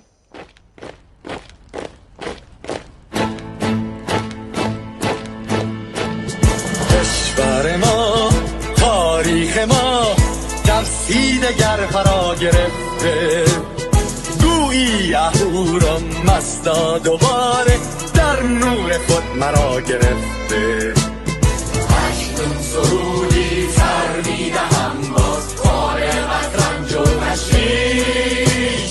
ایران غرق انقلاب است، به پیش به پیش به پیش. ایران غرق انقلاب است، به پیش به پیش به پیش. هن ای پدر هن ای پسر برخیز و با ما شوهنگا تا درد آن تجربه تلخ ما را نکشیده در کار بگذار هر دم ببرند گرگ‌ها در لباس میش ایران غرق انقلاب است به پیش به پیش به پیش ایران غرق انقلاب است به پیش به پیش به پیش ای کارگر ای برزگر راحت کنون ادامه دارد در این زمان که پرتو یزدان از هر سو بر تو میبارد پس پیش به سوی آزادی از بحر خزر تا کیش ایران غرق انقلاب است به پیش به پیش به پیش ایران غرق انقلاب است به پیش به پیش به پیش خلقا به پا بحر دفاع از استقلال و آزادی تا بشکنیم پشت ارتجاع تیریزی ویران آبادی تا زنده سازیم سنت‌های می از بر بالین و کیش ایران غرق انقلاب است به پیش به پیش به پیش ایران غرق انقلاب است به پیش به پیش به پیش با امید روزی که تمام این بلبشو و انقلاب تموم بشه و ما در روشنایی نور و سعادت مردم کشورمون غرق بشیم نه خارجی نه بیگانه نه مستشارهای ویرانی نه چیر خاران نه کاسه لیسان فقط هم رزمان ایرانی بابا شرافت می همی بسازی بهر فرزندان خویش ایران غرق انقلاب است به پیش به پیش به پیش ایران غرق انقلاب است به پیش به پیش به پیش مردان بیایید داخل صف ما اکنون که آغاز رویاست دشمنان بدانید ما زنده هستیم بعد از ما هم ایران پابرجاست آن روح شیطان ما را فریب داد با صد شعار مردمیش ایران غرق انقلاب است به پیش به پیش به پیش ایران غرق انقلاب است به پیش به پیش به پیش پرچم ما پرچم ایران غرق خون شهیدان روی شانه هامان حمل میکنیمش در هر خیابان و میدان تا ماسک دلغکان را برداریم از روی تسبیح و ریش ایران غرق انقلاب است به پیش به پیش به پیش